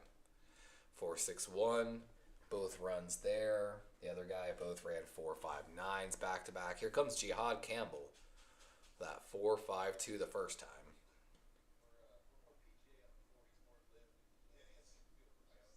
I love how the mic caught him up. Go get that shit. Talking to himself.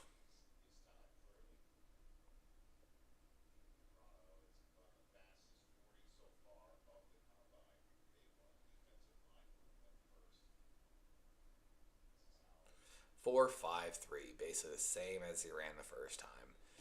That's something. A lot of these linebackers are just going to run the same. It's not like a wide receiver who got a bad run. A lot of these guys ran pretty good runs, I feel like, the first time.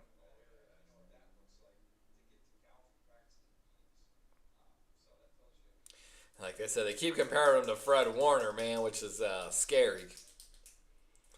Scary. Same weight, a little bit longer arms, a little bit shorter, but runs a little faster. I like they put the U next to it for unofficial. That's pretty funny. Power Eccles 4.74 the first time really could use an improvement. I think honestly we're starting to really bleed viewers here as it all's going on. I think it's probably a good time to go ahead and start wrapping this up. 4.75, same basically his first run.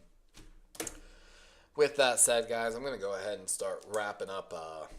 Excuse me. Today's stream. I really want to thank every single one of y'all for coming in, hanging out with us.